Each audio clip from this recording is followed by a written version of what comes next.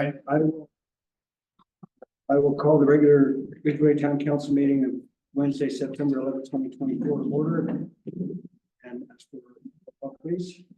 Councilmember Scrambley, he's absent. Councilmember Kroger. Here. Lakin. Here. Schuyler. Here. Scoville. Here. Mayor Pro Tem Meyer. Here. Mayor Clark. Here. All right, so the first thing we have is an executive session. Bo, do you want to read the citation I'd first? be happy to, Mayor. If I could get a motion, if there could be a motion made for a conference with the town attorney for the purpose of receiving legal advice on a specific legal question pursuant to CRS section 246402(4)B regarding the organization of the town of Ridgway Board of Adjustment to address concerns raised regarding the construction activities at 432 Amy Court. So moved. Second.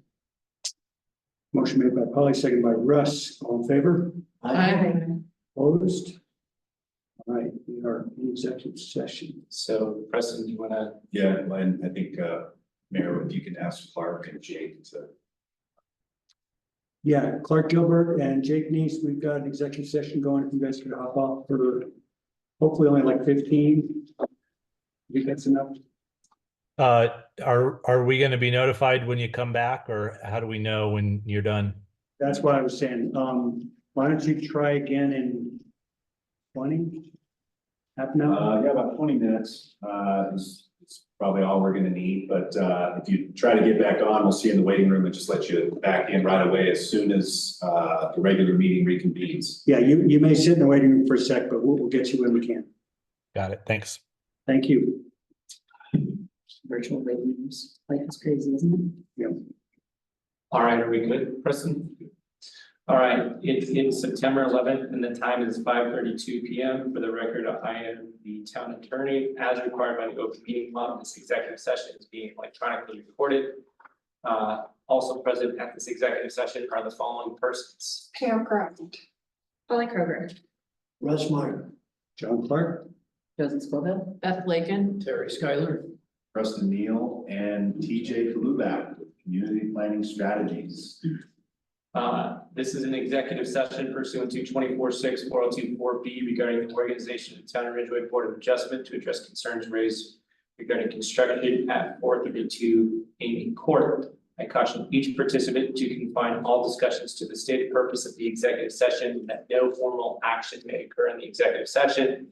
If at any point in the executive session, any participant believes that the discussion is going outside the proper scope of the executive session, please interrupt the discussion and make an objection.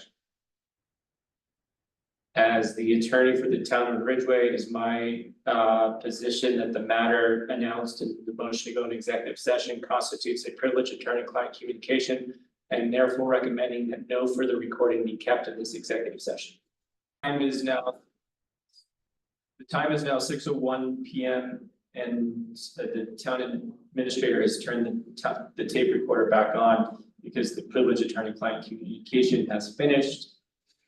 Time is 6:01 p.m. and the executive session has been concluded. The participants in the executive session were as follows: Bo Derlin, Pam Craft. Polly Kroger. Russ Meyer. John Clark. Josie Scoville. Beth Lakin. Terry Schuyler. Preston Neal and TJ Kalubak. for the record, if any person believes we went outside the proper scope of the executive session, please interrupt the discussion and make an objection on the record. Thank you all.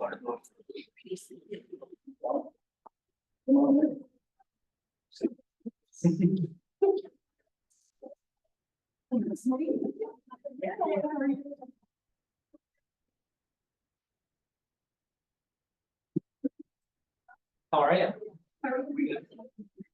We got you. No, we're not. That's what it's today. Oh, no, I'm so. Excuse me. Let's get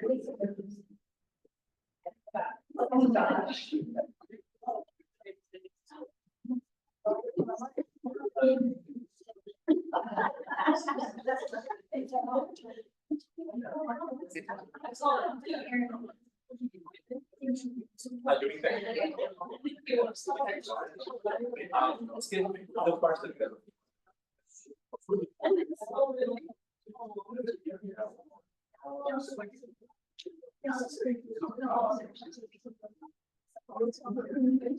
Yeah.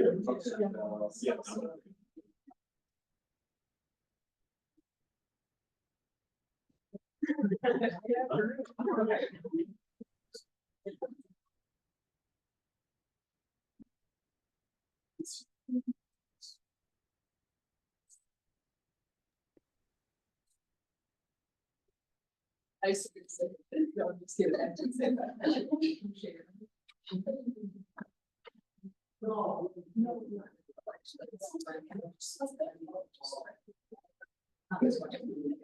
Yeah, I see. I don't know.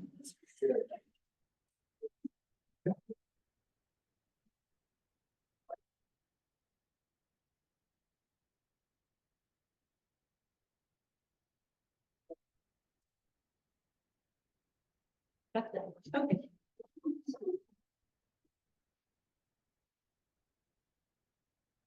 Joseph, She had to be a parent for a second. okay. Welcome, everybody. Thank you. We've got a very convoluted meeting tonight. We've already called our regular meeting to order and had a short executive session. We are now going to take an intermission to convene a short meeting of our Ridgway Workforce and Affordable Housing Committee. So I am pausing the regular town council agenda and moving to the, I will call the Ridgway Workforce and Affordable Housing Committee to order Wednesday, September 11, 2024, and ask for a roll call, please. Kevin Gramley is not present. Polly Kroger. Here. Beth Lakin. Here. Terry Schuyler. Here. Josie Scoville is present, just not in the room. Russ Meyer. Here. John Clark. Thank you. We have a public hearing. Ms. Josie. That's okay. First off is a public hearing for consideration of exception request from Carmen Messina to add non-permitted capital improvements to the maximum sales price. I believe we have Mr. Kolnick from Impact Development Services online. Welcome, Jen. Do you want to take it from here? Yep, I surely can. Good evening, everyone. Can you hear me okay? Yep. Okay, great. So I am here on behalf of Carmen Messina. She is requesting an exception for some non-permitted capital improvements she made to her property. A brief introduction from the guidelines here. A permitted capital improvement is any fixture or construction or installations that erected, constructed, or installed as a permanent improvement to real property or non-recurring expenses for physical improvements that provide long-term upgrade or improvement to the housing unit. I kind of summarize and just go through the tidbits of why we're here. It must be approved by the housing authority prior, which in this relation is the administrators, Impact Development Services, me, prior to the erection, and should not include any luxury items. Labor costs can be included up to 50% of the total permitted capital improvement upon approval by the authority. I want to highlight that it is the owner's responsibility to secure any approval necessary from the housing unit's homeowners association or housing authority prior to beginning the installation or constructions of these capital improvements. And then it also, in regards to the maximum sales price that's allowed for a housing unit, 8.2.3.1 also restates that any improvement must be pre-approved by the housing authority prior to commencement of the project. A little bit of background. I know we worked on an exception for Carmen Messina earlier this year in the summer. She is a current Ridgway Wetterhorn housing unit. I believe she is present virtually too. So if you need any comment from Carmen, she is present as well today, I believe. Please double check the attendees of the Zoom meeting virtually. She was approved for a leave of absence by you all for up to 2 years while she would rent her property to a qualified tenant. And you guys had approved that exception on Wednesday, July 10th. Since then, Carmen's been unable to find a qualified tenant for her property that is willing to comply with the required financial documentation requirements to verify their income and assets are within the qualification guidelines. So she has elected and made notice that she wishes to sell her property because she can't remain in these financial circumstances, continuing to pay her mortgage payment while also paying for a rental, the rent fees that she's paying for her property where she has temporary employment. She advised that she's made improvements to her property, but Impact Development Services was not notified before these were installed and constructed. So per the guidelines, they cannot be considered as an addition to the maximum sales price. Improvements that she made was some whole house painting. She unfortunately does not have the receipts for those, so we don't know the official cost.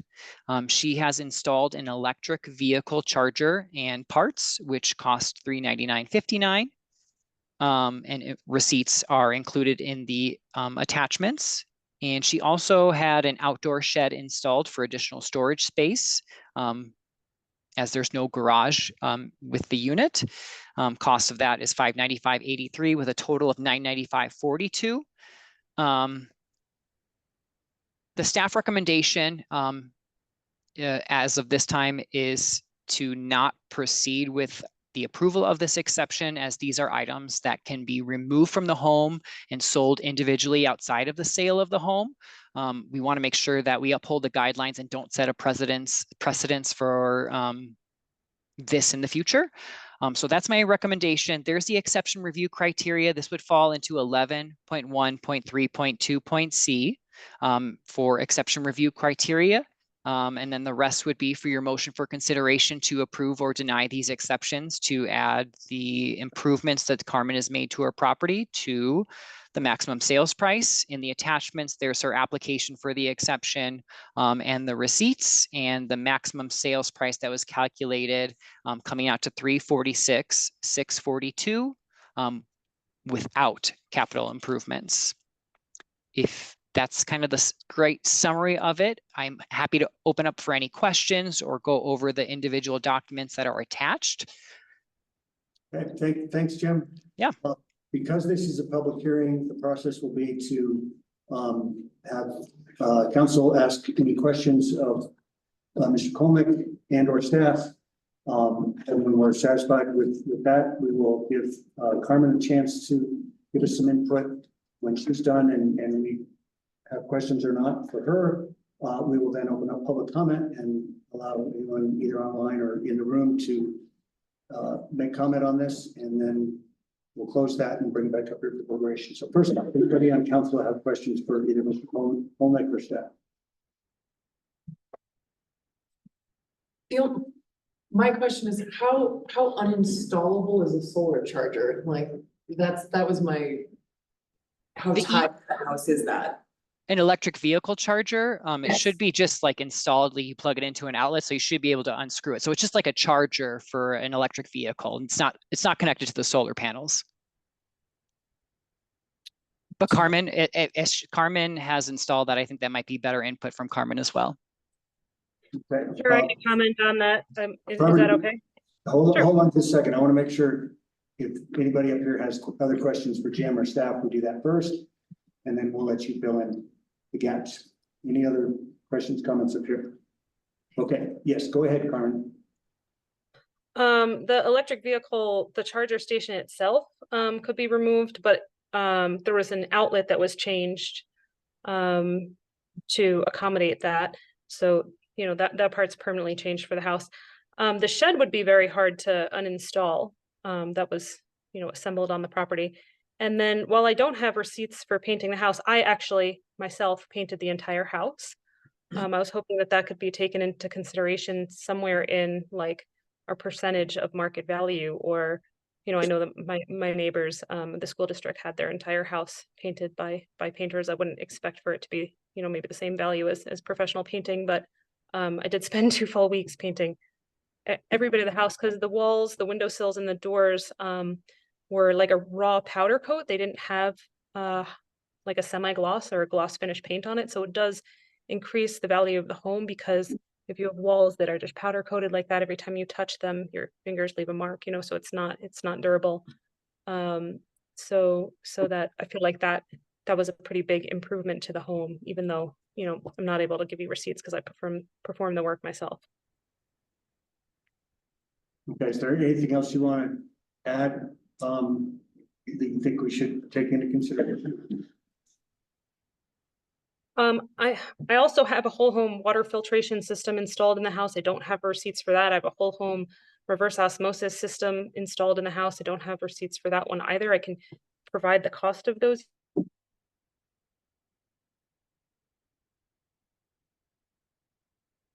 Are you saying you want to add those to this request or? Breeze maybe? Sounds like maybe froze. Yeah, she froze. Carmen, you can, oh, there we go. You back? Yep.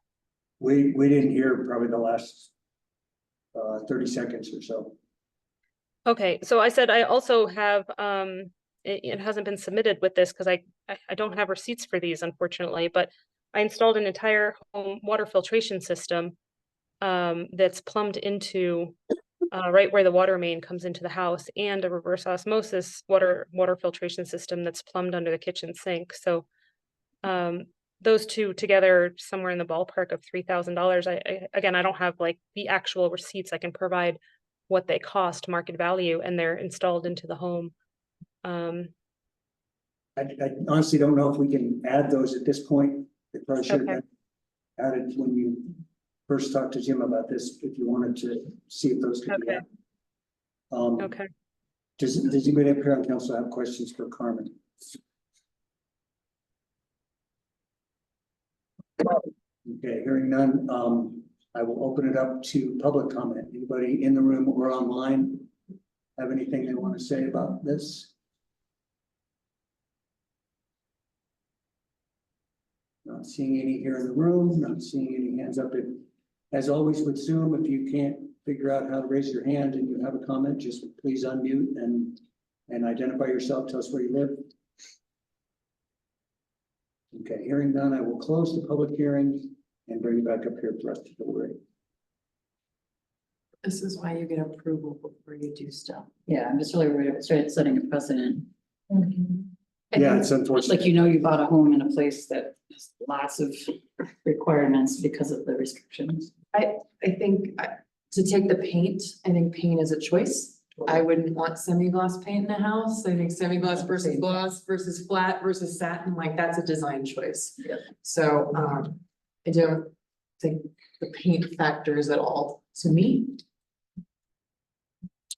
I have to echo, there was a really, really intense contract and process that you all went through to get these homes, and we're so grateful that they are there. And unfortunately, I think most of these items I would consider luxuries. The reverse osmosis water system. I understand that there's no garage, and I also don't have a garage, and it is hard to not have extra storage, but those items I view as either should have been gotten approval for or are in fact luxury items. The electrical change for the EV charger, I would have been really on board with, had we gotten approval ahead of time. And I understand it was a work exchange, but I'm sure your buddy who did the work exchange could have provided an invoice for the market rate of what that exchange was. But the shed isn't affixed, like, in the way that, like. Yeah, this is obviously a hard one, but I think for sake of precedence, we probably need to go with the recommendation of the administrator. Okay. Anything you want to add? No, I'm agreeing with you on that. I'd just like to comment on that, you can say that paint is. Carmen, hold on a second. Normally we've closed public comment, but I will reopen the public comment, give you one more opportunity to say. Never mind. No, never mind. Okay, sorry about that. Okay, somebody ready to make a motion, or is there more discussion? No, I move to deny the exception request. Because it does not meet the general policy goal, providing high quality homes for working residents. It doesn't meet the requirements for permitted capital improvement. Okay. All right, motion made by Beth, seconded by Russ. All in favor? Opposed? And Carmen, I just want to add, we are empathetic with your situation and your concerns. as you heard us say, I think it's really just a tough example of a case where if you read the fine print and knew that you had to get approval for these things before you did them, everything would have been a lot cleaner, and we just don't feel like we can set the precedent of allowing it without that in case of future similar situations. So we are sorry we had to go that way, but best of luck to you. Anything else on this item? We have another item on the agenda for this committee, which is the Town of Ridgway rental and covenant rental application. Is this something you're going to walk us through again, Jim? I believe that Paul is presenting it, but I'm happy to offer comments and advice as the administrator. Thanks. Go ahead, Paul. Okay, thank you very much and good evening. This is very straightforward. This is to try to provide a expedited or streamlined process for the school district to qualify their renters in the house that they own. This has been done in San Miguel County for all of the deed restricted properties, town, county, in San Miguel County. So we want to sort of mirror that process. The school district has enough things to work on, and because they are providing the wage and income information on the applicant, because it'll be a teacher or a school employee in one way or the other. This is a way to just streamline that process for them. So it was a request of the superintendent, and I think it's a straightforward request to basically provide the school district, which is providing all the wage information that still needs to be reviewed by the administrator to make sure they're qualified. Okay. And Jim, you don't have any problem with this? You're on board with it? Actually, IDS is actually not on board with this. So I put a little blurb in here to type up that I wanted to sit in this public setting. So as the administrator hired to uphold the deed restriction guidelines and covenant, IDS does not recommend the adoption of this simplified tenant application solely for Ridgway School District employees. The simplified application is not supported by the guidelines, and it provides inequalities in the requirements to occupy a housing unit by giving preferential treatment to Ridgway School District teachers. If a simplified tenant application is to be adopted, I believe it should be made available to all tenants and would require a more robust amendment to the rental procedures of the deed restriction guidelines and covenant. IDS, Impact Development Services, we recognize and we support the incredible value and work of all education professionals and value our partnership with Rural Homes in the town of Ridgway in ensuring a fair housing opportunity for homeowners and tenants of the Ridgway housing community. IDS is happy to work with both Rural Homes and the town of Ridgway to find an amenable way to make it easier for all tenants, but Impact Development Services unfortunately does not support this simplified application. Okay. Well, thank you for that. That's good to know. This is not a public hearing, so What's the primary way that this application is simplified from the full rental application?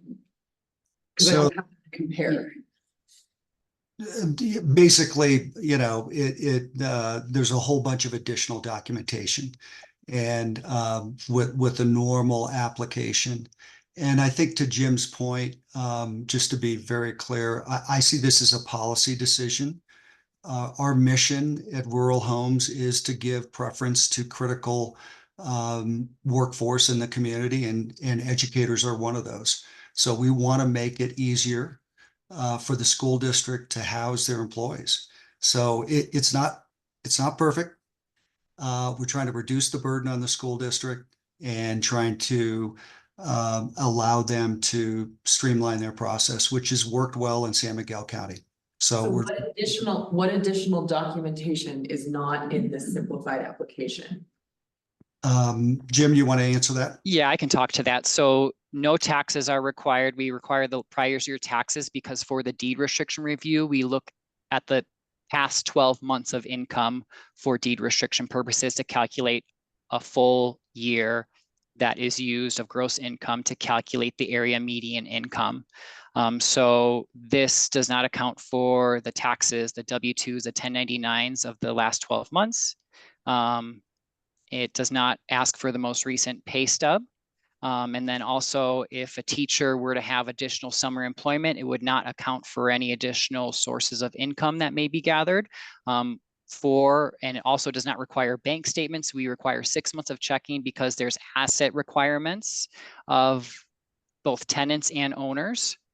And it doesn't ask for any pay stubs if there's we look at the whole household's income. So if it's just one teacher in the household, but they have a family or they're married, it doesn't account for, just ask for a verification of employment for the other employer. So it doesn't do a 12-month look back.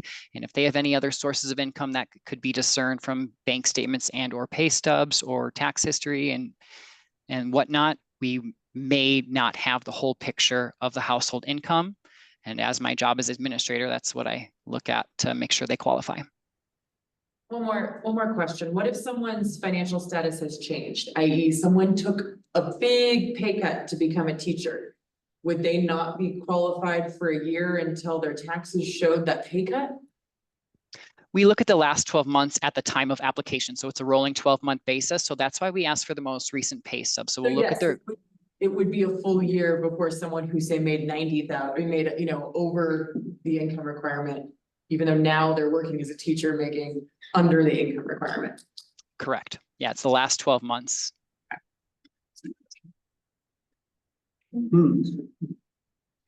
Well, Precedent situation.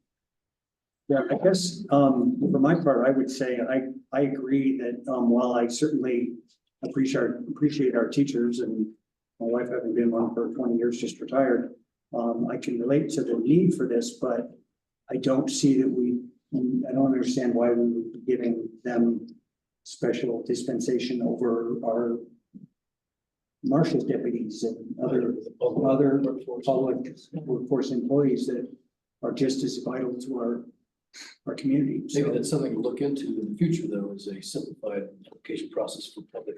I was going to suggest, I don't know if, Carmen, did you want to make a comment?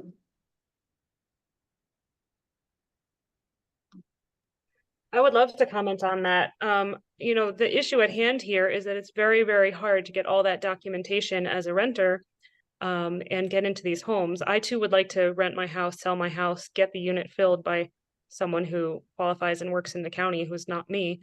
And I'm having an incredible difficulty doing so. And I know there's people out there who need a place to live, but the quantity of documentation that people need to provide is pretty unrealistic for somebody just trying to move to town or changing rental, changing housing situations, just trying to get into, a roof over their head. It's so much, and it takes so long that the people that I've had that were interested either drop out or find something else or get frustrated, or they can't come up with the paperwork, or on and on.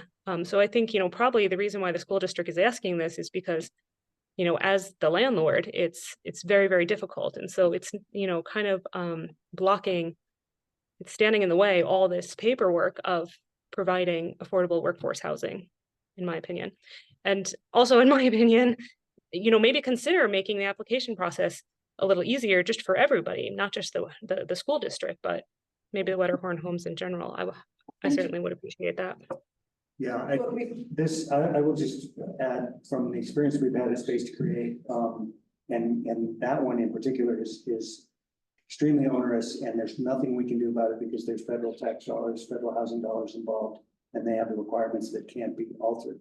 This seems like an example where we have an opportunity to make it a little more streamlined. And what I was going to suggest is that Mr. Kolnick and Mr. Major get together and see if they can't come up with a streamlined process for everybody that's based on the efforts that Mr. Major is trying to accomplish and still meet what Mr. Kolnick needs to prove income and all. And it's just, it does appear to be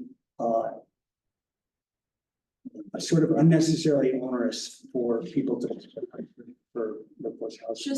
Just brainstorming, and this may be totally not possible, and I don't it might make additional headaches for landlords or not have legal protections, but some sort of initial attestation that you meet requirements, you know, and you provide some level of documentation, but you're not getting into everything you need. Like as Carmen mentioned, you've got somebody who's trying to move and things are boxed and where are my taxes? And then some sort of, you know, verification process where we do hit everything. And then that landlord then has the ability to say, sorry, you don't qualify. We're not holding them responsible, but you gotta go.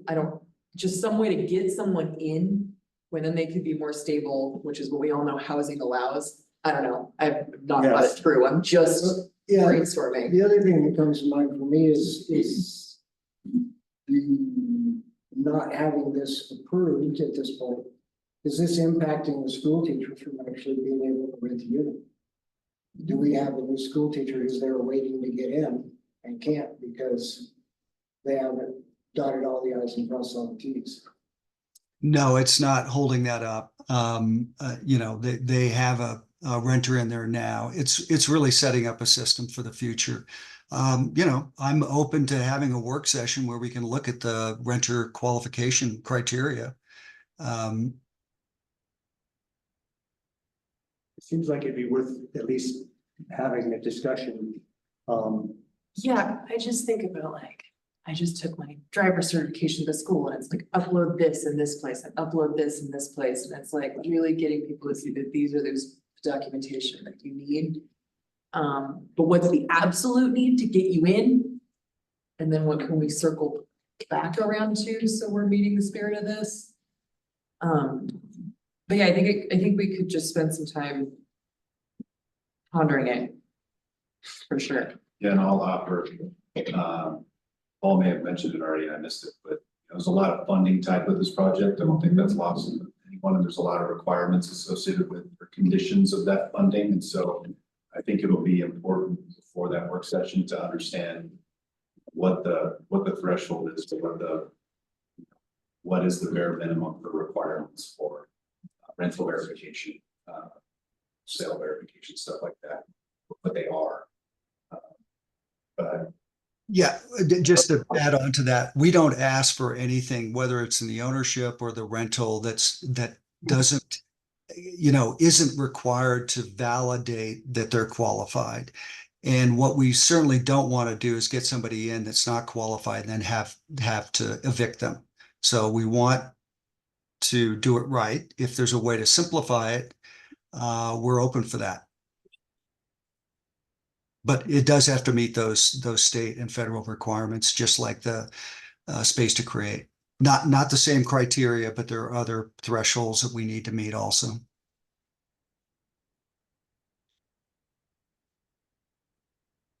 I think sounds like there's probably consensus up here to send this back to kind of a work session between Paul and Jim and maybe member staff to just see if we can't find a compromise that would work for every potential rental. And sublessee or whatever you want to call it, rental of an appropriately purchased home out there. Because it seems like that's the issue, is that these are renters of a home that's already been purchased by somebody who qualified. So it seems like there should be the opportunity for a little bit of a streamlined process.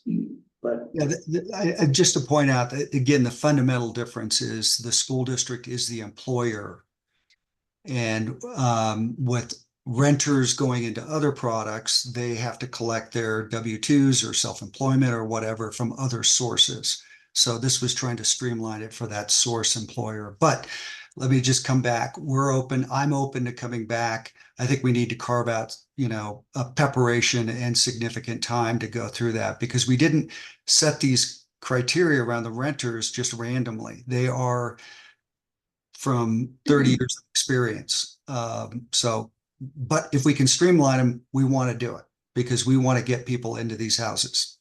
Well, yeah. Paul, Jim's comments were particularly salient to me as somebody who worked in industry and then became a teacher. So I know that my taxes in my first year of teaching would have reflected probably being outside of the required AMI until I finished that first year within the year. So I think that's kind of, I think that's where my sensitivity to it being more complicated than just you're employed by the school district comes from. Yeah, those first year teachers coming from another industry, that's a unique situation. That's gonna be hard. It's true. Yeah, that's very true, but it's gonna be hard to address, given all the requirements of documentation. Do you choose to work in the summer? Do you not choose to work in the summer? All of those pieces. No, good point. And Paul, I understand it's a good point that this is designed around an employer whose employee is renting this. But even that brings up some kind of red flags. It's like, what happens if the employee resigns or gets fired? Do they then get evicted, or, you know, I just think this needs a little more work. I think we can come back, in a work session here in the coming months, Paul, Jim, myself, potentially Bo and powwow and figure out the best time to get back to you all with, results of that research and those conversations. Great. Jim, are you good with that? Yes, I'm totally good with that. I'm happy to help in any way that I can to make it more streamlined for tenants. Great.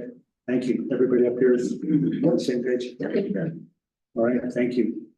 With that, I will close the Workforce and Affordable Housing Committee meeting and go back to the regular meeting. As I said before, we've got a really full agenda tonight. We have another executive session at the end of the meeting. So I would just, and I know we have a lot even yet to come, and it's already 6:35. So I just want to urge everybody to be brief in your comments. We're going to enforce the 2-minute comment rule tonight just because we have to get out of here before midnight. So we are at the point in the agenda where we are asking for additions or deletions to the agenda. Are there any? One there, the addition of an item at the end of the agenda for consideration of ratifying a letter of support to Senator Michael Bennett to the Outdoor Resources Protection. Great, thank you. We'll just add that to the end of the policy. Yes, sir. Thank you, very end. Okay, great. That brings us to the consent calendar. The consent calendar is only two items on there this month. So is there a motion to approve? So moved. Second. Moved by Paul, second by Russ. We're all in the top here. All in favor? Aye. Opposed? All right, that takes us to public comments. I know we have at least a couple tonight. Establish time on the agenda to address council on anything that's not otherwise on the agenda. And as I said, well, this section, comments are limited to 5 minutes.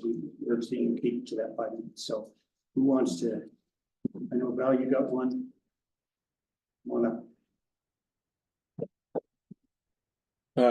Good evening, City of Belchport, live in Dallas Meadows, and for the record, I can wear multiple hats, but for these comments, I'm wearing my dark sky hat. I just want to point out that we're in the middle of bird migration, and we're so fortunate that I think Vicky's back there. Yeah, Vicky House, one of your former councilwomen, pointed out to me that the National Audubon Society and Dark Sky International are requesting Colorado's to tone down their lights here in the next month or so during bird migration. Artificial light pollution impacts their bird migration quite a bit. I think I included a link to Preston and you, John, with that article that I think was in the Summit County paper or something like that.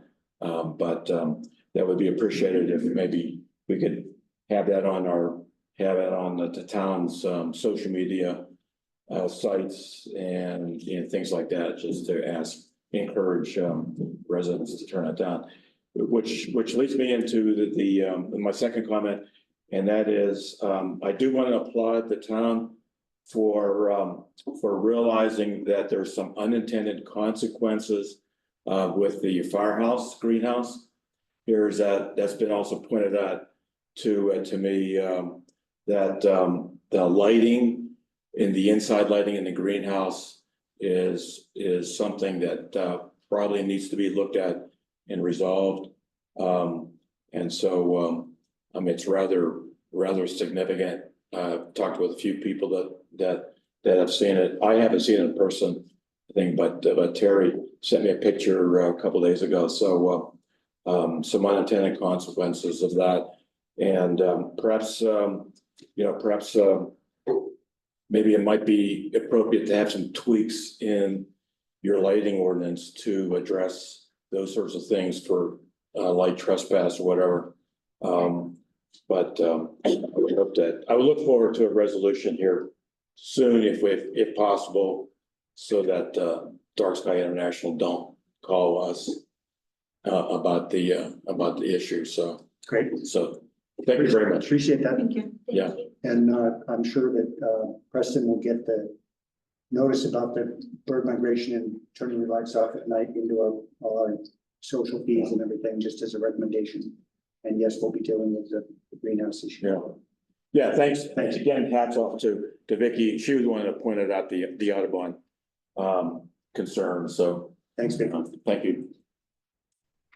I think Danny, you had your hand up.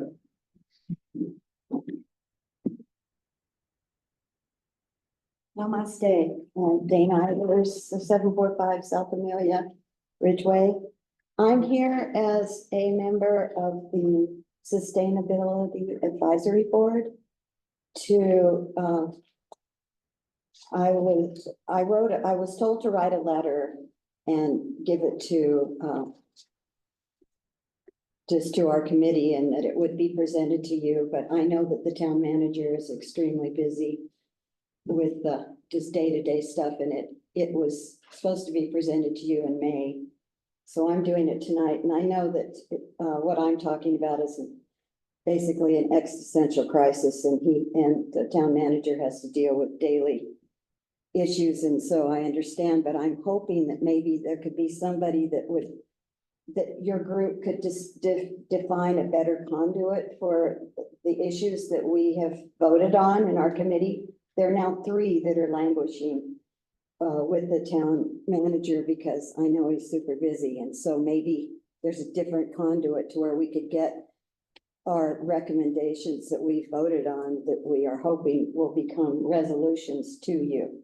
So I have the letter that you were going to be presented with, and to save time, I'll just pass it out. But basically what we're asking for, what we voted on, was that you would vote an ordinance or a resolution for idling in the town. And Polis just passed HB 241334, I don't know, which allows towns to either go with what the state is stating as an idling time, and that's 5 minutes and 60 minutes. But with this new law, the towns are allowed to go below that 5-minute idling, and we are recommending 3-minute idling at like the post office and just specific places around.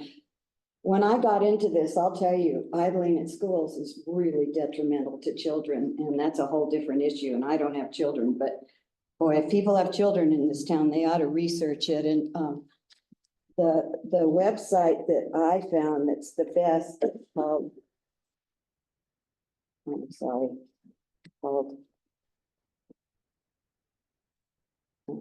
Just remind you, Danny, you only got iturnoff.com. iturnidoff.com. iturnidoff.com. Okay. Lots of information. But anyway, I'll just present you guys with this. I have a letter for everyone. We just put them here, we'll pass them out. You only got a couple more minutes. Okay. All right. Well, anyway, I'm hoping that you will pass this resolution, because 1.5 billion pounds of greenhouse gas emissions yearly are spewed out by idling cars. 1.5 billion pounds of greenhouse gas are spewed out yearly. Oh. All right. Thank you. Yep. Thank you, Dana. Thanks, Dana. Next. Good evening. Hi, my name is Sue Dreamweaver Spielman, and I'm on the board of the Ridgway Pickleball Club, and I'm also the director for the media. And on behalf of the club, we wanted to thank the town and the Chamber of Commerce for the great support that we're getting for our second annual San Juan Slam tournament, which is happening next weekend, the 20th, 21st, and 22nd. And we want to extend the invitation to everybody to come watch the action. It's a family-friendly event, and we'd love to see you there cheering, supporting, and just enjoying everything. We've been promoting this event for the town for the past 4 months on our social media and in print around the state and beyond. And now the event has been sold out, and we capped it. We had to cap it at 110 registered players because that's the max that we could accommodate on our courts. But these players include 26 people from Uray County, 84 other players, plus their guests from all over Colorado and traveling from 8 other states. So we're really excited about that, all coming for the competition next weekend. And the club's been working really hard to promote the inclusivity for the sport. So we're really happy that we have age groups from 22 to 80 playing, which is kind of cool. And we've been thrilled with the community support, including our presenting sponsor, which is Citizens State Bank. And there's 15 other local businesses that have been our platinum, gold, and silver sponsors, as well as a lot of in-kind donations. And our silent auction is highlighting the local businesses and local artists, so we're super excited about that. We're continuing to promote this as a family-friendly event, especially because it's free for spectators. So we hope that, especially on Saturday, we have some jam-packed competition with over 30 teams, including some of the most competitive mixed doubles teams on the Western slope. So that should be really fun. And after waking up early last year, Mayor John agreed again to come and welcome folks on Saturday. And I'd like to make a request that you bring the great weather that you brought last year. I'll do my best. To this year. So we just wanted to share a couple of this year's tournament stats with you. We're really happy to be hosting the San Juan Slam. It's our main fundraiser event for the club. And we're continue to look forward to working with the town and raising funds for the permanent pickleball court. So thank you very much. Thank you. Thanks very much, Sue. Anyone else? Go ahead. Hi, I'm Trish Greenwood. I live at 546 Hyde Street, and I am owner of a house with an ADU. And we've the ADUs we've had for about 12 years, and it's always been. I want to comment on the potential change to the ADU zoning. Okay, so what you should do, that's coming up later in the agenda. Oh, yeah. So you save your comment for that if you're willing. Got it. That's okay. We got a lot to do, so I know you want to come on up. Sorry about that. No.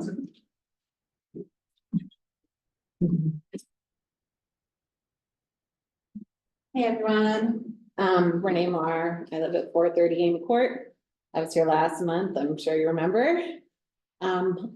At the meeting last month, you guys said you would look into it and have a reason for me why construction was proceeding at 432 Amy Court without HOA approval. And I haven't heard a thing, so I'm here to see what the answer would be.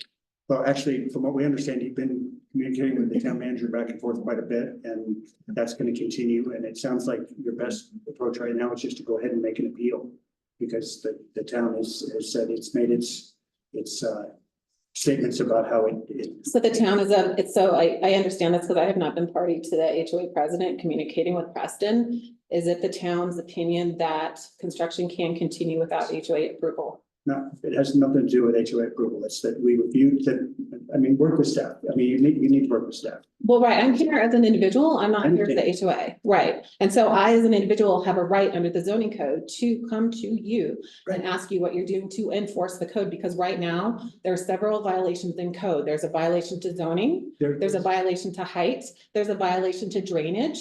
So we asked for violations. Staff to look into it, just like you Right. asked us to. The report that we have gotten back. So you says did get a in report. Town's Yes. opinion, And it meets code. If you haven't gotten the report, then that's on your HOA person for not sharing with you. So, Okay. The town staff has reviewed all your groups or your personal opinions about how there are violations, and the town doesn't believe there are violations. So Okay, wow, that's very interesting. So you had an executive session earlier today to answer questions about Board of Adjustment. Are you putting together a Board of Adjustment on this matter? No one's filed a If request. there's an appeal, then yes, if and when there's appeal. Okay, understood.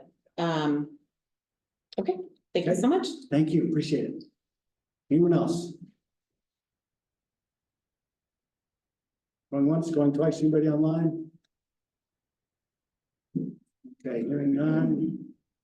We will move on to policy matters. Item number 3 is review and action on order extending the declaration of local disaster in and for the town of Ridgway related to the Beaver Creek diversion. Preston?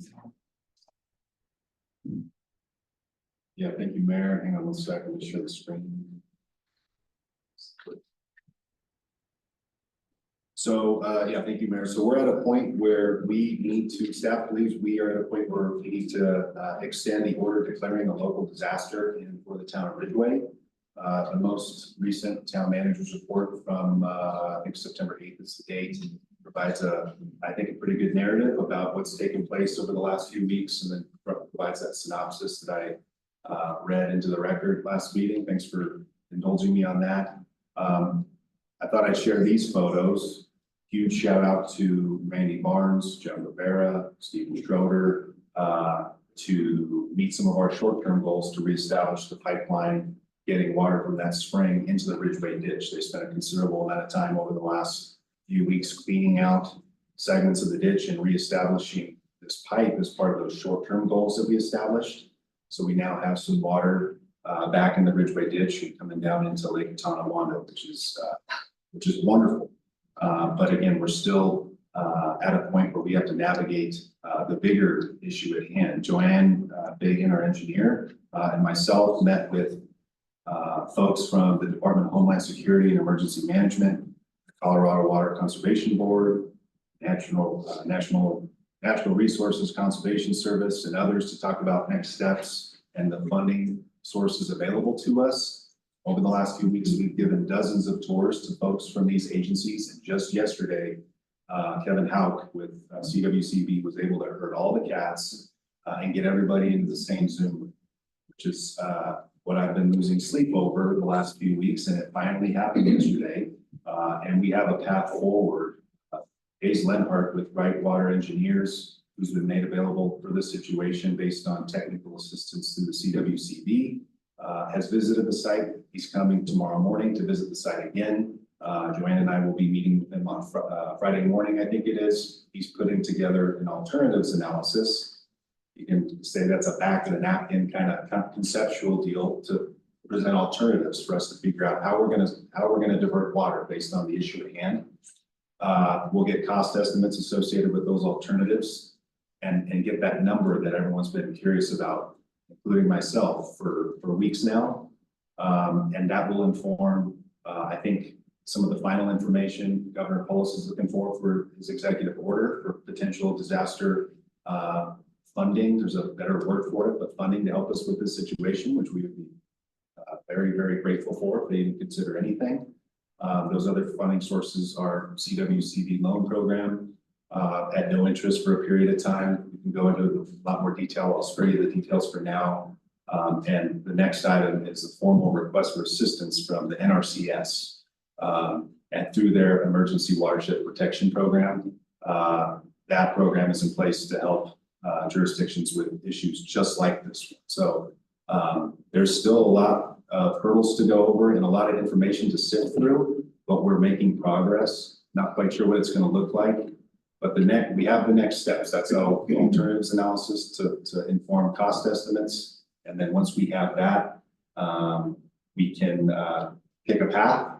We can get it designed and engineered, hopefully near future, and constructed sometime next spring or early summer. So this isn't something that's going to go away anytime soon. But based on the goals that we put in place, short term, medium term, long term, I'm happy to say we've hit on some low hanging fruit, those short term goals. And huge shout out to Kevin Hauk with the CWCB for herding all the cats. He actually stopped here at Ridgway Town Hall today on his way to Durango. But huge shout out to him.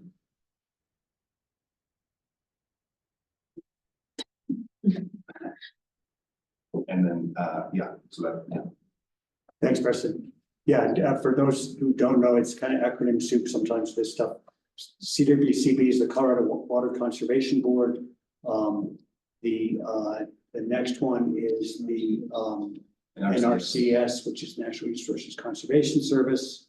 What's the organization that the guy that was with that came up, that was on the tour I went with you? that was Matt Stearns. He's with the CWCB as their loan program. Okay, great. So, So we've been, I mean, Preston's been doing a heck of a job. I know he's very good at shouting out his employees and the town staff, but Preston, you deserve a lot of credit for all the hours and hours you put into this. And I'll just open it up. Does anybody have questions about any of this resolution? We need to pass this resolution and then bring up ratify the letter that I signed to send off to. I guess the only question I had was we're extending this till October. Do we think that's sufficient time to get all these things taken care of, or do we need to look at longer? Great question. Absolutely not long enough, but I would pose a question to our legal counsel to see what would be advisable for time frame. Last time we did something for like over a month time period was during the pandemic. So it's a council decision. I think from a legal perspective, we certainly just want to weigh the emergency nature of things, right? And so because this is a declaration of emergency, so I would probably suggest, and I hate to kind of layer stuff that we anticipate is probably going to come back, but suggest that it move forward with a 30-day declaration, and then staff can confer. And if we have a more definitive time frame, we could try to get that back to you all in October.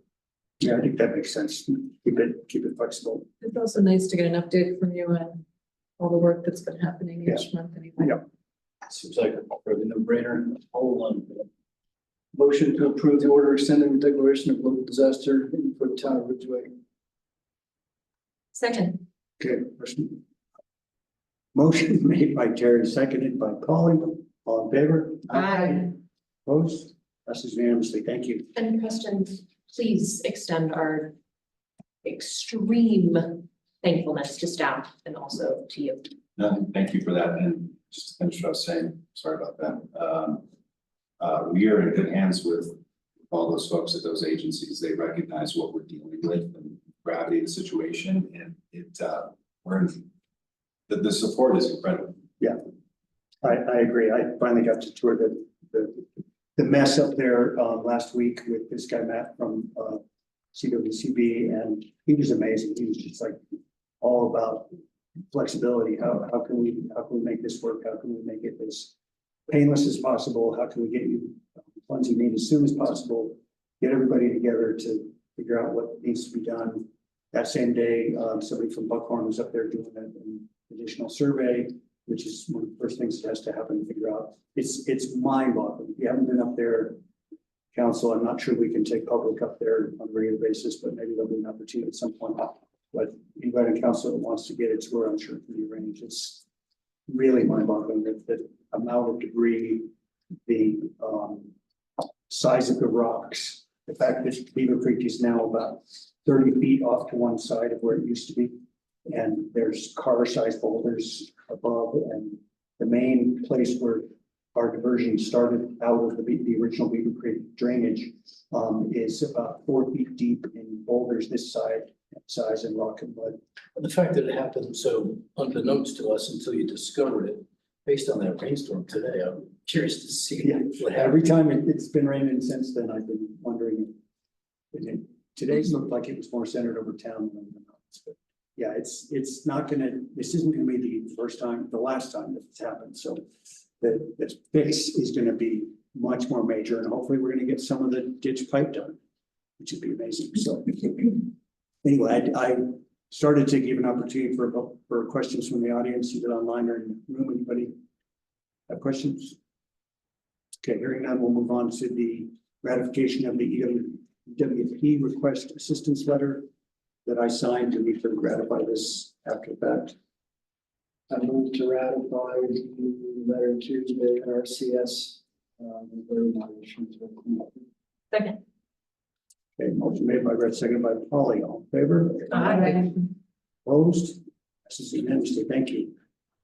That takes us to item number 5, which is presentation and adoption of Green Street Sustainability Park Master. Stacy, are you with us? Stacy is with us, not for very much longer though, and I'll just introduce this real quick, sorry. But, Yeah, go ahead. Kind of recap how we got to this point, and Stacy has another commitment to be at. So I think Diane from Super Boom will probably fill in for her once Stacy has to leave. But before you is final direction and adoption of the Green Street Park Master Plan. Already mentioned that Stacy's here. She's going to go through the plan itself and recap how we've gotten to this point. Public meetings, work session items over the last 2 months. Those work session items and concept has been modified a number of times at this point. And the latest iteration informed by the most recent conversation at last month's town council meeting. So with that, I'll turn it over to Stacy. Stacy, thanks for being here. Of course, yeah, we're very excited to be here today, and I think we're showing this in a bit of a different format, which is we've compiled all the work so far. We have compiled some of the feedback along the way and some of the different options that were shared, and so this is, you know, a master plan document that kind of brings it all together. I know at our last meeting, we also talked about changes to the master plan itself. We marked up this drawing, and your direction at that time was, we heard which portions which are checked here, you thought were, you know, great. And then we talked about moving some of the solar and kind of consolidating it on the southern end of the site. So you'll see that reflected in what we're showing here in this document. And I'll just add, if you do see like minor typos or like an image you don't like or anything like that, if you could just email Preston or us to save everyone time, but maybe focus on more of the substantial aspects, since there is quite a bit of material here. So yeah, we introduced the document with a letter from your mayor, and then it's organized with kind of an overview of the site, an overview of the community engagement process, the design, and some steps for implementation and a cost estimate. So a lot of these materials you guys have seen before, however, they're now kind of like represented in a bit more of a final master plan document. So I will, you know, we reference also both the site history as well as the town's sort of research and efforts around establishing the solar microgrid and why it's important. Here we're listing all of the different public engagement events that took place starting back on April 18th.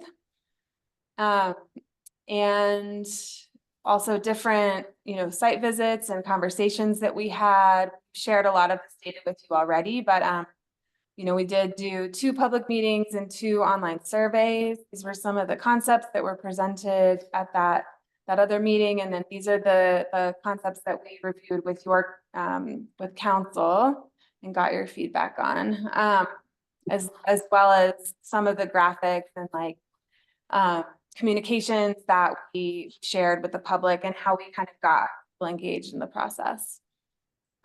So to that end, with the final master plan itself, you know, here we're showing we've consolidated the solar in this southern area of the site. At the last meeting, you indicated that the number 300 kilowatts should be the goal. And so between this kind of consolidated fixed array and then the solar panels shown on cemented shade structures, we got that number. We've also added some notes where you could include interpretive or educational signage. And then some of these other elements remain the same, the ones that you said you liked from the previous plan. oh, sorry, this is kind of like a more. We also did a measured CAD drawing that we could do like a cost estimate from. And are showing some of those sections that we've developed to give a sense of scale and kind of some buffering with fencing, as well as precedent images, like examples for some of the different features like the play areas or sustainability and amenities, and planting. And then there is like a cost estimate. We're not able to provide a cost estimate for the solar aspects, but you can review this in more detail for kind of like the general park features. And we always kind of include a contingency, which means, you know, like factoring for escalation or things like that. But coming in around like 2.7 to 3 million, 3.2, depending on kind of, you know, I think you all know construction costs are variable, but this is kind of like a high level cost estimate that should hopefully inform any fundraising or grant applications, things like that, that the town might consider to fund the project. And that is what we have to share tonight. So I think hopefully you all have this document and can look over it in more detail. I don't know if anyone wants to add anything or ask questions, but I'm happy to. Thank you, Stacy. Great work. Yeah. Been a long road, but I think you've done a great job, and we've had excellent input, and I'm excited about what we've got in front of us. Comments, questions up here? I'll speak on behalf, wearing two different hats. My first hat is a member of the Sustainability Advisory Board. We did review the plan at a meeting this week, and we approve of that and recommend that council approve the plan as presented. And putting on my SMPA hat, or my old SMPA hat, SMPA will commit to researching, exploring funding opportunities through the Microgrid for Community Resiliency Program and other grant opportunities for the consolidated array at the southern end, which if successful in getting adequate funding, SMPA would develop, own, and operate that portion of the park as a community solar garden that would go into a process whereby we would define what that means. We would not, SMPA would not be interested in, other than assisting in developing the cost estimates for the other solar, they would not be interested in developing, owning, and operating those solar features. And we would look at those and suggest you consider those as park attributes and fund those along with the development of the park. That the town would effectively own and operate, fund, own, and operate those solar systems. And I think that's all I have. So those are my two inputs. Okay, thank you. Anyone else? Here? I think I'm so happy to see this version. I think this was what we kind of spoke about 2 meetings ago on the southern structure having that fixed solar array. I love the restroom. I love that there's a separate place for teen play / climbing, which is a little closer to the bees, keeping the smaller humans away from bees, and also keeping the shaded play area in the community gardens, and also an outdoor classroom. I really, really like this option. I also am so pleased that it is in that 300 kilowatt range. Thank you, Stacy. Right. Anyone else? I guess I also add that as President is quick to point out, even with the athletic park master plan, that these, if approved, this becomes a guiding document. So that the conventional development and the sizes, the configurations, and the shapes of those solar arrays, for example, will evolve as funding's available in the town, what grant funding is accessible. And SMPA would also assist the town in looking for grant funding sources for those solar arrays that the town would own. Right. Okay, I bet we've got some public comment in the room. Yeah, go ahead, Vicky. Yes, please. Need you to state your name. Let's be really quick. Vicky Halls, 304 South Elizabeth Street. And I kind of stopped following the whole solar array thing with all the, not in my backyard. from everywhere you've looked. I'm sure it's been a thing, but I'm down at Frontier Field daily almost, and that new parking lot you guys built seems like it'd be a great place to have a solar array over the parking lot because it's really far away from any residents. Just throwing it out as an option if you're still. Quite expensive, but it's a thought. Thank you. Yes, Jim. Jim Nowak, 546 Hyde Street. I sent a letter to all you guys. I wrote a letter to the editor about putting all the solar in the southeast corner of the sewer pond area. Sent you guys a Google Earth photo of that. Was that ever discussed? Did it ever put it all there? I've had informal discussions about it because I think it's a really interesting idea, but it didn't really fit. I mean, obviously this has been cut back by almost a third, more than a quarter. And so we're gonna need other solar, other places, but it doesn't fit into this location. So no, it hasn't been discussed as part of this discussion. Was there? So I think we would be happy to consider that as an in addition to, but not as a replacement of. I think your idea is really interesting and wonderful, just like solar over the school parking lot and solar over at, like Vicky just brought up. I think this council is interested in how much can Ridgway do our part to combat climate change. Yeah, as much as possible. And was there an estimate from Stacy, who I sent it to, also on the square footage of what the solar takes up in the park?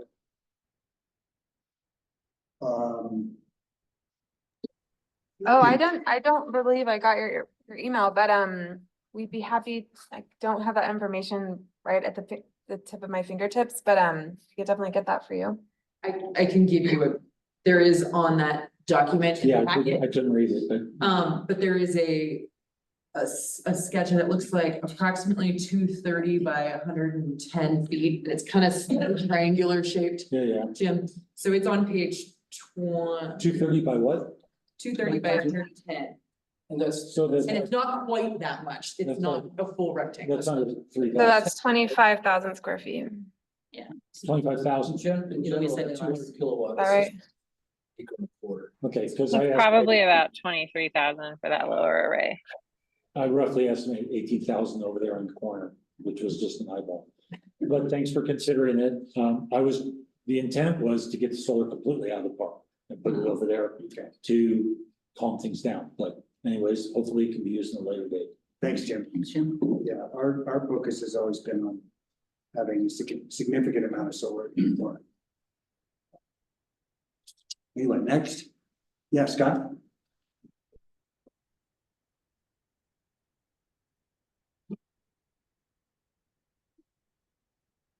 Thank you, Council. Scott Williams, 570 Marion Overlook, and I do live in the River Park area.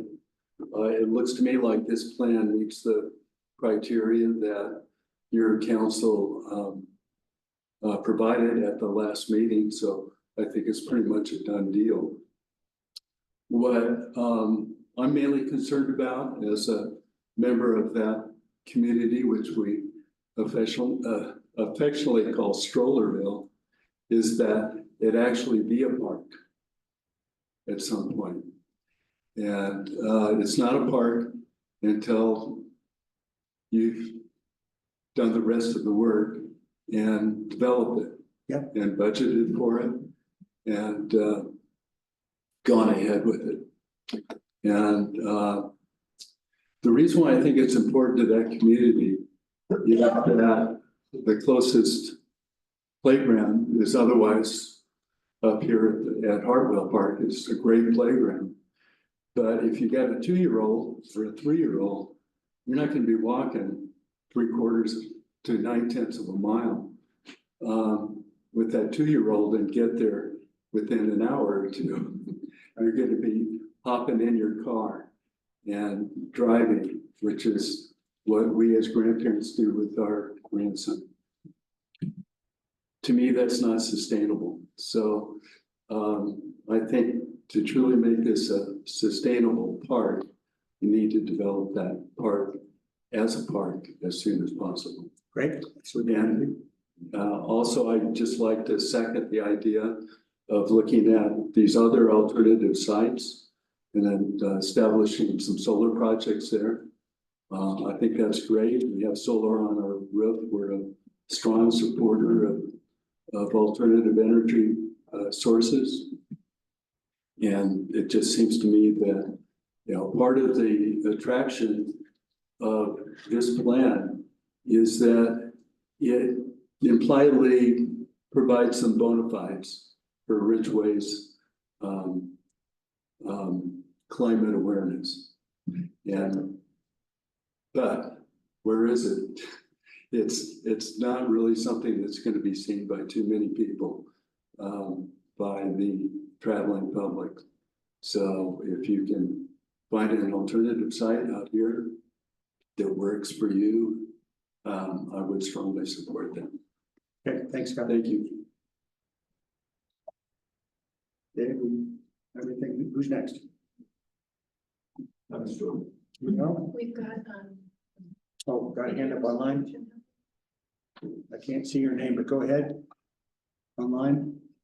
Hi, this is Angela Hawes, and thank you for everyone's work on this. I'm thrilled that we're getting close to it passing with the town. I just wanted, on this previous gentleman's comment, the community that resides on the east side of Green Street does have an open space that's on the east side of the apiary, right across from the apiary, and it is a drainage, but there is significant space there to put a playground. I don't know what their zoning or the plan for that is, but you know, playgrounds don't have to be limited to town property, and it could be something worth looking into if that's a priority, to get a playground established in that community on this side of town. And that's all. Thanks very much. Thanks, Angela. Anyone else? Yeah, go ahead. Andre. Hi there, Andre Bollard, 765 North Laura. I'm not here to talk about the solar anymore because I realize that we're at a place where that's not really going to be reconsidered in any way.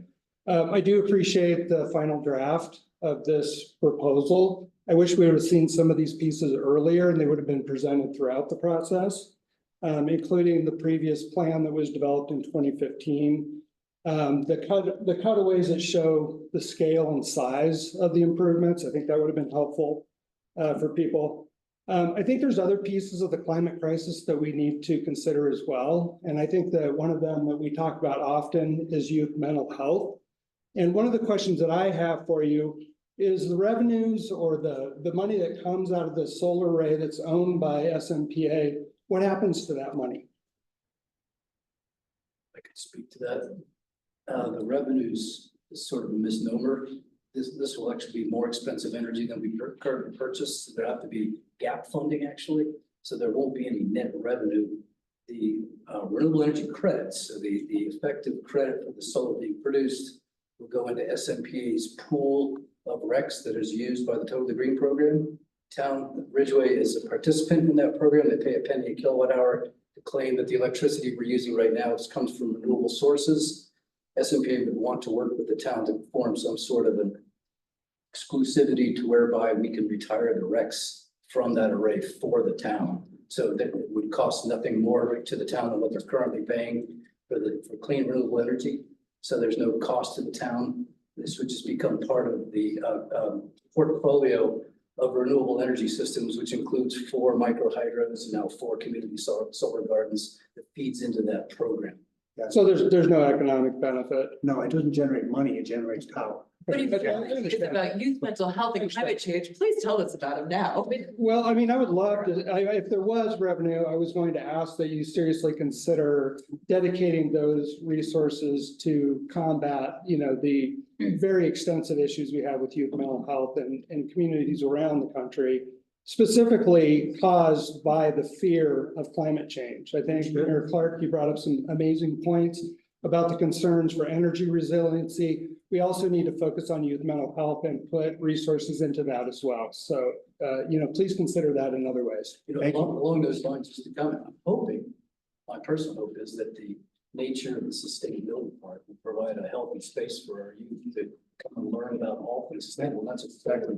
The high school's right there, everybody at the high school and then. Yeah. Pictures on the other side. That's part of it, but youth mental health is more than a demonstration of sustainable. Let me just add, as somebody who's been involved with youth mental health efforts all over the county for years, communities to care, Voyager, we've got a lot happening in the area of Absolutely. mental health support. So I think this is just an added benefit. I understand And I that, will just say- keep. well, and I will Keep doing it. I will say, with regards to the anxiety around climate, like, as a teacher who teaches environmental science, kids look around and go, is it hopeless? And it's one of the reasons I was as vehement throughout this entire process about there being a significant amount of solar as they need to see us fight for change. You bet. So. Yeah, they need more therapeutic support. Well, but that's different, that's not necessarily. Enough said. Thank you for hearing. Thanks, Andre. Anyone else? I have a feeling that Another hand online? the video online wants to say something. I don't actually know that to be true. Diane. Or that's Diane. Sorry. Hi, Diane. I'm sorry, my daughter changed my name to Ada and used an @ sign, and I couldn't change it once I saw it on here. All right. All right, so I think we're done with public comment. Any other comment up here? Is somebody ready to make a motion to approve this? And just so everybody knows, the process will be just like with the master plan for the athletic park, is that we will take the financial information that's boiled into this plan. And we're about to start our intensive budget process, and we'll create phases in which we can do this. And I'm happy to say that in my view, one of the first most cost-effective, easiest things to do is to go in there and lay out some of the trails, put in some of the more affordable park amenities. At one point, we had an opportunity to take a larger community's old climbing boulder. And I don't know if that still exists or not, but I think we just need to explore options like that. And I think we need to prioritize in the short term, the actual park amenities like Scott mentioned. And at the same time, on a parallel track, we'll be pursuing the funding for the solar. And one other thing I want to add is just a reminder to everyone that San Miguel Power is a consumer owned, we are cooperative. Every one of us who lives in this area and gets our power from San Miguel, we are owners of the co-op, so we all benefit. Along those lines, you're welcome to attend any board meeting of SFPA. They're all public meetings. Yeah. So I move to adopt the Green Street Sustainability Park Master Plan. Second it. motion by Polly, second by Beth, all in favor? Aye. Opposed? None, thank you. That passes unanimously. Thanks, everybody. It's been a long process. I really appreciate everyone's input, and I think we came out with a good product, and I'm excited to see it take shape. So, thank you. Thanks, Stacy. Thanks, Diane. Yeah, thank you guys so much. We're really excited to see the next steps and would love to help out if there's a chance. Yay. So thank you all so much. We've loved working with you. Great. Look forward to Yeah. seeing you. Okay, that takes us to public requests and presentations. First one is I'm very excited to introduce Angela Kemp, our new senior planner for the town of Ridgway. Hi, everybody. That's me. I'm very excited to be here. I won't take your time, but it's good to make faces and names match, and hopefully I'll be a good resource for everyone. So thanks. We are so excited to have you on board. Thanks. Yay. Did you want to add anything, Preston? You hit it. Very excited to have Angie on board. She comes to us from St. Claus and Associates. And so just thrilled to have her on board now. And she's already off and running, working with TJ, his team, and coming up to speed in a lot of regards. So we're pumped to have Angie on board. Lots of history in the area. Live in Ridgway, or? She lives up on Log Hill. She lived in Paonia and farmed in Paonia for a number of years. So great history in the area, and just really glad to have you. Thanks, Angie. Okay, item number 7, proclamation declaring September 2024 as National Suicide Prevention Awareness and Recovery Month. I don't believe Jamie is online. I think there might be somebody from PCH Ariana? Hi, yeah, I'm with Tri-County Health Network. I'm the Behavioral Health Services Coordinator. I'm filling in for Jamie tonight. Thanks for being here. Yeah, thank you all. I don't know if you want to introduce it. I often, for years now, have introduced these items having to do with mental health and suicide awareness with just wanting to share my own personal story as somebody who's always, for the almost my entire life since I was about 18, struggled with mental health issues. I have considered suicide before, and I'm just lucky to be here because I was surrounded by a loving family. And I just think it's really important that we do everything we can to eliminate the stigma around mental health issues, and that we create entities like this and pass resolutions like this, recognizing the importance of suicide awareness and doing everything we can to support people who are having a tough time. Anything you want to add, Ariana? Yeah, I just want to echo what you said. And then also, part of the reason we pose a proclamation is to create more awareness, to destigmatize the topic of suicide, which can be really difficult for a lot of people. Trying to shift the narrative and public perception into something that we can support people with suicidal ideation and make sure that they're being connected to resources, make sure that we're being a community that supports people who are having mental health challenges. Suicide is often the result of ongoing mental health challenges. And so just acknowledging that there are people in our community who are suffering from these thoughts, and being able to provide them with as much support as possible is just really important to us. Thank you. And I'd also like to add that there are a lot of different things happening locally. The local group is called Suicide Prevention Awareness Recovery Coalition, the acronym of SPARK. And lots of events happening this month. This is being Suicide Awareness Month. There's a sexual assault awareness that Chelsea might talk to us about. That's happening on Thursday. And then Saturday, there's a men's lunch up at the Citizen State Bank in Ray. Just all sorts of great things happening along these lines. And I'm just really excited that we have so many good efforts happening in the county along these lines. So with that, somebody want to make a motion? I move to declare September as National Suicide Prevention Awareness and Recovery Month in Ridgway. Seconded. Right. Motion by Beth, seconded by Polly. All in favor? Aye. Opposed? None, of course. Thank you very much. Thanks for being here, Ariana. And I'll make sure that this gets out on all our social channels, and we post a copy up at the post office, and just urge everybody to, there's some really interesting trainings available now about suicide awareness and learning to ask questions. If you notice somebody who's struggling, ask them how they're doing, ask them if, and it's asking them if they're thinking of taking their own life. And it seems scary to ask that question of somebody who seems like they're really hurting. But actually, the statistics show that if you show them you're noticing, and then somebody's noticing that they're hurting, they're much less likely to do it. You're much more able to get through to them and maybe suggest that you could help them get some help. So I think it's so important that we're doing this stuff. So thank you. And with that, we'll move on to the next item. Keep it moving. Item number 8 is update regarding Erie County Support and Advocacy Project. Chelsea, welcome. Now, is this going to be best if I jump on Zoom as well to share my screen? I have it ready if you want. That makes it easier. Do you like? Is it the same presentation? Is it the same presentation? Mhm. Yeah, I could just scroll here and tell me. We'll click next. Okay, we can do that. 1 second. You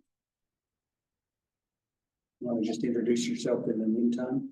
Yeah, so hello, my name is Chelsea Meese. I'm the new Executive Director of the Erie County Support and Advocacy Project. And I would say I have a home here, but I don't yet, so I can't give you an address. Perfect. Maybe a rental available. Hey, I've been hearing some great stuff tonight, so So it is great to meet you. First and foremost, I want to thank you guys for your support thus far of OCSAP. I know that part of the reason that I am in the position to do the work that I'm doing is because of your generosity, and so I just want to start off by saying thank you for that. And then just to give you a little bit about me, because I am new to the community, I'm currently in the process of moving from Salida to over here, preferably Ridgway. I have a bachelor's in criminology with a focus on anti-human trafficking. I'm currently in school for another degree in business administration, and then I will do a master's in rural community health. I have spent 15 years in homeless initiatives and victim services. One of the greatest things that I love doing is working in rural areas, and I'm an original Pathways to Success navigator for youth who are homeless, runaway, or foster, who the study is actually concluding, well, the enrollment to the study is actually concluding this month, and then it will go into implementation to kind of bridge CHIFI services throughout Colorado. I've been trying to be here for the last 7 years, so I'm very grateful to be here. However, this is not about me. This is about OCSAP. So I just want to give you guys a brief history of how OCSAP has come to be. So in 2017, there was a surge in sexual assaults throughout the county. I was not here, you guys probably were, but VAST was created, Victim Advocacy Support Team. So they ended up doing a screening about IM evidence and starting the conversation around sexual assault. At the same time, teens were experiencing sexual harassment within the school, and therefore MEND was formed. Those two organizations are what came together to form OCSAP. So that's where we are at currently. I was hired in May, and we are actually in Survivor September right now with a homecoming fundraiser coming up next month. So I'm going to talk about those briefly. I'm going to give these out to you guys to pass around. These are just the flyers about what is happening for Survivor September. And just the 3 awareness events that we have to start. So Stick It to Sexual Assault is actually tomorrow. I am teamed up with Tabitha from the Ridgway County Sheriff's Office, and we are having a bunch of honey treats and kind of just talking about what kinds of sexual assault are out there and what your reporting options are for that. When we know better, we do better. And so it's important to know what actually classifies as sexual assault and how we can help in that capacity. Our Hey Fellas Lunch is in a collaboration with Mend and Comma with Graham Hackett from Steamboat Springs, coming down to talk about modern masculinity and how to embrace manhood without causing harm. I really want to start this conversation and including men in trying to change the dynamics currently within the county. And so this is something I'm really excited to work on. And then next Saturday, we have a team night out. So after y'all end up at that pickleball tournament, y'all send your teams over to team night out. That will be at the Decker Room from 5 to 9 p.m. So those are our awareness events to get started, but the bigger picture of Survivor September is the launch of our services. So I am officially a certified sexual assault advocate, which means that I also have confidential privilege for when survivors come forward to us. And so we're really excited to offer these services, and I just want to give you an overview of those. So this is awareness and some of the community outreach that we'll be doing. We will be doing crisis intervention, including the implementation of a 24/7 hotline for safety. We will be doing case management as well as supportive services. 2 of the main components to that is we will be approaching in a coach-like advocacy engagement with our clients, as well as engaging in high fidelity wraparound. Basically what that means, natural supports with community resources coming together to make sure that that person doesn't fall through the cracks. And then obviously advocacy. There is some policy work, there is some systems change that I would like to take part in. And so that's just a brief overview of the services that we will be offering starting this month. We can do this, but we can only do it if we do it together. So currently, our current budget is around $50,000, and to have a fully sustainable program, I'm in the process of writing grants and to coming up with our absolute necessities. But our goals right now are to hire 2 advocates to serve survivors, because I am one human. And then setting up that 24-hour hotline and then providing those adequate services to survivors. So in estimate, I think that $200,000 moving forward will sustain our entire organization with 3 advocates plus the systems advocate that we have within the Ridgway County Sheriff's Office. I'm not asking you for that. I'm giving you guys our budget, kind of giving you a breakdown of where that looks. But there are some ways that you can support us, including coming to our homecoming, which is going to be October 12th. So I truly I've wanted to live here for so long. It kind of scares me how there's been so much around sexual assault and domestic violence within the community. And so after talking to community members, it's really evident that Uray County deserves a new beginning and how this is being handled. And so we will be doing dinner on the rooftop at the Ridgway at Chipeta Lodge, and then dancing and a silent auction at the Sherburne. So simple ways that you can support us and help us succeed is A, attend or sponsor our homecoming. So there's tickets and sponsorship links. Number 2, attend our Survivor September event. I'm really excited that I'm here the day before those kick off. So I would love to see some of you guys there tomorrow and Saturday. And then your teams, obviously, next week. And then number 3 is please keep us in mind when planning your budget. Once again, thank you again for the amount that you gave us of the $5,000 to help us get started. If we can be in consideration for around $10,000 moving forward, that would be greatly appreciated. So thank you for that. Oh, and that's another thing is I'm also applying for your Ridgway grant because we're going to help with the community services. So thank you for that. And if you guys have any questions, I'd love to answer those for you. Any questions for Chelsea? Thanks for doing that. You really worked right through it, and that helps us get through our meetings. I probably would like that. I can tell you value efficiency. I like that. I appreciate it so much. Any questions? Great program. I have to say, I'm proud that I'm in that photo from the original board meeting photo to have both Ridgway and Uray mayors on the board. I unfortunately had to resign from the board recently because I just don't have enough time to give it the due that it needs, but I'm staying involved in MEND and other things. So just to be clear, full disclosure, I'm not on the board anymore, but OXAP is a great organization. You're doing a great job. So thank you. Thank you. I appreciate that. Any questions from the audience, either online or here in the room? Thanks for being here, Chelsea. Thanks. That means I did a good job. You guys have a great night. I appreciate you. Travel safe. All right, I actually going to take a quick, 3-minute break. Just some people call it a bio break. We'll get started again no later than 20. Thank you for your patience. And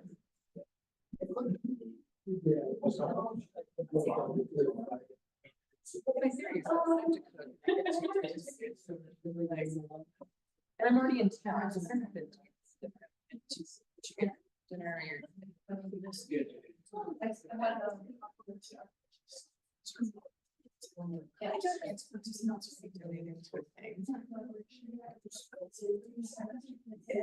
Yeah. The other. Yeah.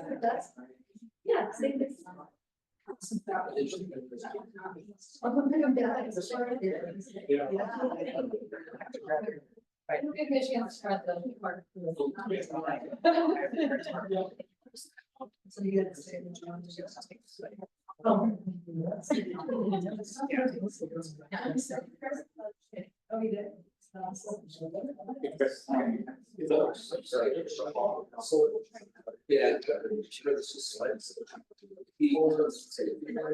Yeah. Yeah, I've seen the lights. Yeah.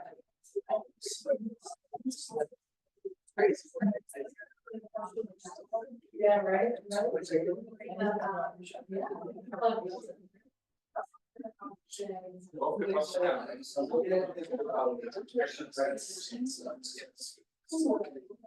Yeah. Preston, how are you? I wish I could go to that. It's just too much active. Yeah. Still, it's good. Like, I just.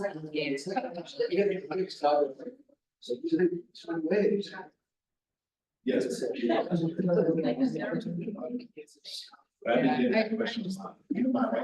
Yeah, for small, we do. Yeah, well, it's been nice to just, it's really what you're like, someone. Yeah, yeah, same.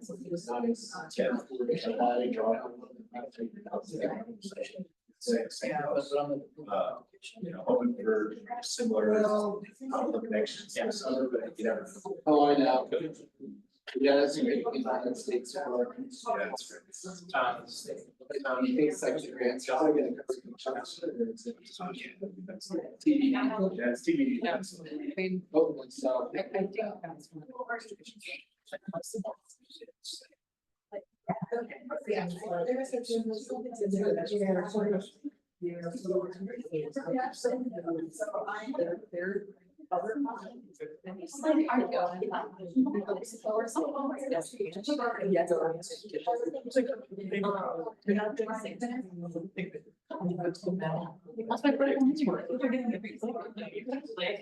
Thanks for doing it.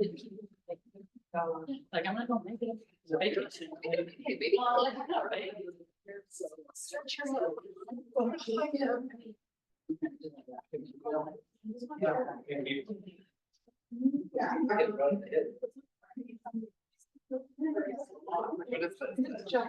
was like a VMA. I was like, I knew I was talking about, I just didn't know what the event was. Just you know, that's it. Well, my question is, who watches the VMAs? Is it millennials who remember the VMAs being cool? Because I bet my kids don't know the VMAs. I guarantee no one under the age of like 35. The video music awards. Yeah. Yes. They were really cool. They were really cool. So like the MTV. Yeah. Is it different than? No, it is. MTV doesn't exist. In fact, MTV was the production company in the last season of Yellowstone. Serious? Yeah. That's weird. But okay. It's a very, very, very.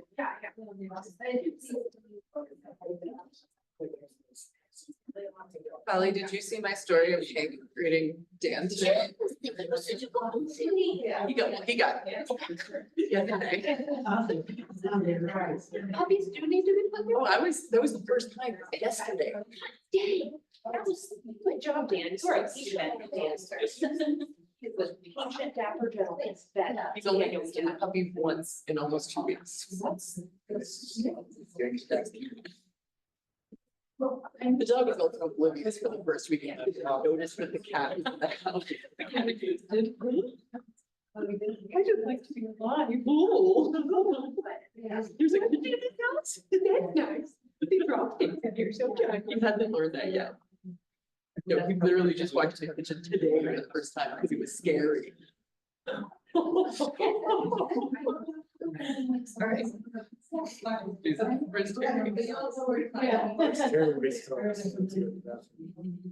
Yeah, we were on track. Carrie sat here and talked to me for the first 3 minutes, 3-minute break. But yeah, it's like, all of a sudden, the light went on and like the back of the house came on in his I head. pressed in the cherries out there.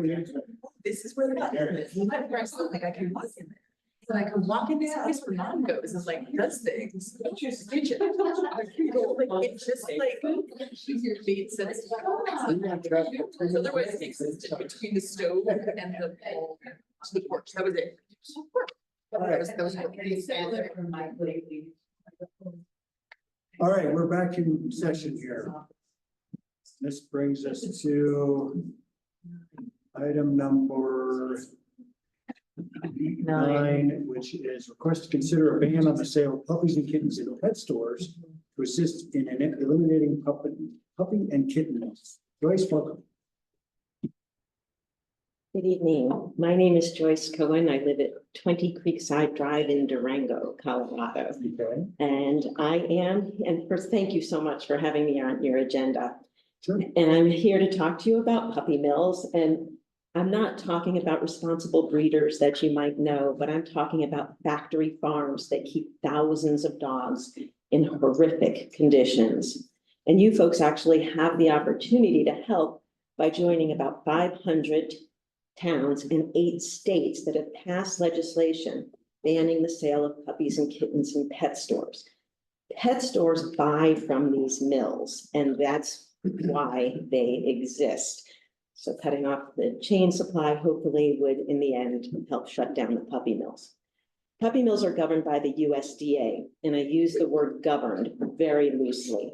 It's perfectly legal to keep dogs in cages that are only 6 inches bigger than the dog. They never have to let the dogs out of the cages. They never have to let the dogs socialize with humans or other animals. They do not get proper veterinary care. They are housed in wire and mesh cages that are stacked one on top of another so that the dogs above relieve themselves on the dogs below. When the dog is no longer of use to the mill, which is usually about 5 years old, they can dispose of them in any way they like. I've even heard that sometimes they will stick metal pipes down the dog's throats to sever their vocal cords so that they can't bark. Because the dogs are kept in such horrific conditions, they produce sick puppies. The CDC's actually recommended that people do not buy puppies from pet stores because they wind up getting sick, often dying, costing these families thousands and thousands of dollars, and not to mention emotional distress. Now, you may be wondering why Ridgway would need such an ordinance. There is no store here that sells puppies and kittens, but I cannot stress to you enough that this is a preemptive ordinance. It's one that has to take, well, it's much easier to have it in place before a pet store wants to come to town and open up. It's usually a little bit too late when that happens. Further, there is talk that this is going to be introduced on a statewide level. And so the more localities that pass this ordinance, the stronger the message is to the state that this is what its constituents want. And we need to support this and be a voice for the voiceless. Obviously, if dogs could talk, this would not be an issue. Further, the whole West Coast has passed this ordinance on a statewide level, California, Washington, and Oregon. So the pet stores there may be looking for a new home. As it is, last year, Colorado imported over 5,000 dogs. Meanwhile, our rescues and our shelters are maxed out. More and more dogs are being euthanized, less and less are being adopted. The last thing we need is more pet stores here selling dogs and cats and importing them from these puppy mills, which are generally out of state. No responsible breeder will sell to a pet store. You're not shutting down the breeders, just puppy mills. People can still get their designer dogs or their purebred dogs. They would just have to go to a responsible breeder, not a pet store. I mean, we love our companion animals, and it breaks my heart to see pictures of these animals in these horrific conditions. To look at these pictures, you know, you would think we were in a third world country. It's really difficult to understand how we can let that happen in this country. So this is a budget neutral, nonpartisan ordinance. It's super simple. I think I had forwarded you some model ordinances. If I haven't, I certainly will. And it just, well, you know, it's been dubbed a feel-good ordinance. And you know what? Great. You know, it obviously is more than that, but it's something you guys can do for the greater good, and it costs nothing. And it just lets people know that Ridgway values the humane treatment of animals. I know you guys are very busy. You seem like a very compassionate group. And like I said, this isn't something that's really very simple. You know, selling dogs and cats is a dying model in retail stores. 24 of the 25 major pet store chains do not do it anymore. Petco, all of PetSmart, they hold adoption events, which obviously is a win-win. So I am happy to answer any questions you may have. I totally support this. As you said, it doesn't cost us anything and if it's preemptive, but back to your question, how can this happen? What does it take to petition the USDA to stop allowing this process? I mean, can we write a letter? I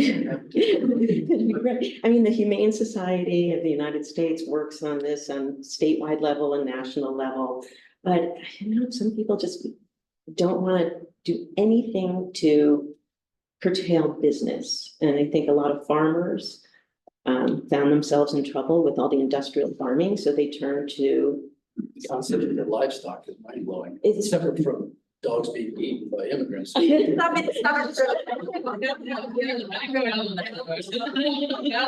I wasn't gonna say. But I know, it's really, it's amazing to look at these pictures and think that this can go on in this country. Well, I'm guessing there's strong consensus here. I think the way we would do it is we would direct staff to look into drafting an ordinance. We don't have draft ordinances in our packet. We have a couple of different documents from you, but we can get those. And I will email you some model ordinances. I don't know Absolutely. if staff has any questions or input on this, but council will support it. Yeah, that's all. I think that's the direction you need, and template or the model ordinances would be. Okay, should I email them to you or? Just email them to Preston. Preston, okay. I don't know. Have you exchanged emails with Pam? Yes, You have. Okay. I'm here, is our, generally. I don't think. Okay. So is it on your website that? And so is Preston's. Yeah, okay. Yeah. So I will certainly email you. Thank you for coming up. Yeah. Thank you for bringing all our attention. Yeah, I agree. I think that this is, if more small communities and large communities do it across the state, it makes it much easier for a statewide. Exactly. We just had a big win. Fort Collins passed it, which is huge because they actually have a pet store that sells puppies and kittens. Yeah, they're the first. They're the first. But Aurora and Littleton have both passed it. So yeah, and I was in Telluride a while ago and they're on board. So great. Yeah. Thanks for coming all the way up and not home tonight. No, it's nice. My husband's waiting. We have a hotel room tonight. Yes. That pass at night. There was a tail on the street coming here. Thank you. Thank you. Thank you so much. Thank you for your time. I'm sorry, I didn't open it up for questions from the audience, but I don't imagine there are a lot. Give you an opportunity. Okay, hearing none, we'll move on to our one public hearing of the night. Jim, thank you for your patience. Item number 10 is an application for re-subdivision, Town of Ridgway, Block 36, lots 8 through 12, address 546 Hyde, zone historic residential, applicant James A. Noack, owner James A. Noack. I believe it doesn't have anybody's name on it. TJ, are you taking this? Yes, I am. Okay, thank you. So let's see here. We'll go ahead and do that. Are you guys seeing the my slides? Yep. Okay.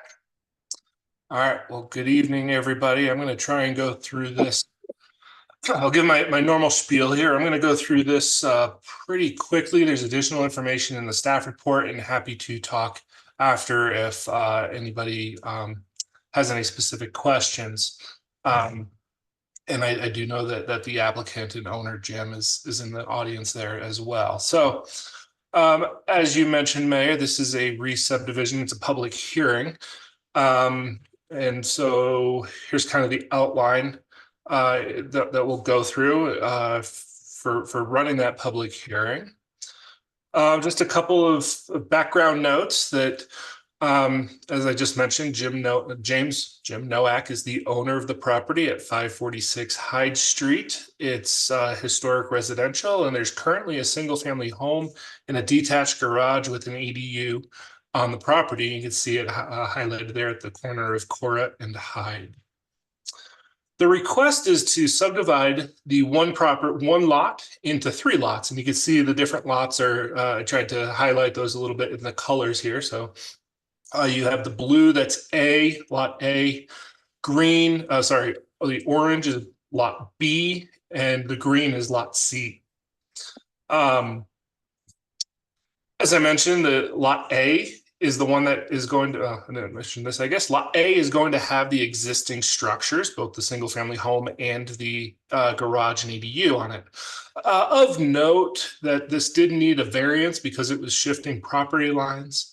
It did need a variance for an existing, where the current home is existing, and that variance of 3.8 feet for the front setback was granted by the Planning Commission.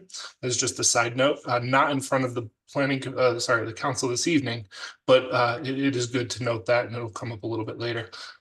Right now, both lots B and C are vacant, with some plans to develop those or sell those in the future as well.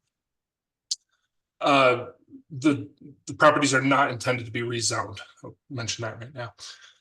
Access is available for all three lots. Lot A, the existing home, would continue to be accessed off of Hyde Street and the alley where they currently access off of. Lot B would be off of Cora, and Lot C, depending on the alignment, the layout of the home, could be off of either street. So there is adequate access for those. Utility easements. The first one, and this is the top diagram I have on this. I mentioned it in the staff report, but I want to highlight a little bit that the area that is in yellow on that figure 4 proposed electrical easement is what was originally presented and brought to Planning Commission. After Planning Commission kind of recommended kind of informally, why not just follow the property line? And the applicant afterwards reached out to the utility providers and are now proposing the hashed blue alignment, which is along the property line. You can see it has that 45-degree turn rather than a 90-degree turn. There are some good reasons for it. We did look at that from a utility standpoint, and it didn't impact the serviceability or anything like that. And it didn't have any other major impacts on the property or layout. So I think that our conversation with the applicant internally was that it's not a major or significant change, and we could continue moving forward with the town council hearing on this. The bottom the image there, that blue line is the location of the water easement. That's how the current home gets its water. It gets it from Cora Street. You could see the water meter there, and then the spigot, and then that continues to serve the home. So that easement would have to be there to allow the current home to continue to have water service. This table is in your staff report, so I won't go through it all, but this does show that each of the lots do meet the dimensional standards or are able to meet the dimensional standards. A lot of these cannot be determined at this time because we don't have building permit or a lot design, but they do appear to be able to be met. The one highlight there in the middle that's shaded in green is the variance, and that's what was approved by the Planning Commission previously as well. So it now complies with all applicable dimensional standards. Kind of some of the process here that all materials and applicable submittal materials and documents were submitted to the town. We did send it out for referral agencies, including the utility providers. We did receive comments back from some of the utility providers, and all of those comments were addressed adequately. There are a few comments outstanding in the staff report, attachment 4, which we will talk about in a minute here, but nothing too substantial in our opinion. As of now, we have not received any public comment, pro or con to this. And all the proper notification has been made. So here's just a reiteration of the criteria that you all need to find in order to make a decision. And your options may be to approve with conditions, deny, or continue the request.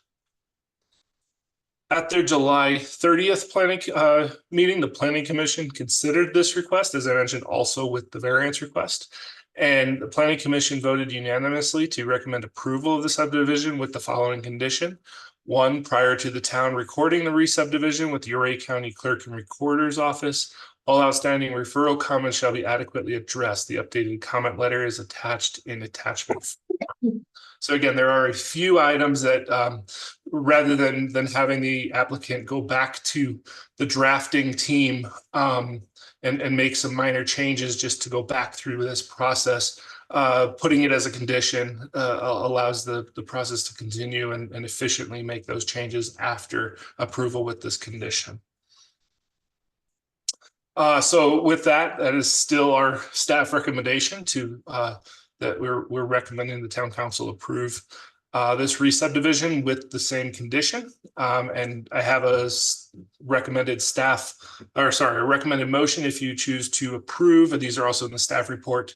Then there are some alternatives if you wish to deny or approve with conditions as well. And then with that, I'd be happy to answer any questions that you might have. And I do know that the applicant is here to potentially add some commentary or answer any questions as well. Great. So thank you, TJ. And TJ is always very helpful in pointing out the public hearing process in writing there for us. So he's given us the staff report. Now we have an opportunity to question TJ or any other staff, and we'll let the applicant have his time to address us, and then we open it up for public comment. So any questions from council for staff?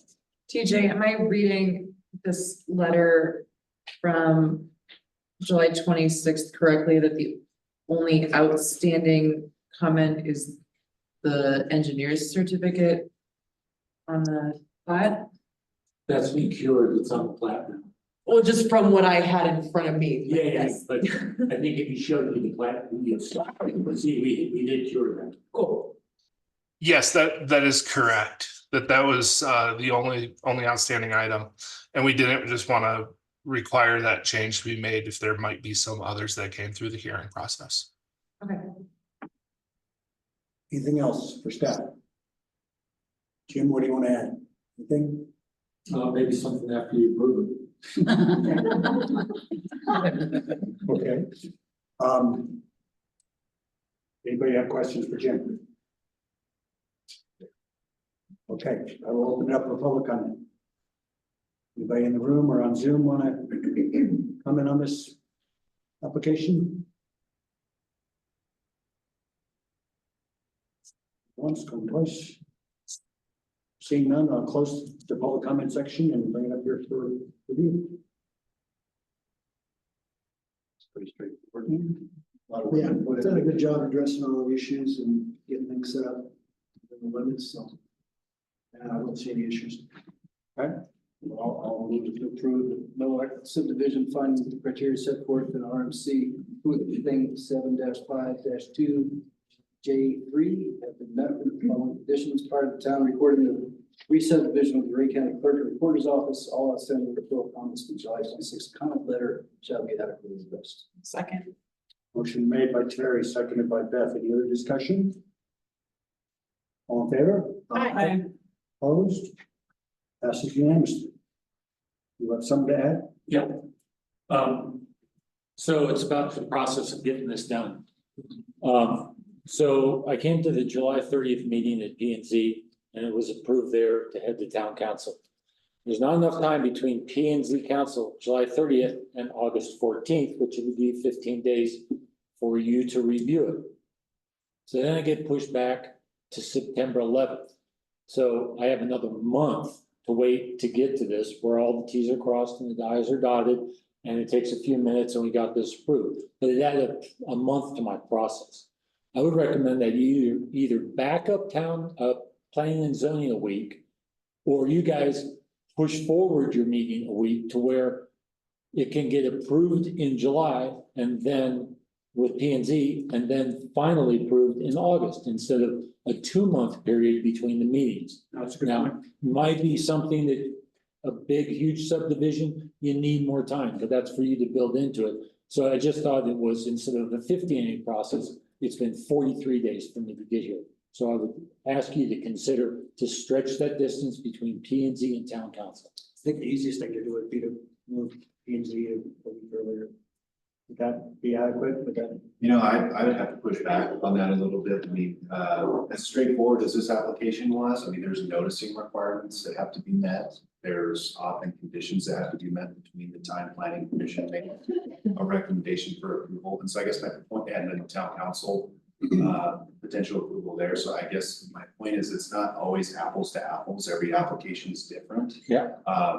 You know, Fair. I think it's a good question to pose, and town council can certainly consider, you know, amending regular meeting dates and such, but I think that shouldn't get lost. There are a lot of requirements that need to be met, so the public's aware, so that conditions and requirements are met. I mean, land use stuff, quasi judicial in nature, it's really important stuff.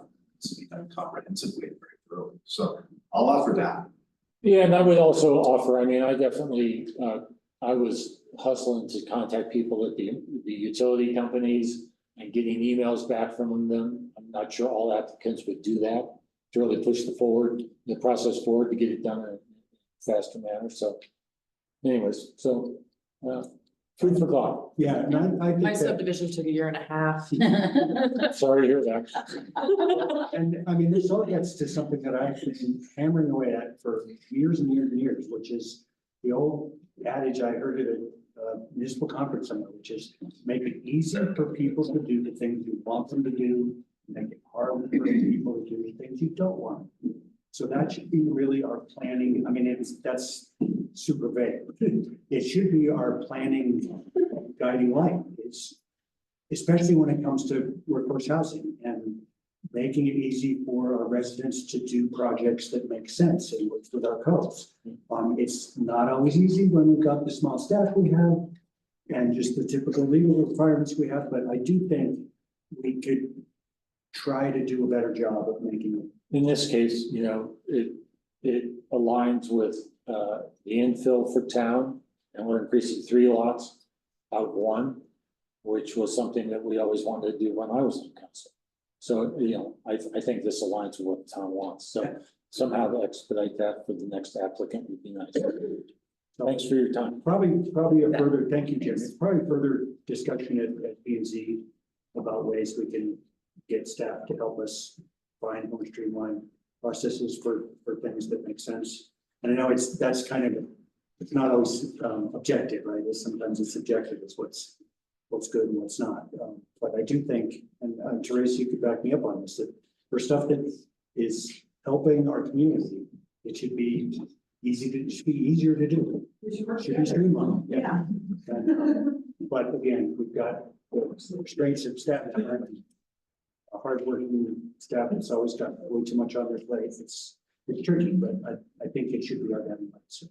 Mayor, if I may, I could welcome what TJ thinks about what Mr. Nowak has proposed, Angie or anybody else. I mean, I think it's certainly worthy of some additional input. TJ, are you still there? Did you just leave? Left. No, I'm still here. Yeah, no, it's a valid question. But I'll mention that I'm dealing with this in other jurisdictions too, that the timeline between council meetings and planning commission meetings is kind of always the hurdle. You know, having one meeting each month for each body does make it more difficult. But I think there's certainly ways that we can, you know, if we want to go look at it, if that's the direction we're getting, to go look at it and see if we can do something a little bit more streamlined for certain applications. I think that's a good practice, especially with where the world of affordable housing and expedited review processes are going right now. Great, thanks. Okay. Unless there's anything else on that item, that brings us to public requests and presentations. Number 11 is annual presentation from the Hardware Watershed Partnership regarding program projects and initiatives and correction funding. Tanya, welcome. There was one more before me. Hi, thanks for having me here.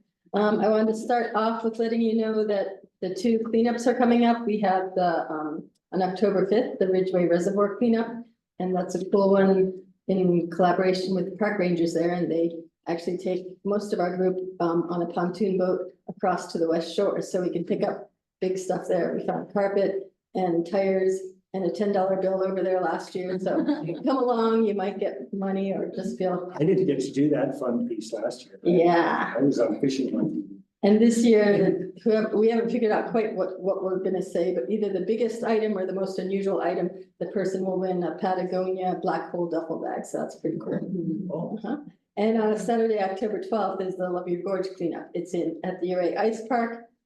It's in Uray, but it's our whole watershed and that's above us upstream, as well as that's a, resource for our community. So it's a great event. And John often comes there, gets sandwiches, right?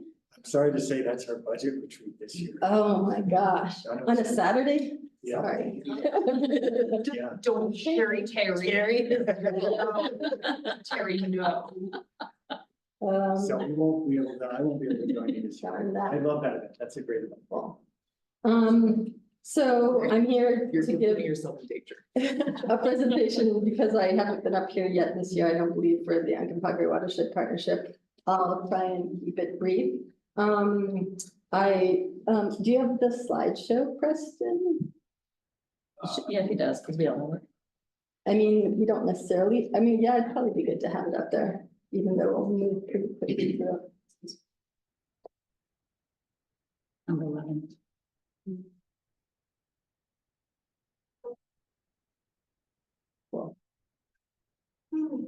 As you know, Tanya Ishikawa, Executive Director, and then next page. So our board changed a lot over the last year. We had some board members who've been with the organization more than 10 years, and we finally said, you are free to go. You don't have to for the rest of your life until you're 90 years old. So we have a new board president, Amanda Clements. She's been on the board a little while, but now she's president. And other people have switched positions, and we've gotten some new members. And we're hoping to vote Grant Zimmerman on tomorrow. He's with the Nature Conservancy, but he lives here in Ridgway, so he's going to be a great addition to the board as well. And with the new change of the board, we changed to a schedule where we're meeting every other month, but in between we have working groups, and they talk about, one talks about watershed restoration, so we can get more into the meat of what we're talking about. One's financial and fundraising, make sure we're being doing great fundraisers and being financially responsible. Operations, make sure the board and the staff are happy and healthy and doing things, in the best way. And then also our education. So we really are proud of that. And last year we'd added Jake Kurzweil to our team. And this year, Scott Roberts, who works with him at Mountain Studies Institute, has also helped us. And Aylin Bink has joined Ashley Bimbenek. So we have more staff. Awesome. Yeah, exactly. And next one, actually, I wanted to give something financial since I didn't have a annual report. This is not like, it's so funny like that I chose to put this in here because it shows our financials from last year. And like at the end of the year, we were like -13. But the point, our actual point is we have like over $100,000 in our bank account. So it's okay to do that. And by adding all these new staff members and doing that major strategic planning we did last year, we spent a lot of money. We still have $100,000 in the bank, so it's not like we're hurting. And I just guess I wanted to show you kind of what our finances look like. Mainly that our Riverfest gets about $13,000 this year. It looks like it got netted $20,000, so it's a pretty incredible year this year. We're way ahead this year on our budget. We're in the black, and we'll end the year in the black. We have such a diversity of grants. We have grants we have donations from our board members, donations from other people. I guess this doesn't show the different grants, but we do have grants from the state, a non-point source grant. We have Telluride Foundation grant. We have DRMS, Division of Reclamation, Mining and Safety grants. We just really go out there right now. I guess I should just cross one finger. Patagonia has put, you have to be offered or invited to apply for an operating grant with them. And they're, so we're in the running for a $15,000 general operating grant. So that's really exciting. So anyway, so we have good finances, interesting finances. We'd be happy to answer more questions about those at any time, as we're proud of how we've managed. Next. So I won't go through the whole strategic plan, but I just wanted to say last year when I saw you, we were building the strategic plan and we did approve it in January. And it's in your packet so that you're able to go through it. For the county commissioners, when I got there, I did all the pages like this. And as you'll see in the next pages, they're actually just one document per page, so you can actually read them. I was just trying to make the presentation shorter, but the first page there talks about how we did it and who was involved in our strategic planning. And if you go to the next slide. We gave some history, so people who wanted to be reminded of when we were creative and kind of our milestones that came along the way, you can read that as well. And then we've always had a mission and we had some goals, but we actually didn't have the vision and values set out. So I'm really excited about our vision. Our mission, the only thing that changed about it last year is we kind of clarified that it's from our headwaters to the northern Uray County line. In the past, people would wonder whether like we're the whole watershed or which part, and that's where we are. And our vision is a healthy watershed restored from past damages and adaptable to changing conditions with a knowledgeable community dedicated to watershed protection and conservation. So we like that a lot. And then we listed values to let people understand how we do our work, because it's not always easy. And so we have to, it's complex and complicated with water, as with many things. And then we clarified and updated our organizational objectives. So you can see those as well. So then we organized the projects that came to the top after talking to all of our partners into the different objective sections. And so here they are. River Watch is a really important one. It's mainly done by volunteers, at least 6 volunteers. And it's an amazing program that gets data that's used by people all over the state. We have tons of projects on there under Objective 2, and this is a 5-year plan, so we're hoping to at least start all of these during that time. We definitely couldn't finish them. I mean, it's an interesting list. Like if you get to the some are definitely ours, like the South Uray Erosion Control Project. We applied for a non-point source grant and got it from the state, and we're the head of that project, and it's going to happen in Uray. And we're hoping it'll be a demonstration project that can happen in other places in the watershed. Others, like near the end, Corbett Creek Bridge and Culvert Project, we put that there because last year we weren't sure yet if the county was getting funding, and we were like, we want that to happen. So if we can help make it happen, let us help. Luckily, I don't think we've done anything so far, but it's moving ahead. Uncompahgre River improvements at Billy Creek. That's one that's led by the Gunnison Gorge Anglers and the Colorado Parks and Wildlife. They pull us in occasionally, pull us back occasionally. So, but we're letting them lead that one because it's a project that they're really passionate about, and it'll help the fish habitat in that area. Next page. We had an amazing Rocky Mountain Mining and Reclamation Conference this year. We actually moved it out of our area though, which is too bad because one of the ideas was economic development for our communities in the San Juan Mountains. We have it in the fall or the spring, but we are finding that the contractors and mining companies were like, they've been there and done that kind of thing. So we had to kind of reinvent, and we created the Rocky Mountain Mining and Reclamation Conference, and we did it in Leadville, and still allow the same people who came to our conferences here went there, as well as some new people. So it was just a really successful conference to get people talking about how to protect water quality. Lots of other things that went on this year. I put, your growing water, smart water conservation education program in there because I hope to stay involved in that. I walked past the new xeriscaping out there today, so I saw that went in really quickly, you guys. I think they did a really good job. Yeah, it looks really neat. I gotta look at it more. And then sustain the organization, as I've been talking about before. So then the last pages are an appendix of all those projects I've already mentioned, and they give more detail. So you can see what the description of the project is, who our funding sources. Most of those are already determined funding sources. There might be a couple in there that, actually, yeah, all of those should be determined. Like we do get funding from the town of Ridgway and city of Uray, and so we plan to use that funding for those purposes. And the partners are all pretty much decided as well. Although as times change, sometimes those will change as well. So, our ongoing projects and all other projects, so you can see we're up to quite a lot. So we can go to the report of use of this year's funds, which, yeah, it's like, actually, I don't have page numbers on mine, but they're right there. So last year I asked you for $1,500 for watershed education and scientific advising. And so we did that this year. And here are some of the highlights of things that we did. One of our field trips was here along the Ridgway River corridor, and it was great to have Preston there and Terry there. And they took a little bit of hard questioning about like how development happens here, but they took it really well. And And it was educational for everybody who's there, so it was really good. Then the next use of funds was watershed restoration project design and water quality monitoring.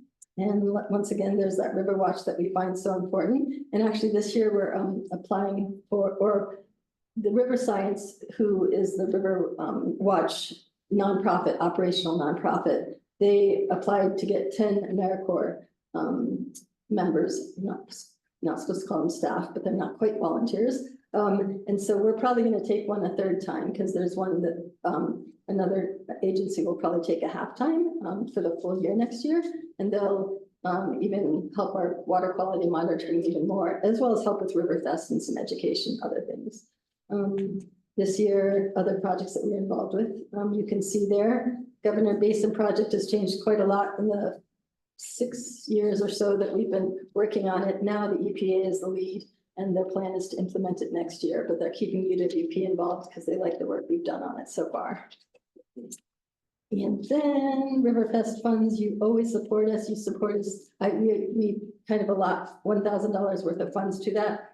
This year, we didn't have, we actually, each year we keep on either increasing our levels of sponsorship or ad levels. And we added a 6th level this year that Alpine Bank took right away. They were very generous. And so we had number 5 level was 2,500 of a donation, but we only had 2 of those. So I just bumped Ridgway up into that because why not? Because you definitely give us that funding. And it was a great event. Lots of people showed up. The rainstorm at the end was kind of hectic and crazy, but I really appreciate that I could keep the tents up in the parks for another day because it was much drier the next day when they came to pick them up. So this year, $4,000 is our request, which is the same as last year. And very similar, yeah, pretty much the same type of request.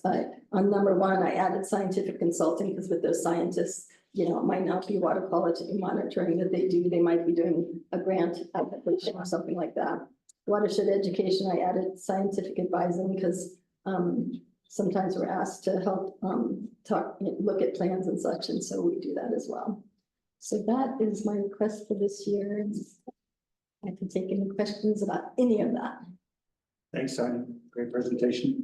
The only thing I see missing is you've been helpful with our Rights to the River effort, and I'd like to think that we can continue to get your help with that in some form or another. I know it's kind of a moving target and kind of nebulous, but I think it's a good concept to be continuing to explore. So. Sure, I put that under the watershed education for, I mean, I don't think I listed it in here, but that's where I consider it. And I have been thinking about it lately. I definitely won't get it done by October, but I could do a report for it by November, the November meeting. Great. Yeah, and you know, it actually does take a lot of thinking and talking with other people to really come up, you know, with what are the, I mean, we have a really easy one this year, Beaver Creek and the diversion there. That's like a big happening in our watershed. Right. But it's worth it for me as well, because it gets my thoughts together as to like, yeah, what is happening in our watershed? But, you know, rather than looking at separate projects all over the place. Right. Anybody else have questions for Tony?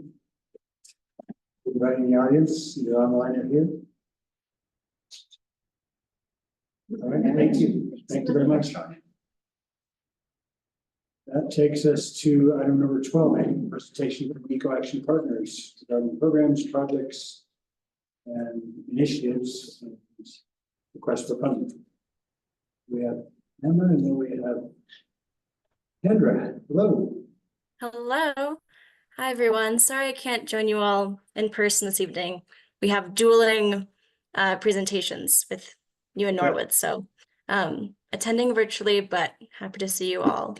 I'm going to start off with the greenhouse gas inventory and forecasting update, and then we'll follow up with the annual report and that presentation. So I'm just going to share my screen here in just a moment.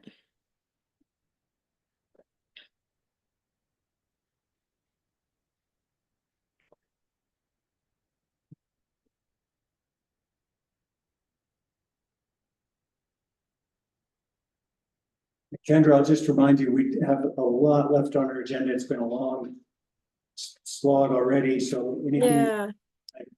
keep it moving would be appreciated. Sounds good. Yes, I appreciate your patience and your attention. I will get through this as fast as I can. Hi, everyone. My name is Kendra Held. I'm the Climate Action Coordinator for Eco Action Partners. Tonight, I'm sharing the Regional Greenhouse Gas Inventory update, as well as the emissions forecast. So Eco Action Partners' mission is to provide data-centered solutions that empower our partners to drive climate action and create more sustainable communities. My focus for this presentation is just on the emissions portion of what we do, but Emma will share the broader picture after this. Ridgway is part of the Snuffles Energy Board, which is a board of government, utility, and citizen representatives that was created in 2009. This board collaborates to reduce greenhouse gas emissions through regional programs and leveraging grant funding across the region. This is the group that developed the Regional Climate Action Plan in 2021. This climate action plan is a working roadmap towards regional sustainability goals that are in line with the state emissions reduction goals of 50% reduction by 2030 and 90% emissions reduction by 2050. This climate action plan was formally adopted by each of the Snuffles Energy Board governments in 2023 and 2024. Eco Action Partners has a history of over a decade of greenhouse gas analysis and tracking. In 2020, we shifted our methodology over to the ICLEI ClearPath tool, which has additional forecasting abilities that allow us to project scenarios into the future, which we'll be looking at a little bit later. This is consistent with the global protocol for community scale greenhouse gas inventories. I'm sure you all are aware of why our efforts to reduce greenhouse gas emissions matter, but essentially on a global and a regional and local scale, we're seeing temperatures rising, and that is having an impact on the frequency and variability of extreme events and natural disasters. Our emissions reduction goals, as I stated before, are in line with those of the state, with a 50% emissions reduction by 2030, based on our baseline year of 2010, and a 90% emissions reduction by 2050. When we talk about emissions reduction strategies and climate action, we often reference things like low-hanging fruits. And the things that I'm going to be speaking about later on in this meeting kind of target an area higher in the tree, so kind of above that low-hanging fruit area. The low-hanging fruits and accomplishments that have been accomplished by the region in the past decade include community solar and local renewable energy projects, incentive programs, including that of S&P's rebates, the CARE program, and the continued work of the Snuffles Energy Board. All of our regional partners have really distinct strengths and accomplishments that are important to highlight that have kept our emissions more or less steady over the past decade. But we're also going to need to kind of look more broadly at what those actions look like going forward. And thankfully, we have ladders and things that are assisting us that weren't available before. This is a pie chart of where our emissions are as a region of Ouray and San Miguel counties in 2023. So we have 429,000 metric tons of CO2 equivalent. 43% of that total is made up of building energy use emissions, so residential buildings and commercial buildings. The next largest portion of our greenhouse gas emissions comes from the transportation sector at 31%. That's an increase from past years where it was 27%.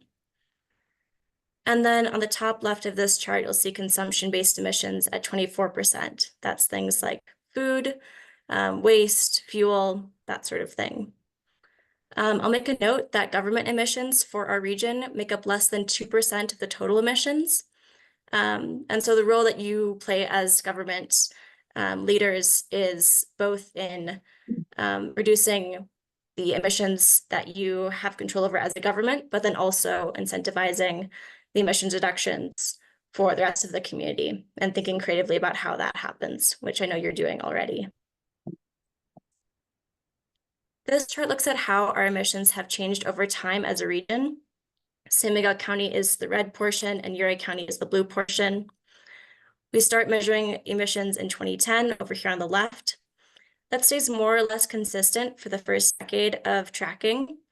And then in 2020, we update our methodology, that's that green dot here. And then since then, emissions have increased above where our baseline is in 2010. That is due to an increase in tourism, RECs no longer being counted, and then that change in methodology as well, kind of all culminating at the same time. You'll see with energy use emissions specifically, things are somewhat similar. We have where emissions start on the left. Things decrease with energy use emissions as a region through 2020, but then again, after 2020, we have kind of a bump back up in those regional energy use emissions. This chart looks at renewable energy credits and how they have changed over time. The GPC protocol that we use does not allow for RECs to be counted, but we still have this chart that tracks their part in our energy use over time. Something important to note in this chart is that green blocks, SCPA green blocks, or the Totally Green program has increased pretty significantly over the past decade. It starts off small in this green chart on the left and increases towards the right. This chart looks at electricity consumption by community over time. Ridgway is down here in green. We'll zoom in on you in just a moment, but just wanting to note that for Uribe County as a whole, electricity use has increased over time. Zooming in on Ridgway specifically, Ridgway holds more or less steady across the past decade or so, but it's not necessarily decreasing. Something important to note is that the total community renewables portion has increased significantly over this time frame. So it's that green part of the bar chart that starts off smaller and increases in 2023. Now looking at normalized natural gas use, normalized means that we normalize for weather over time. In Uribe County, this normalized natural gas use increases from 2010 up until 2023. And then zooming in on Ridgway specifically, natural gas use starts here at 400,000 therms. And then by 2023, that number more than doubles. So a really significant increase in the natural gas use that Ridgway is using over that time frame. These charts look at vehicle and aviation emissions specifically. This first chart is looking at 2010 compared to 2020, so a 10-year gap. And then the next gap is just 3 years. For the first gap, we see a slight increase in gasoline emissions over that time frame, but a really significant increase in diesel emissions in that decade. Now, between 2020 and 2023, diesel emissions stay somewhat similar, but the change in gasoline emissions that happened in that first decade of 2010 to 2020 is very similar to the change that's happened in the next 3 years. So the rate of change is increasing. As for aviation emissions, this is a chart that has also a very clear increase, especially kind of starting in 2014. There's a dip in 2020, but that increases. I know that's a lot of information I just threw at you about the history of how emissions have changed in our region. Now I'm going to transition to talking about what the future looks like with those future projections for our emissions. This is a business as usual forecast for San Miguel and Uribe counties combined. Up on top, we have the green consumption-based emissions. Next is the red transportation and mobile source emissions. And on the bottom is commercial and residential energy, the building energy use emissions.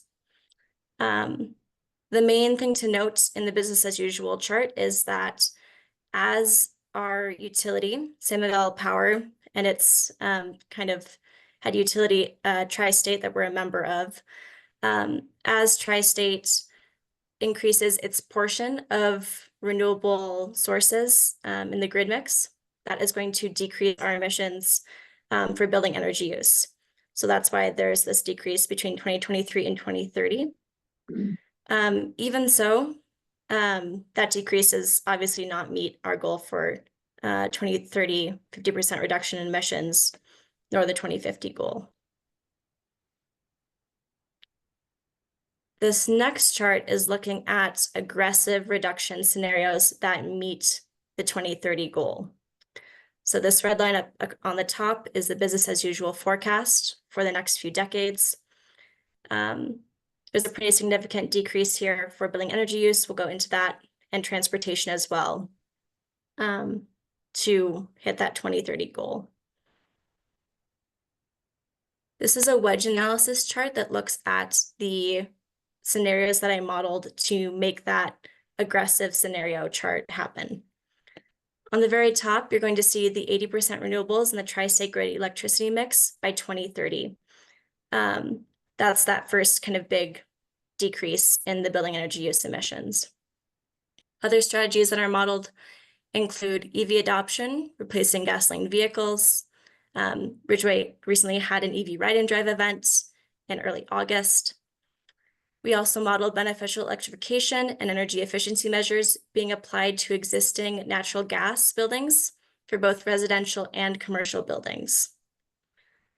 We modeled EV adoption replacing diesel vehicles, beneficial electrification and energy efficiency also being applied to propane buildings, increased development of residential solar and commercial solar, residential curbside compost, the CARE program, Colorado's affordable residential energy program that provides weatherization, energy efficiency upgrades, and the adoption of sustainable aviation fuel.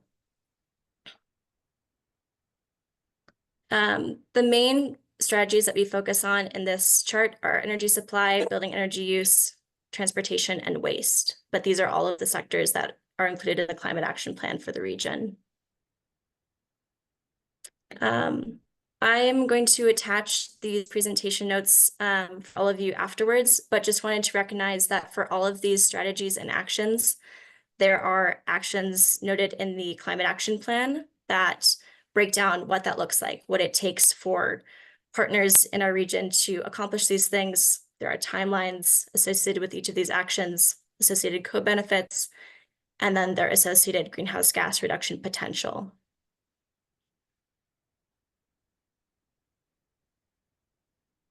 Kendra, can I interrupt for a moment? Yeah, please do.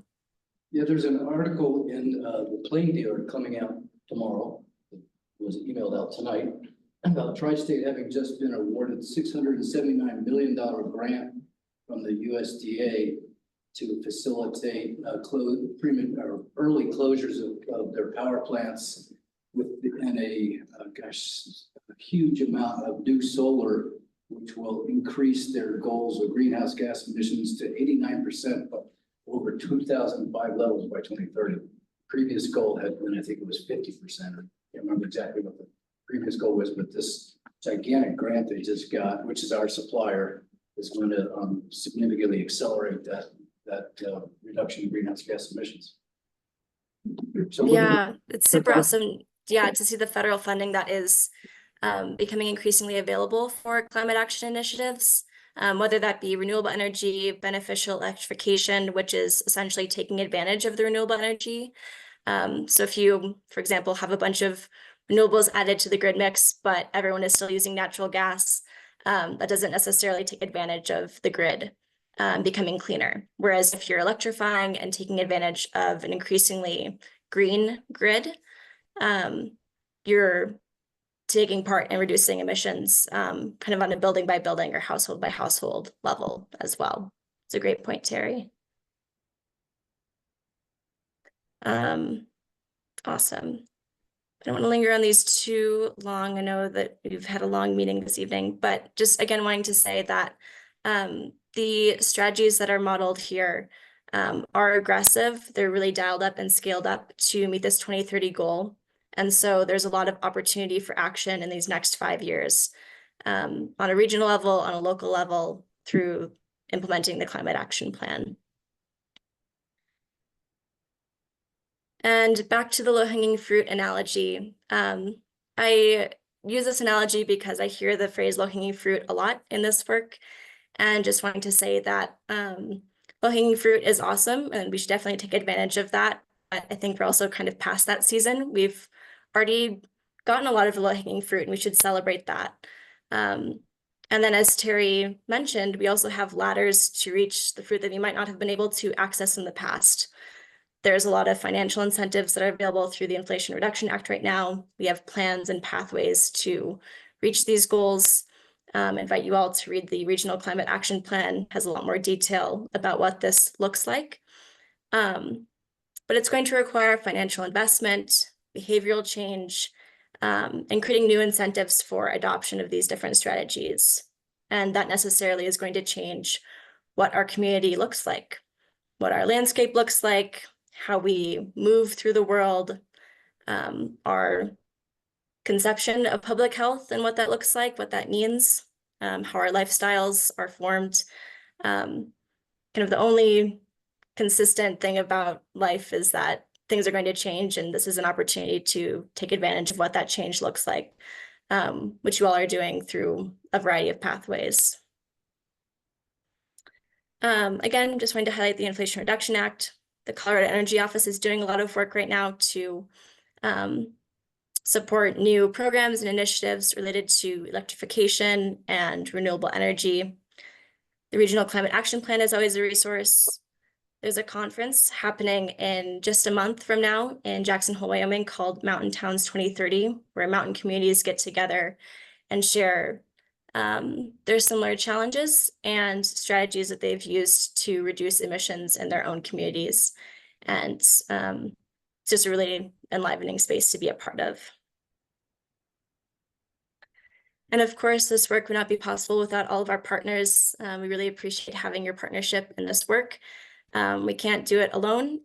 It's very necessary to band together as a region to magnify our impact and to share wins across the region. So appreciate all of your time. I welcome you in future times to consider these questions. What does implementing these strategies look like in your community? How does your jurisdiction's budget support these pathways?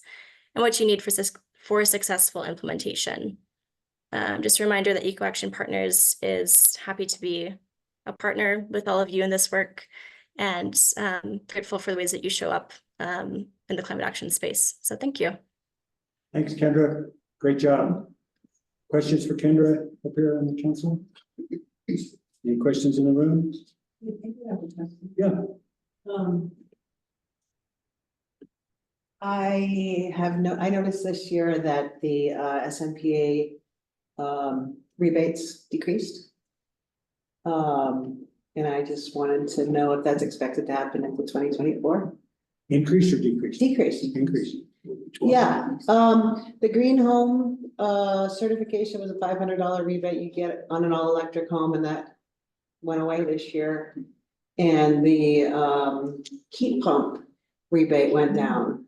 And I also think some of the appliance upgrades went down as well, and it looks like everything's going down, but that generally, I know the rebates are based on incentivizing those things, and as other, like federal money becomes available to incentivize them, it's less money that SMPA has to put in to achieve the same goal. So it's possible that it's kind of a left pocket, right pocket thing from different sources.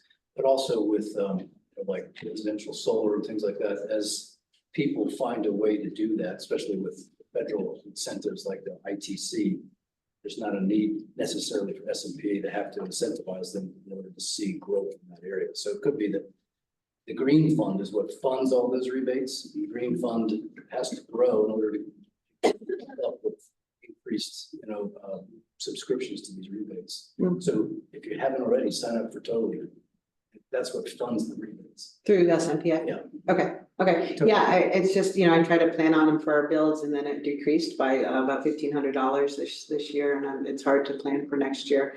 I mean, projects are going on, but, it's just good to know. The airport's heat pumps, there's a bunch of federal incentives. As a builder, we can't take advantage of those. Because they're spec homes. So, just my 2 cents. Thanks. Thanks, Joyce. Anyone else? All right, then that takes us to policy matters. Item number 13, ordinance number 03-2024, amending section 7-4 of the zoning regulations. Sorry, we, on the agenda, I think it was a misprint, but we do have 2 pieces to the presentation. Emma still has program updates, which I think she'll get through as fast as she can. Okay. Thank you, Kendra. Sorry, I was having a hard time unmuting myself. Yeah, quick other program updates for Eco Action Partners. If you'll bear with us for just a couple more minutes here. Let me just get that. No worries. Okay, I will walk through these really quickly. I know most of you are familiar with this presentation. And then the Director of Eco Action Partners going to walk through the other portions of our programming across community, energy, and waste. And thank you so much, Kendra, for going in depth on the emissions side of things. Some quick highlights from the Sneffels Energy Board this year. We've been working a lot on rate structure changes, conversations to support our community as that comes down the line, and understanding needs around public engagement. We've started a CAP implementation subcommittee. And one really exciting update I have is that we recently applied for and were fully awarded a grant application to the Colorado Energy Office to fund a full-time regional climate action plan development director. So we'll be hiring for that really soon here, and bring on another full-time person to help you all and all of our SEB communities with the implementation side of the climate action plan, identifying grant resources, and helping to move a lot of these actions forward so that we can reach the goals that Kendra was talking about. We've also completed our EV readiness plan and have shifted our focus to implementation. Transportation is a large portion of our emissions across the region, and this plan helps to identify trends in the market, challenges, and opportunities for our region. It includes a map with recommendations for possible charging stations and what existing infrastructure is in place. We have a task force meeting bi-monthly, bringing resources and statewide guests together to talk about how this transition will look and support our region, and also supported Ridgway with the recent ride and drive event with support from a number of local stakeholders. Moving on to our Energy Workforce Development Program. This is a new program this year in partnership with the Telluride Foundation and SNPA. We have funding for stipends to support training and certification costs for our green energy workforce. We're really excited to already have graduates from this program who are currently out in our communities installing heat pumps and supporting our care program, and are continuing to work to identify additional funding to grow the program and grow those stipends. Climate action plan, some highlights here. We were awarded an EPA Environmental Justice Community Problem Solving Grant this March to ensure that our outreach and implementation of programming is equitable. We've hosted a number of coffee and climate conversations and work sessions with each of our individual government partners to really understand how we can support you all in implementation of these actions. We integrated Silverton and San Juan County into the Sneffels Energy Board and the Climate Action Plan this year. And I've continued to host our Rebel Renewable Energy Beneficial Electrification League. It's multiple meetings focusing on technical conversations around geothermal and solar. Moving on, student engagement. We continue to work with students in hands-on climate education. We've been teaching our climate curriculum across the region and doing some fun other projects with recycling education and sort games. We recently are partnered with the URA school through our green business program and are supporting their school and starting an environmental club and driving student-led actions, and are hoping to grow that across the region. Greenhouse gas emissions, I will skip right over. Green business membership. This is a quick highlight of the businesses that are currently members. We've continued to work to support our members with resources in reaching their sustainability goals, identifying funding for solar and efficiency or water efficiency projects, support with applications for SMPA, Black Hills Energy, and state and federal rebates. We've worked to develop a commercial sustainability guidebook, bringing together a lot of the low-hanging fruit projects and resources that businesses can access in an easily digestible way. And our really exciting new update is that we're now internally offering energy audits for small businesses across the region. Our income qualified care program provides energy audits and weatherization work at no cost to clients for low and middle income households across the region. Up thousands of dollars in upgrades from 2017 to 2023. We served 266 homes. I wanted to highlight last year's year-end results. We were able to implement over $129,000 in upgrades, servicing 35 homes and reducing 34 metric tons of CO2 annually. So far this year, we have served 16 homes, have another 12 in progress and 7 in queue. We have a goal of 40 homes. Some highlights of actions that we've done this year are 7 new refrigerators, 43 storm windows, over 7,000 feet of insulation. And the thing that I wanted to highlight here is heat pump water heaters, and we've installed some mini splits, all thanks to a new beneficial electrification budget that's in place with support from SMPA and tri-state funding. So excited to continue to grow what we are able to offer through this program and have a bigger impact on the folks who go through it in terms of reducing their energy use and utility bills. Building department support. We have a staff member who has a seat on the Colorado Energy Code Board. A really exciting update this year. We were awarded a Colorado Energy Office grant to facilitate a regional cohort to provide support to you all with 2024 IECC adoption, EV, PV ready amendments, funding for that workforce development program, and trainings for the building industry. We just got started on that grant, so you'll all be hearing more about that from us soon as we get started, but we're excited to have funding in place to support these efforts.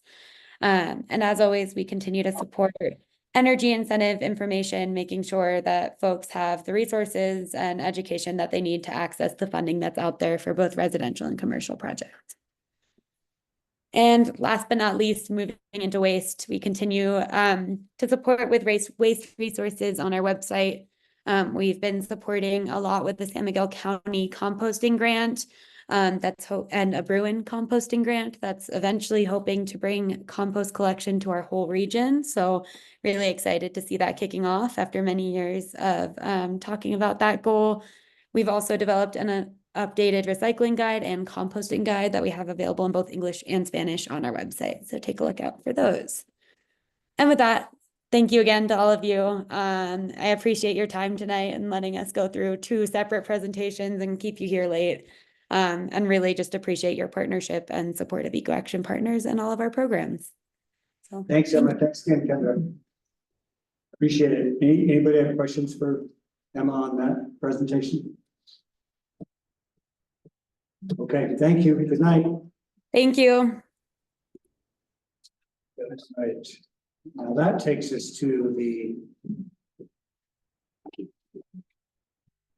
first policy matter, ordinance number 03-24, amending section 474 of the zoning regs, which is the code related to accessory dwelling units. TJ? Yep. Oh, shoot, not from current slide. There we go. All right, you guys seeing the accessory dwelling unit slide here? Yep. Yep. All right. Perfect. All right. Again, I'm going to go through. There was a lot of stuff in the staff report that I'm not going to necessarily go through right here, but stop me along the way, and we can talk more about it. Just a kind of procedural component. Sorry, this is not a hearing. Procedural component is that this is first reading on the ordinance, and there'll be a public hearing at the second reading. Of note, though, Mayor, this was noticed as a public hearing somewhat inadvertently, so we just might want to open it up for public comment and hearing, just in case. We'll go back to this accessory dwelling units. You all might remember last year we finished an update to the Title VII or chapter 7, the land use regulations. And out of that, we focused on process and submittal requirements and applications. We didn't really get into the standards. With budget year last year, council directed 4 projects to work on at Planning Commission. One of them is ADUs, and this is the outcome of that work effort. So we kicked the project off in January, had monthly meetings with the Planning Commission, and I must say they were very engaging, and somewhat, I'm a little crazy like this, but I enjoyed them and they were fun. Others might disagree with me, but we had a lot of good conversation. We tussled over some tough topics, and finally in June and July we had a final product. And so the Planning Commission at their July meeting held a hearing, and per the town code for updating text amendments, and made a recommendation to you all this evening. It's an ordinance to amend the town code. And again, as I said, this is just on first reading, and then we'll have second reading and opportunity to discuss again. I wanted to quickly go through, and these are discussed further in your staff report, but I wanted to talk about that. I think there's like maybe 10 things, major changes or updates that we did, and I just want to highlight those. So first, we reorganized the ADU section into 5 separate sections to make it more usable, as we added more standards to it. We added some more general provisions, statements to clarify the intent and what we were trying to accomplish. And I'm sure what we'll talk about is that there are a lot of reasons for ADUs. There's a lot of solutions that it can provide or be for. And we really kind of had to narrow it in a little bit. And we tried to clarify some of that in the general provisions section.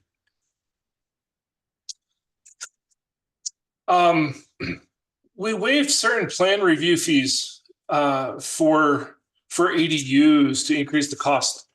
So essentially, what we did is we waived 100% of the plan review fees for ADUs that were attached to units, to existing primary structures, and 75% of that plan review for detached. You might understand or recognize that there's 2 fees when it comes to building permits. One is the plan review and one is the permit fee. The plan review is the actual review. The permit is the inspection. So the inspections are still there, but the plan review is what we decided would be something worth waiving for an ADU. Currently, ADUs are only allowed as an accessory use to single family homes. We've widened that to include duplex and triplex units.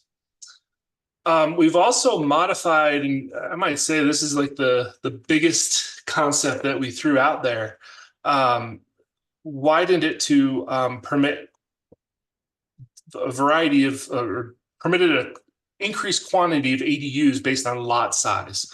And essentially what this is an ADU on all lots from 3,000 square feet to 7,500 square feet, 2 ADUs on lots 7,501 square feet to 15,000 square feet. And over 15,000 square feet, you could have more than 2 ADUs, but they would not be, you could not have more than twice the number of the dwelling units in the principal structure. So again, a way to really kind of increase that, that density and the units that are out there. Now, to calm some of those concerns is that there's still other standards that need to be met, setback standards, the dimensional standards, and some other elements too. But as far as just the number, we've allowed it based on, or proposing it to be based on lot size. TJ, can I interrupt for a second? Sure. Those new requirements, the square footage requirements, they can be usurped by the local HOAs, is that correct? Sorry, that was usurp. Yeah, HOA requirements can take precedent over the town requirements given HOA. I don't think they can be more restricted, they can't be less. That's what I'm saying. So if we said no ADUs and we said yes, there would be no ADUs. Or lot sizes are larger. I don't think they really. Yeah. But So it's funny you say that, that I actually we got an inquiry and they just sent an email to Preston and Angie that we did need to kind of talk about that. In general, depending on how it's written, if it's a plat note or it's a PUD, right? Those are town standards that are interpreted and applied at the town level. If it's a covenant or declaration, that's an HOA component. We do require through building permits HOA approval prior to accepting the building permit and reviewing it. So there's some components in there. And I think that the goal has always been to work cooperatively with HOAs. But it is true, they're two separate but equal sets of regulations. There are, though, some HOAs or PUD standards or plat notes that specifically say ADUs are limited to a certain number or things like that, and that's where there's some interpretation. But in general, they're separate but equal. Did that answer that? Sort of. So we also added this requirement that any property that results in 2 or more ADUs would require a site plan. Now, I pointed out in the staff report, and I just want to point it out here, that this was a clarification as we were drafting this. I realized that there might have been some confusion, and we went back in notes and scratched our head, and it's always been proposed or discussed as 2 or more ADUs with planning commission, but the language said more than 2. So we clarified that language, but I do want to at least point that out. At least maybe John and Russ, if you think differently in our conversations, please let's talk about that. But that was what we would look back and said that that's what we think the intent was, to clarify there. We also allowed for, let's see, increased maximum size and adjusted the measurement standard. So we increased from 800 square feet, a maximum square footage of an ADU that right now is 800 square feet. We increased it to, I think, 1,200. And then we also measured it to the outside of the structure, not necessarily, I'm sorry, the inside of the unit, not the outside, since ADUs are generally kind of a use within. And so we kind of clarified some of those measurements.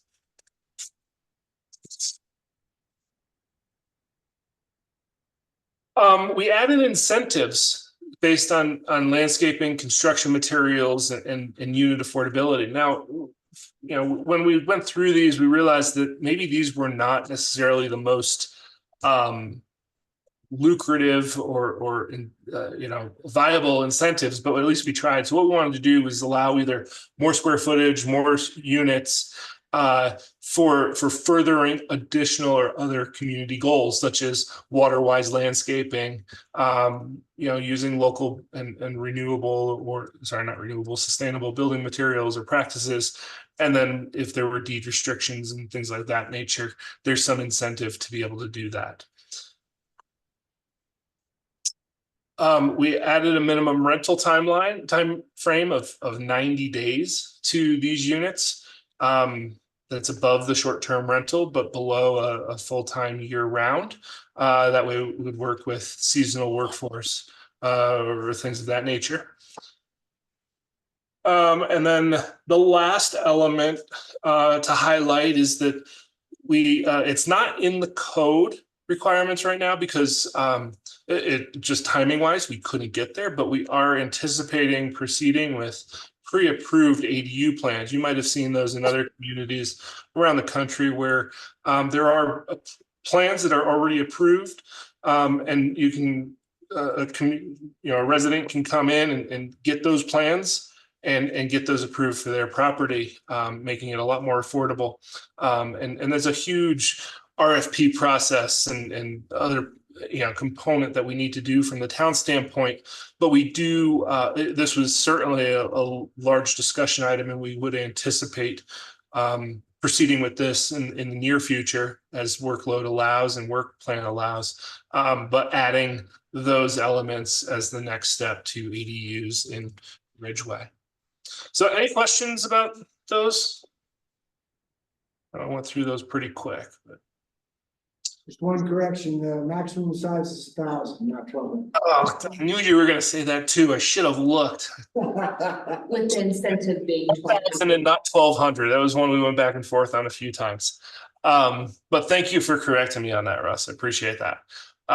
Because yes, that is important. It's 12, not 1,200. But it is 1,200 if using specific construction materials It could, as the incentive, correct? it could be up to 1,200. So I think it's 10% for the landscaping, and up to 200 for the construction. Thank you. Any other questions, comments? Of course, I have to bring up the elephant in the room, of course, is the ownership occupancy requirement, requiring that one of the units on the property must be and remain owner occupied. There's a lot of back and forth on this. Comments from the public, comments from one of our council members who came to the last meeting. Russ shared an article from ARP that talks about how owner occupied requirements are actually problematic and are not suggested in the new way of developing ADUs. And I know that planning commission chair wasn't able to be here tonight. She wrote a letter. So, and I don't know that I need to read it into the record, but she did say that she is asking, like the planning commission said, to approve the ordinance tonight, but give the planning commission the direction to continue discussion of ways that we might address the owner occupancy question. So there will be a second reading for sure, we're not approving this. Well, and personally, I'd like to possibly suggest that because there's been so much going on, I'd actually like to ask Russ's opinion on this. It seems like there's been a bit of a shift in owner occupancy question, and whether I just don't think the most efficient way to do it is to approve the ordinance tonight and then send it back to planning commission. I'd actually like us to consider continuing this question and sending it back to planning commission for more review before we actually approve the ordinance. I agree with that. I have some You agree? concerns. I've had a lot of feedback from people about that. About the owner occupancy. Okay. And the potential for 3 or more. Well, that was the thing I was gonna say, is that it seems to me like if we remove the owner occupancy, maybe we ratchet down that maximum number of ADUs per lot. The way I think I phrased this in discussion recently was an ADU, not a block of them in one place. Like you wanna sprinkle that around and encourage it. And I want to acknowledge, I know the planning commission did a ton of work on this change. And one of the things that was mentioned by TJ last time was planning commission was really looking at things with an eye for affordability to keep homeowners in their home. And I just have a lot of questions about who can afford to have 3 ADUs. That doesn't seem to support keeping homeowners in their homes. Right. And gets away from, it does provide housing, but we can do that in other ways. I do want to say that I really appreciate the minimum rental time frame addition. Yes. I think that's really, really well thought out. Pam, do you have anything to add as a planning commission member here in the room? I was just gonna continue open it for public discussion. It's not a public, well, I guess I have to treat it like a public hearing because it's noticed that way. Is that your take? Bob? I think it'd be good to just, I don't think we need to go through the formal kind of public hearing component, but would advise that you take comments. Yes, absolutely. I'm planning on it. So I will open it up for public comment. Pam Foister, I'm a member of the planning commission, and thank you for acknowledging the amount of work that has been put into this. It's 7 months and many, many hours. John and Russ, Preston, TJ and his team, we have all put in hours. And then we would all go home and, think about it, wake up thinking about it, come back with ideas. My preference is that you approve it tonight, but allow us to address the elephant in the room, which is the owner occupancy issue. We've talked about it for the entire 7 months, and anytime we went to work on any one of those elements that TJ mentioned, the owner occupancy issue came to the table every single time. But we've never just taken that issue by itself to chew through that. So my request is that you approve it, but give us, as written in your potential approval, is to give us that time to then address that and bring it to you as that issue. It's incredibly complicated. We've all heard from many, many people in the area. There's legislation going on in Texas that TJ's been following for us. I think Colorado just doesn't affect us. Yeah. Yeah. And so that's my preference. But my compliments to everybody. We've worked incredibly hard on this. So it would be very frustrating to have you say it's not ready. But that's just me. Thank you. Thanks, Ben. Doug? Yeah.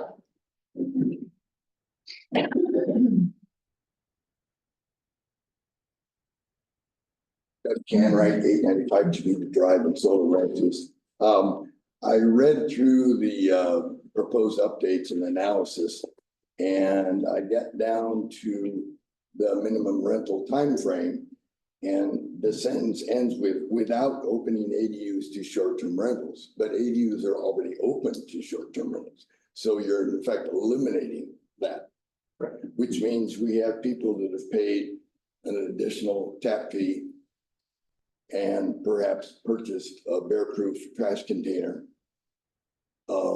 as part of the requirement that was in place or is in place right now.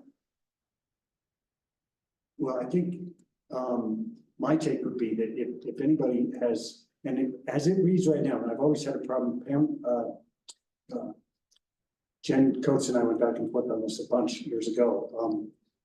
The only way you could have a short-term rental, an ADU used as a short-term rental, was if the underlying lot was big enough to have 2 units by itself, like a duplex or something like that. So the only existing short-term rentals would have to meet that requirement right now, and those would be grandfathered in. So if we have 3 short-term rentals right now as ADUs in solar ranches, those can just stay. Well, if they're on a lot big enough to. The lots are all quarter acre, so yes. Yeah. But that's the term of the license. Yeah, Pardon me? that's the key. For the term of the license. For the term of the license, and once the license expires, can they? It's grandfathered. I play an attorney on TV, but I would say. Let's hear from the attorney. Yeah, great, thanks. So I think that the town manager's point is a good one, that it would be for the term of the license. Frankly, without doing some more in-depth analysis, I think that you have to look at what the final language is in the ordinance and how it's passed, but that grandfather provision would probably expire. Now, could there be something in the ordinance or that's for consideration for the planning commission to ask for a variance? If you have one of these kind of pre-existing non-conforming facilities, but your license expired, perhaps. I think that's a really excellent point, and thank you for bringing it up so we can get that clarification. But it sounds like we need more background before we can make decisions, but I really appreciate that. Yeah, and I honestly, I think if you're gonna take away the occupancy requirement, you might as well say every lot's a duplex lot. because it's really with the size you're creating now, that's in effect the duplex. The maximum size, because in addition to the 1,000 plus the 1,200, then there's also the 10% incentive for landscaping on top of that. That's the size of a number of our duplexes right now. So it's not the mother-in-law house in the backyard anymore. Yeah, I think it depends on the lot, it'd be a case by case basis, but Yeah. once well taken. And then the clarification I sent to you, Preston, was that interpretation that there can only be 2 structures in Solar Ranch. That's not exactly what the plat note says, and that's why I asked, what does that really mean? Because our position has been the duplexes on our properties right now are the maximum they can be. So the duplexes cannot have an ADU. Oh, ADU, right. No. So we got your email and we're evaluating it. So we're talking about plat notes. Yeah. Yeah, because it would provide, the specific answers to. Yeah, I recognize it's a kind of a vague, and that's why we kind of counted on the interpretation of what it was. So anyway, all right. Thank you. Thanks, Doug.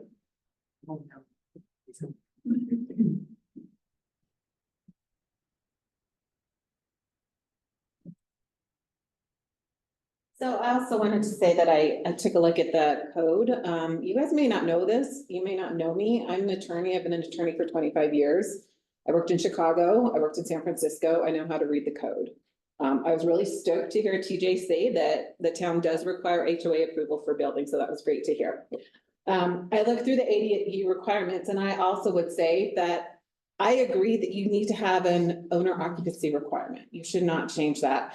You need to think long-term about this and think about, what do you want this community to look like? Do you want it to be a residential community, or do you want it to be full of absentee landlords? And then there's basically a house with an ADU and it's full of renters, and you don't know the community, and you don't know, bless you, you don't know your neighbors or anything to that degree.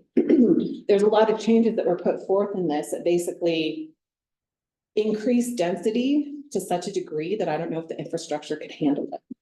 And so I really, really, really encourage the town and the planning commission to look at this and say, do we want to do away with this and just have lots that are just full of ADUs or non-owner occupied? And it's basically people coming here from other towns that say, I'll buy up the lots. I'm going to put a house and a bunch of ADUs on it. I'm going to get all this money, and I have no involvement in the community. I mean, we have a hard enough time in this community making sure that we have people here that are involved in the community. We want teachers. We had this conversation earlier. We want teachers here. We want teachers to be able to walk down to the farmer's market and see their kids in their classes on Fridays when they're at the farmer's market. That's a great thing. We want to encourage that community. We want to have this great, great thing. And my concern, if you eliminate the owner occupancy requirement, is basically going to be a free-for-all for developers to come in, buy up a whole bunch of lots, put a bunch of rental units on the places, and then our community is just basically empty. Or that it would turn into a bunch of second homeowners like in Telluride, when it's basically the downtown is all second homeowners and it's empty. And so when kids go trick or treating, there's nobody there. And that's a real disappointment. And I would hate for that to see that in this community. We're really, really, really trying to make sure that we have a community here with neighbors that we know and we can talk to and we know who they are. So that's one of my concerns. And again, like another concern that I mentioned before, is that I really want this to be a residential community and not a bedroom community. I don't want this to be a support for other towns. I don't want absentee landlords to just rent out a bunch of units, excuse me. And so I do, again, want to focus on ensuring that we have a really good community, and keeping an owner occupancy requirement would be part of maintaining that we do have communities knowing our neighbors and making sure that it's not just, we know our neighbors that are the owners and they're not absentee landlords. Thank you. Thank you. Yeah, it's complicated. I mean, we need rental properties. We need places for our employees to work. And the fact of the matter is, we have a number of properties around town right now. I'm not going to name any names, but there are properties that are a home and an ADU where both are being rented out to working members of the community. and we don't have the way to enforce it, or we'd be evicting these people that are. You do have a way to enforce it with the owner. But we would then be evicting community members. Like people who live and work in this community and like It's- their landlord. Yeah, so it's, and I don't want to have a back and forth. We obviously need to talk about it, to look at the ins and outs. There's a lot of research out there that shows that your concerns don't actually play out the way you think they do in every community. So it's, I just think there's been a lot of feedback that I've heard, that's the rest of us up here have heard, and I think we need to keep talking about it. So, anyone else have a comment? Jake. Go ahead, Jake, and then we'll get Trish. Hi there, Jake Neese. I'm a Ridgway resident and an affordable housing advocate. First, want to make it clear that I don't have a financial interest in ADUs. You know, at my home, I don't have the ability to build an ADU because of the geography. I was unfairly accused of having a financial interest by Jack Petroselli in the Planning Commission meeting. And so just wanted to make it clear that I'm not trying to profit off of this. I legitimately am trying to promote affordable housing. And so I think council should consider that ADUs are part of the affordable housing solution. I've attended a couple planning commission meetings, and I heard TJ talk about how at the beginning of this process that ADUs were intended as a way to keep people in their homes, and it wasn't intended as a way to contribute to affordable housing solutions. But considering the number of people, community members who live and work here, who do live in, who do live in ADUs, I actually think that town council should make it clear, or I hope town council will make it clear to Planning Commission that having ADUs are part of the affordable housing solution. That being said, looking at that code, having up to 3 ADUs in addition to a primary dwelling unit, I can't think of a single lot in the town of Ridgway where that would be reasonable. You could cram them in, but it would kind of be crazy, and it wouldn't lead to dignified housing. So I would recommend that council and planning commission take a look at that provision and maybe consider 1 or possibly 2 maximum, but up to 3 is I think kind of getting out of control. The other thing is that ADUs fill an open market need to address the missing middle. From 120% AMI, which is about $86,000, up to $250,000 is the missing middle. You need to have a household income of around $250,000 in order to get a mortgage on a house that's $850,000, which is around median in Uray County right now. And so those those open market ADUs serve that missing middle from 120% AMI, 86,000 to 250,000. So it really serves a piece that we can't help with the affordable housing solutions, which are 120% and below. So just please be careful not to apply short-term rental concerns to long-term rentals. I don't think those are really apples to apples. And just try and think about the community members that might get evicted as a result of this. So thank you. Trish? Thanks, Jake. I'm Trish Greenwood. I live at 546 High Street. We have an ADU that we've had for 12 years, and we've always rented it to locals, and I've always understood with the owner occupancy, how it's designed. I've always really appreciated that. So I was surprised to read that it may be lifted. And I guess my experiences are, prior to living here, I lived in Telluride for 26 years, and I've been here since 2013. And one of my favorite things about moving to Ridgway was walking down the street and people live in the houses and people are there and we can communicate with them. And my fear about lifting the owner residency requirement is that while you might be able to rent out both the house and the ADU, it also invites people who strictly want an investment and they're gonna leave their house and their ADU completely vacant. So as our house is about to, is on the market now, I think what I really want to have happen is I want someone to buy that house who's gonna live here. And knowing the setup that it is now, we're guaranteed it'll be someone who will be here and be part of the community, which to me is really the soul of the place in Ridgway that we love so much. And I know we're not identical to Telluride, but I do really worry about the vacancy issue. And as Renee mentioned, the empty houses that sit empty because it's a long-term investment for someone. So I do understand what we need the housing, and I appreciate you taking my thoughts into consideration. So thanks for your work. I think it's important to note, though, that they can buy it and just leave it vacant. Like there's nothing in it that says it must be occupied, right? It just can be vacant. So someone could buy your house and leave it vacant. Having owner occupancy requirements isn't gonna solve vacancy. Jim. Jim Nowak, I still live at 5 First. Not for much time. Yeah, well, we'll see.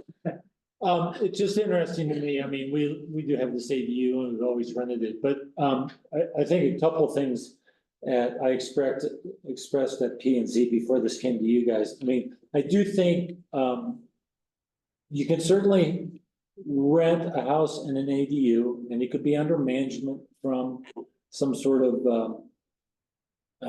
I'm sorry, I'm searching for the word for it, management company. I think there's more onus, I mean, my experience is I live in the house, and if I ever had trouble with my renters, it was easily managed, and it was immediate. And if it have absentee owners and both units are rented, it could be a burden on the other people in the community. Not a guarantee, but it's definitely a possibility. I think it's easier managed when there's an owner occupying one of the two units. I also think that from a community standpoint, I think not that a renter can't be part of the community, but if an owner actually lives in one of the two units, they have honestly more investment into the community. And I think they can be maybe more of a stronger member potentially. And the last thing I'd say is about, individuals buying properties from another area and not being here. My experience is next to us, catty corner from the hardware store, is a very desirable lot that was purchased by a real estate agent from Maui. She's never been to Ridgway in 7 years as she's on it. Seems like a nice lady, really not invested in this community outside of just investing in that piece of property. And that's my concern, that someone's going to be an absentee owner from another state or farther away and won't have as much investment and potential impact on being a member. Thanks. Thanks, Jim. Anyone else? Yeah, Teresa. Teresa Seal, 353 County Road 5. This is super complicated. I feel like we're not gonna solve the vacancy problem, but there are vacant homes and we don't want vacant homes. Owner occupied is, I think, vital for short-term rentals. But as long as it's a long-term rental, it doesn't bother me if they're not owner occupied. That's the piece that I feel like is missing. But then how do you deal with that 90-day minimum? I think if it's not owner occupied, it should be a long-term rental, not a 90-day, 1 year. I don't know if that could be done. I think the 90-day came out of an ice climbing guide who came in and needed a place. So it wasn't just someone in and out.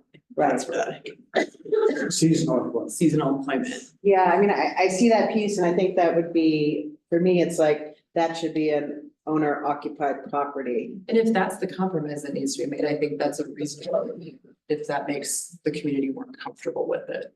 Makes me more comfortable. Yeah, the first 5 years first 10 years I lived in this town, I was a renter and the owner lives in Nebraska. And so it wasn't an ADU, but my landlord didn't need to live here for me to be able to resolve any issues. So I think it's really important that we we realize that we're speculating about what owners are like and what renters are like. And that makes me really uncomfortable. Because there's crummy owners. You might have a really crummy neighbor who buys a place and they're awful. And you might have really, really great renter neighbors. Being an owner doesn't make you awesome. Being a renter doesn't make you bad. Especially in today's economy. I mean, it's so much harder for anyone to buy a home these days. Everyone the young people in the world today that are 30 something or younger, the chances of them being able to buy a home are so much slimmer than they were for my generation. And so they're always gonna be renters. And I could name probably half a dozen people that I've run across in this town that own their home that are not as nice as most of the renters I know. I mean, that's a fact. It's just a fact. Some of the concerns about why it has to be owner occupied, I just don't agree with. And I think having long-term rentals is the most important thing. There is one other point to that, yeah, John. Another way of thinking about this is we're legislating who can live in a property based on their status as owner or non-owner. And that's a really slippery slope. Our job as a town council is to say, this property is for long-term occupancy. This is a single family residence. This is not a short-term rental. That is our job. I think it is really important that we consider, we're now deciding a status. You're a homeowner and you're a non-homeowner, and you can live in this building, but you can't. And that's a real icky feeling when you start thinking about the implications of that. It's tricky. And I think that the other side of that coin is that the issue of vacant houses, second homes, is a separate issue that we have to deal with, like a vacant home tax that has been talked about a lot in ski towns currently. So that's the way I think we should be addressing that. That's the issue is, the investors are scared. We need an investment tax. We need an investment Totally real estate tax so that it de-incentivizes somebody coming in and buying properties and letting them sit vacant. And another one. Jennifer. Hi. Jennifer Nelson? Yes. Can you hear me? Yeah. Oh, great. This is Jennifer Nelson. I'm on the Planning Commission. And I just wanted to put my 2 cents in. I do agree with some of the people that have stood up there, Pam Foister and Therese. I kind of back up the idea that we are having a missing link between the long-term and short-term rentals. If you don't have owner occupancy in one of those two, you rent out both of them, you are able to rent out the primary location as a short term. And I think that kind of takes away from us doing the ADU incentives. So I feel like I feel strongly that we should approve the ADU provisions tonight or next meeting, and then have further discussions in the future where we can really hash this out and try to figure out a solution to the owner occupancy, because I think it's very important and something that we should spend time thinking about, and something that we're able to address both sides of the issue. Thank you. Thanks, Jennifer. Anyone else? Yes, Jim. And just quickly, you're aware that people are living in ADUs and primary residence currently. You can't enforce what's already on the codes.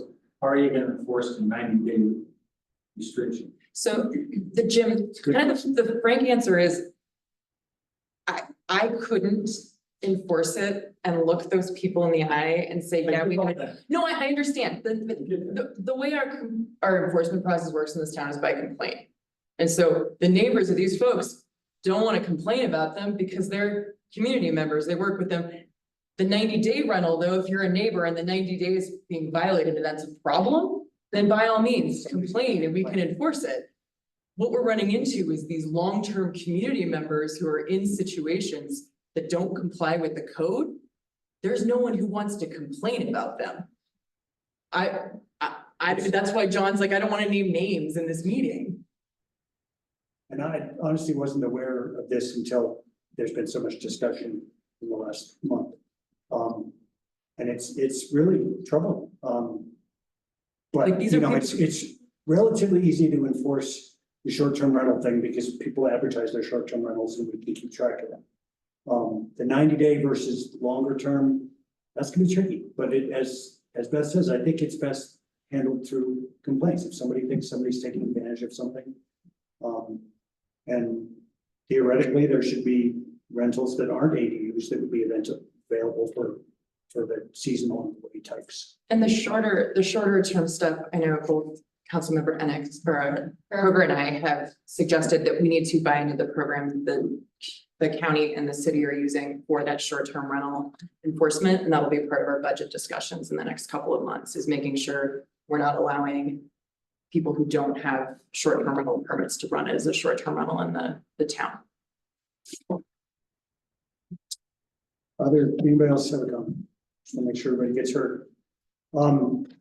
So seems to me that the tricky question tonight is, there's two aspects of the ordinance in front of us right now that are, that have been raised as concerns. One is the owner occupancy and the other is the number of ADUs allowed on a larger parcel. I personally think that both of those are important enough, and this is no denigration. Believe me, I sit on planning commission, so I get that, you know, sending it back is not necessarily going to be appreciated by some of the planning commission members, but I think it's the right thing to do. If council feels differently, let's talk about it. Mayor, Yes. if I may, procedurally, that would be my preference. I think it gets a little confusing if it's introduced tonight and then referred back to the planning commission for some additional direction and kind of what are the time frames. So it's easier to track from legal's perspective with respect to if it's referred back to planning commission and then brought back forward. I'm not going to be able to vote for something that hasn't had the owner occupancy requirement. I'm not also going to be able to vote for something that a planning commissioner said, if the properties around my house were built out as proposed, it would ruin my neighborhood in reference to the 3 ADUs. I agree. I do want to again thank planning commission. And also, sorry, I think it has to come back. In my opinion. You know, when we approved it and sent it forward, we knew there were still issues with it. And that was, commitment was, we're gonna continue to look at this or look at this again in a year or even sooner if something comes up. So I have no issue with the idea of referring it back. Yeah, we've never assumed that this was the be all and all. I think we're just saying these changes are important enough that it all needs to happen together. Okay, We so did feel there was a bunch of good things in it as Yeah. well. Oh, yeah. Oh, no, I've like got my notes, like action number 1 is great work on the streamlining the administrative process, great work on the plan review fee piece, like all of that. yeah, there's a lot of moving parts in this, most of which are excellent and have been fully vetted. They're just the two critical issues in my book. So if there's consensus to send it back, then we don't even need a motion to do that. Basically tabling it. Sending it back. Can I ask a question? This is Jennifer. Sure. If we send it back, is it possible to have a separate meeting with the planning commission as a Work session? work session? With council? Is that what you're saying? Yeah, Yes. it's possible. Finding a day that works for everybody would be, but since there are 2 councilors on the planning commission, that would help. And maybe not every council member would have to be there. But yeah, we can do a doodle poll and see about a special meeting or possibly even just say, as many councilors as possible come to the regular planning commission. Sure. That seems fair. I mean, it's all, yeah, please come. I think it would help. That's a good suggestion, Jennifer. Anything else on this one? Appreciate everybody's input on. Yeah, it's a good discussion. All right, so that takes us to item number 14, which is ordinance number 04-2024, amending section 7-4 of the zoning regulations of Ridgway Municipal Code relating to parking standards. Hopefully this one will be easier. Yeah, hello, that's gonna be me again. Oh, sorry. I gotta go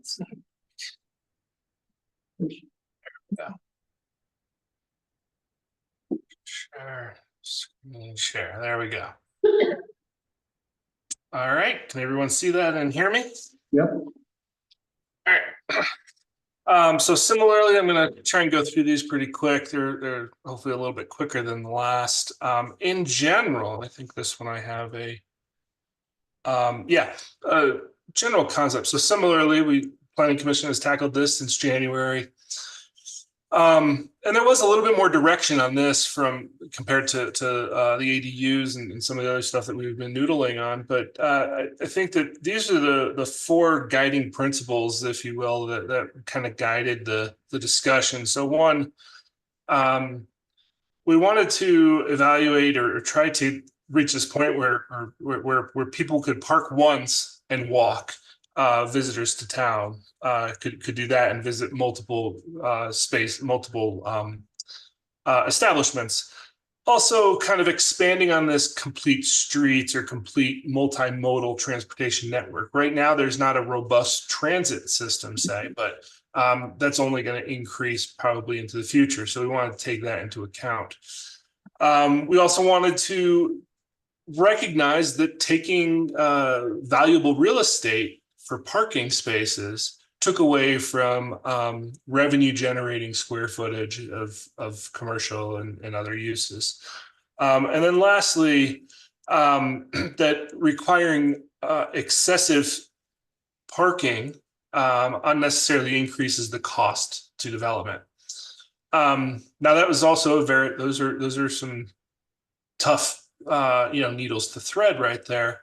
But luckily the town, if you're not aware, the town did do a parking study or analysis in 2018 that essentially said that the town had 4 times the required parking, the necessary parking in town. And so we had some good guidance there and some really good discussions throughout as well. So those were kind of the background, kind of what kind of led us through the conversations, if you will. And again, similarly, we had monthly meetings and landed with a hearing in August that resulted in a recommendation to what you're seeing in front of you this evening. So there are fewer kind of changes or amendments or updates that we want to talk about, but similar to the other one, I just want to go through each of these a little bit, and there's more detail in the staff report. But essentially, the big thing we did is reduce the overall required parking standards across the board and simplified the table, the use table. Just to kind of take you through our journey, we took the 2018 assessment that said there are 4 times the number of parking spaces that were necessary. So we said, all right, as a starting point, let's just cut everything by 4 and do a quarter of it. That was a little bit too much, maybe, with the Planning Commission. And so we ended up essentially from where we are today to what's being proposed, about half the parking requirements.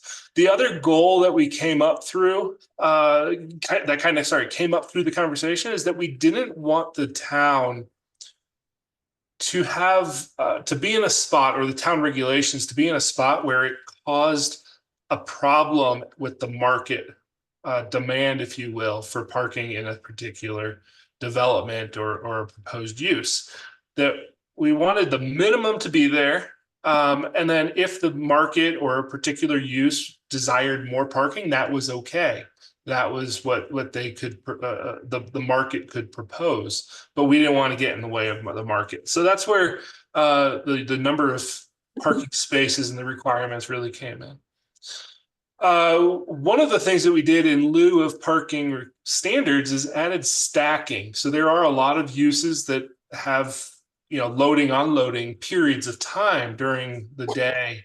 And so we focused a little bit more on stacking requirements rather than parking spaces.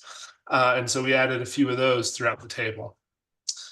We introduced new section on shared parking plans. Now, just in concept, this, this example of a coffee shop and a wine bar have clienteles at two very different points in the day. We don't need to double dip those parking, or we can, double dip those parking spaces, so you don't have to over park either of those. And so the concept is that if you can come up with shared parking agreements within a certain distance of your property, that can be used for to meet your off-street parking requirements. So we're not, if you will, thinking about the whole concept. We are not waiving parking requirements. We are just kind of doing a shell game and shifting things around that makes some sense. We also expanded the bicycle parking requirements, both the requirement, but also the allowance to say, hey, you could add two more bike parking spaces, and that can reduce your parking requirements for, for automobiles. Again, to try to incentivize that type of community. We introduced a new section on minimum EV ready electric vehicle parking spaces. I just want to, yeah. So this is where it would, if you're required 15 spaces or more, you would be required to install these facilities, and then there'd be a fee in lieu if you didn't install them, so that the town could install them on public property or in the right of way. Added a separate section for the overall parking reduction and modified existing reductions based on zoning districts. So currently there are a couple of statements that I would say are kind of just out there that say, hey, in the zone district, you don't have to do these things. We kind of formalize that a little bit more. And essentially in a lot of the residential, the more the downtown residential areas, we wanted to allow required off-street parking to be provided on street also. So again, use that right of way that we have.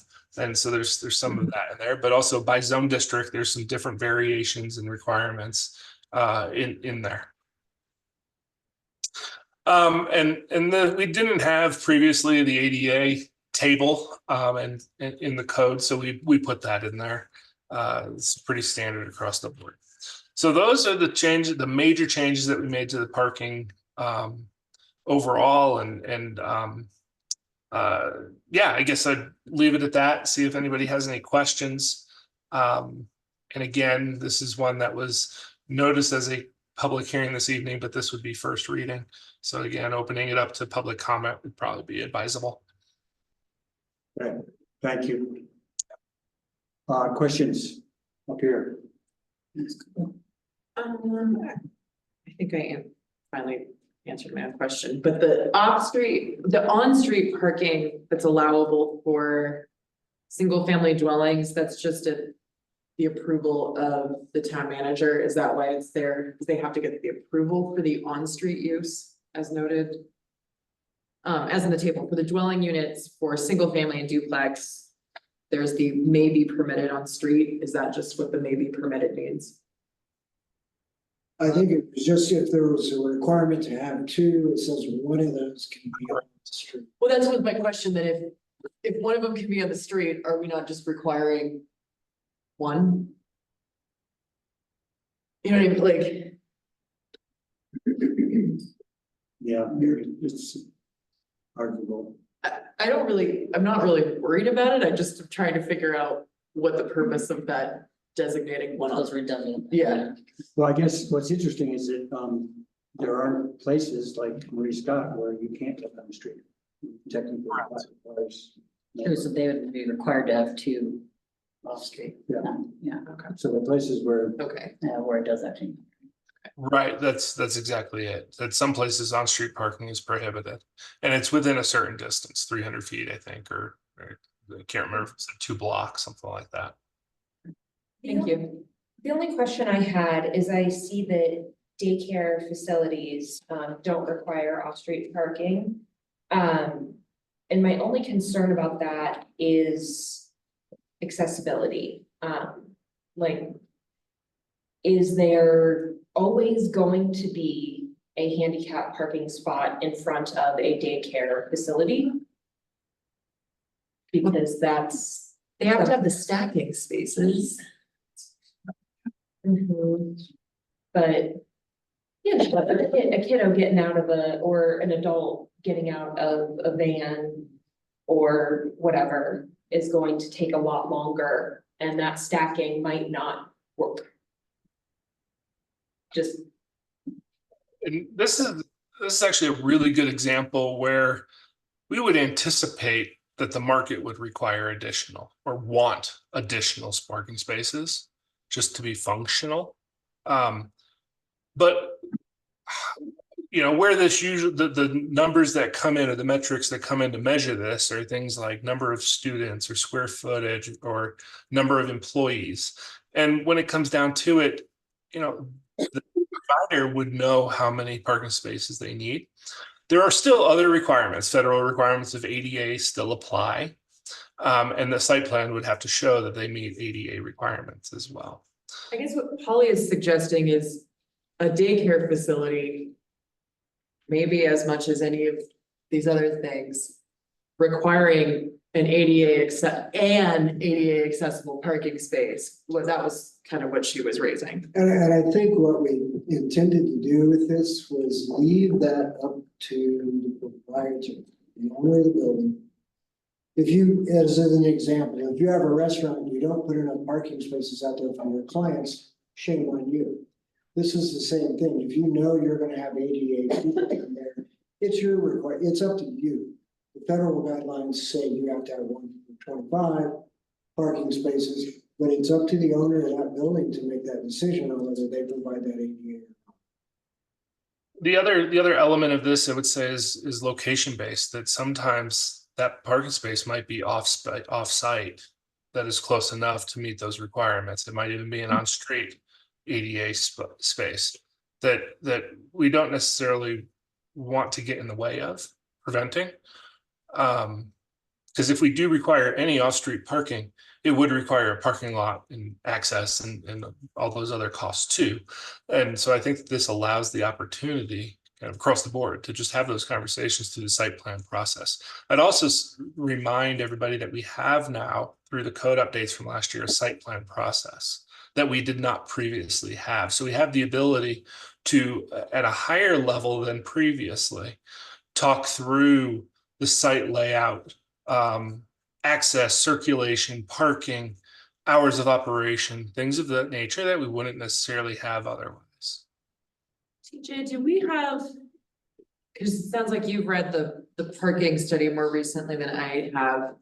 Is there a standard for how frequently we have on-street ADA parking? Like, is there a standard for how frequently we have that within town?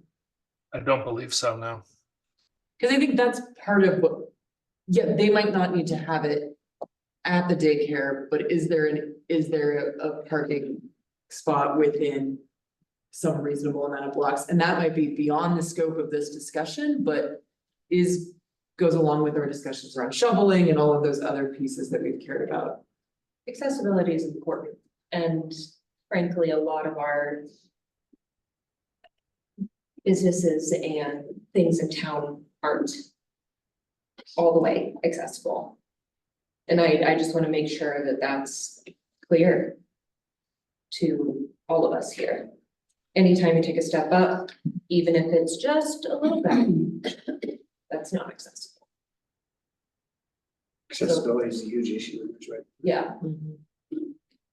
And, you know, even getting to the elementary school from the town center is not necessarily all the way accessible. You called out daycares, Which is like a hard left turn, but you called out daycares. We don't have any pharmacies right now, but that's a place where an ADA parking spot or in drive, but something might. But that's back to like, Yeah. the owner of the pharmacy, it would make sense they make sure they have it. Because they know a lot of their clientele are gonna need. That it. goes back to, Yeah. you know, is this a larger, if Yeah. they're trying to utilize on-street parking? Yeah. Is it 3 blocks that we, you know, you gotta go 3 blocks away before we had one? yeah. And neither of our old pharmacies were 100% accessible because you can't turn a power chair into the old Sunshine spot and the apothecary. This is not shade. This is just awareness. Right. Stacy's apothecary was up a step. So neither of our pharmacies were actually accessible. Can I make a suggestion on this discussion? Is that I think the numbers that planning commission came up with on all of this all totally make sense. Which is why I asked if we had a policy around town spots in hopes that we could just talk about that when we talk about that piece. So, but as far as the work done on spots, you know, parking spots per business.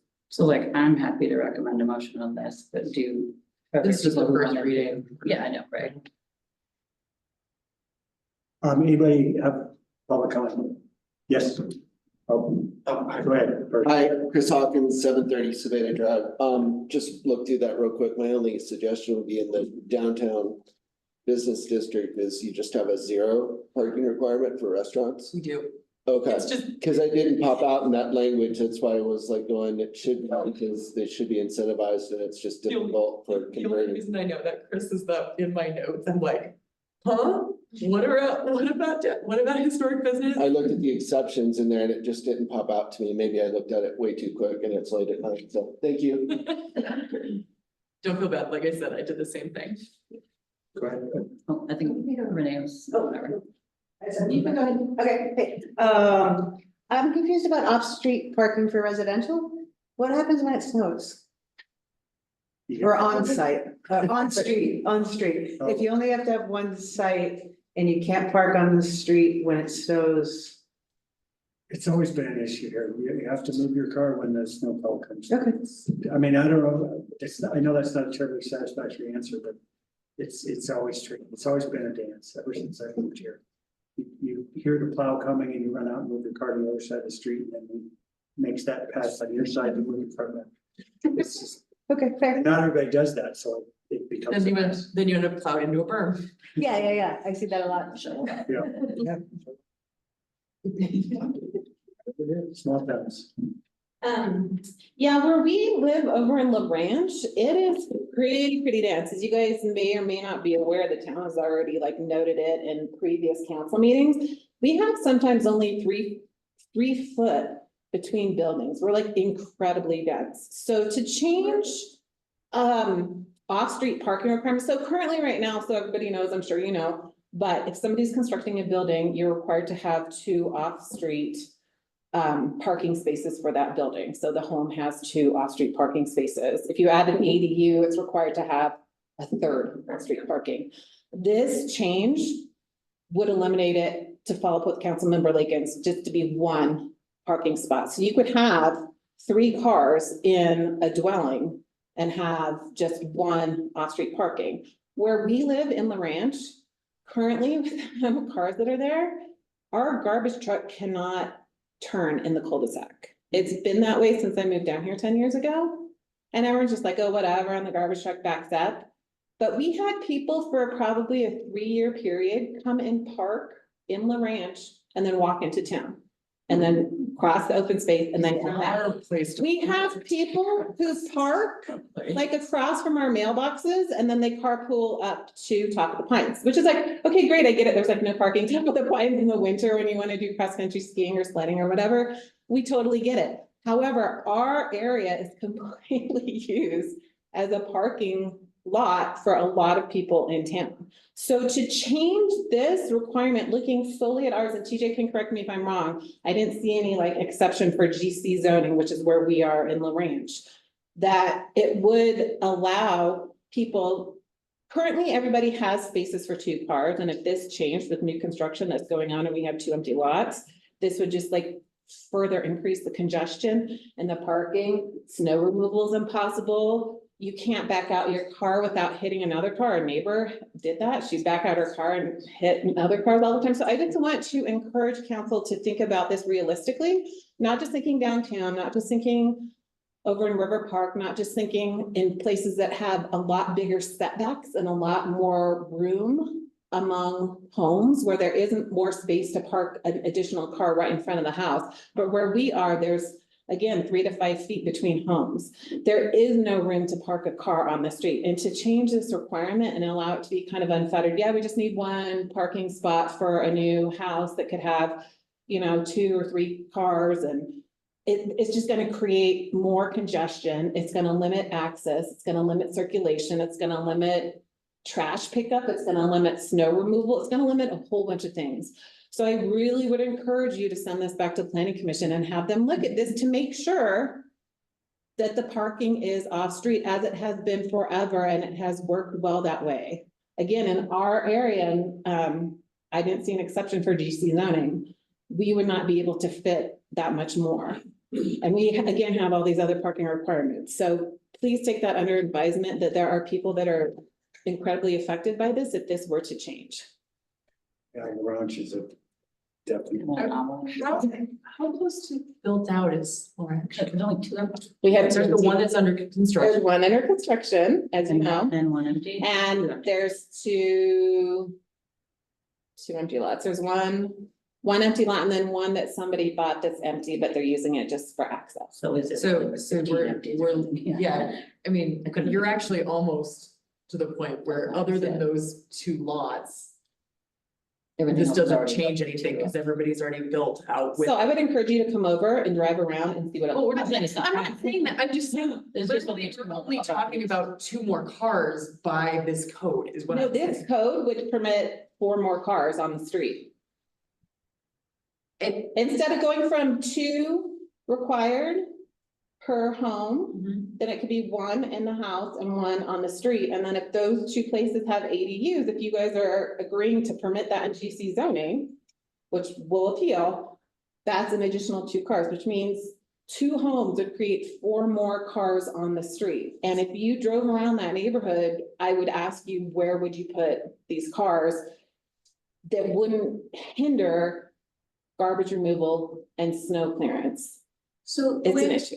the way I'm reading this is it says 2 spaces per dwelling unit, 1 required parking space may be permitted on street. we don't have to. We don't have to. Don't have to allow it. It's may be permitted. Right, So but are you on a going case by to? case basis, and in the Right. ranch, probably not gonna be permitted.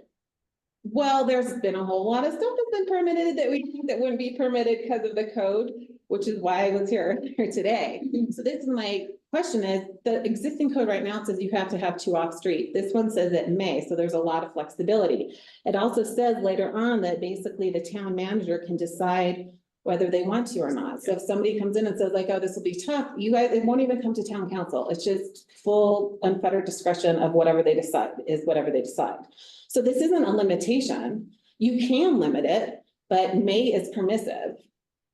And thanks.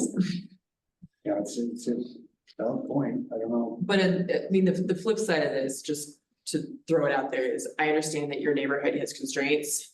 I was really concerned about how it was gonna work when the water garden project went in, and I was like, I thought we were gonna see a whole lot more parking in my neighborhood with not allowing parking on this section of Laura Street in front of those developments. And as it turns out, my neighborhood could absorb it. So it's it's that piece. Well, So maybe the part that you're suggesting is you would like some sort of appeal process beyond just the town manager, because I think for large chunks of town, this actually does work. And you've raised a really good point about your neighborhood. So do we have any ideas for additional a simple guardrails? solution would be to require 2 off-street parking No, in GC zoning. That would be a simple solution because your neighborhood was able to absorb it. I'm telling you right now, existing and there's 2 empty lots that can't absorb it. No, that doesn't answer it, because what if other It's a simple solution. No, what if other GC areas can absorb it? We need to probably Can we stay with? rein this back in and not have a lot of back and forth. I mean, your point's well taken. We need to try and figure it out. Yeah, I don't know. Council needs to decide what to do about this. And if I could just make one final point, just because it's absorbable in one area of town does not mean it's absorbable in others areas of towns that already have max density in that area for parking. Thank you. Thanks.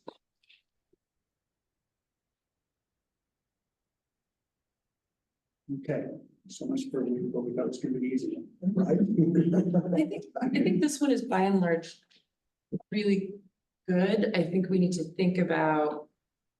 I don't quite know how to specifically address this because I think most places in town, as shown in that parking study, this isn't a problem. I don't know whether it would be possible to create some like resident only parking for like. But Is one other thing. I mean, I think since it just says may, and we do have the option to say, maybe the next L'Orange house that gets built, they have to have off-street parking because it's a known congestion issue. Since we do have the option to do that, I would vote we approve this first reading, but. well, I think, yeah, we just bring it back next week and. I think we need to ask staff to take a long hard look at the specific areas like the launch that are challenged by parking already and see if there's a way to address that. And I think there probably are ways.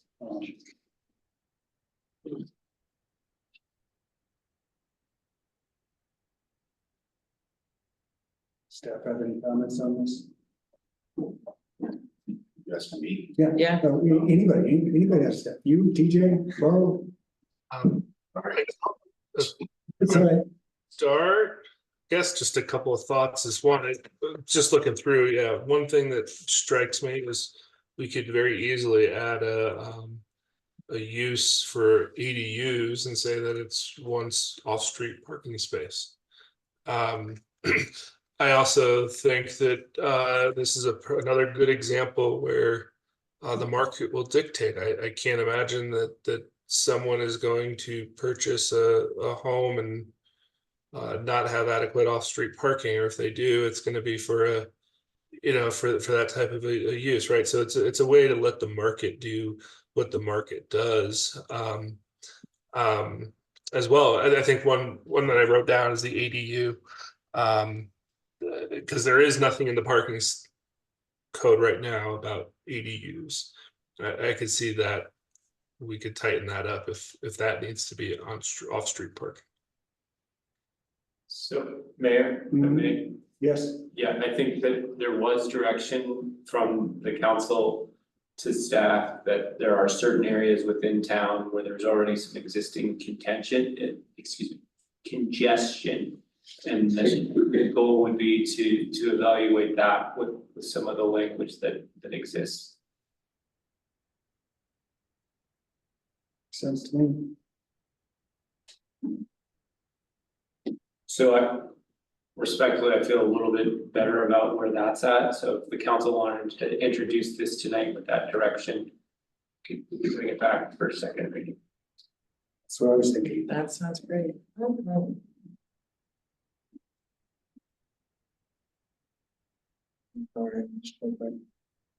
So I move to approve ordinance number 4, 2024, an ordinance of the town of Ridgway, Colorado, amending section 7.4 zoning regulations of the Ridgway Municipal Code regarding parking standards on first reading, finding that the criteria set forth in RMC 7-4-3 D3 have been met with the following condition.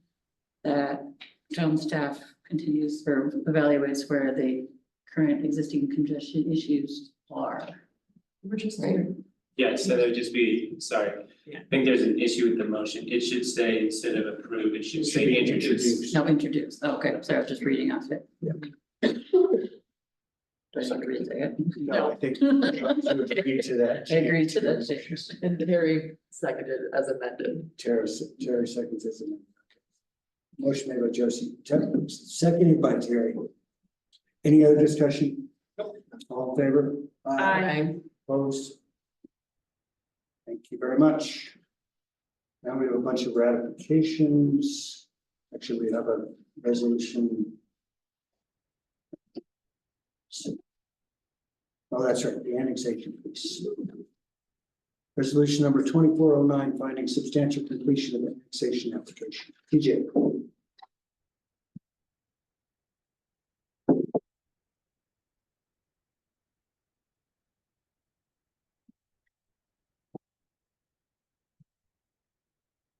Nope, you were up for a second. No, you're not. Now you are. Muted. And you're muted. Oh, goodness. It's getting late, I know. Yeah. That would have got a lot faster, guaranteed. So the last time you get to hear from me this evening is on an annexation request here, and this is the Dalwhinnie and Ridgway Athletic Park annexation. Sorry, I need to adjust.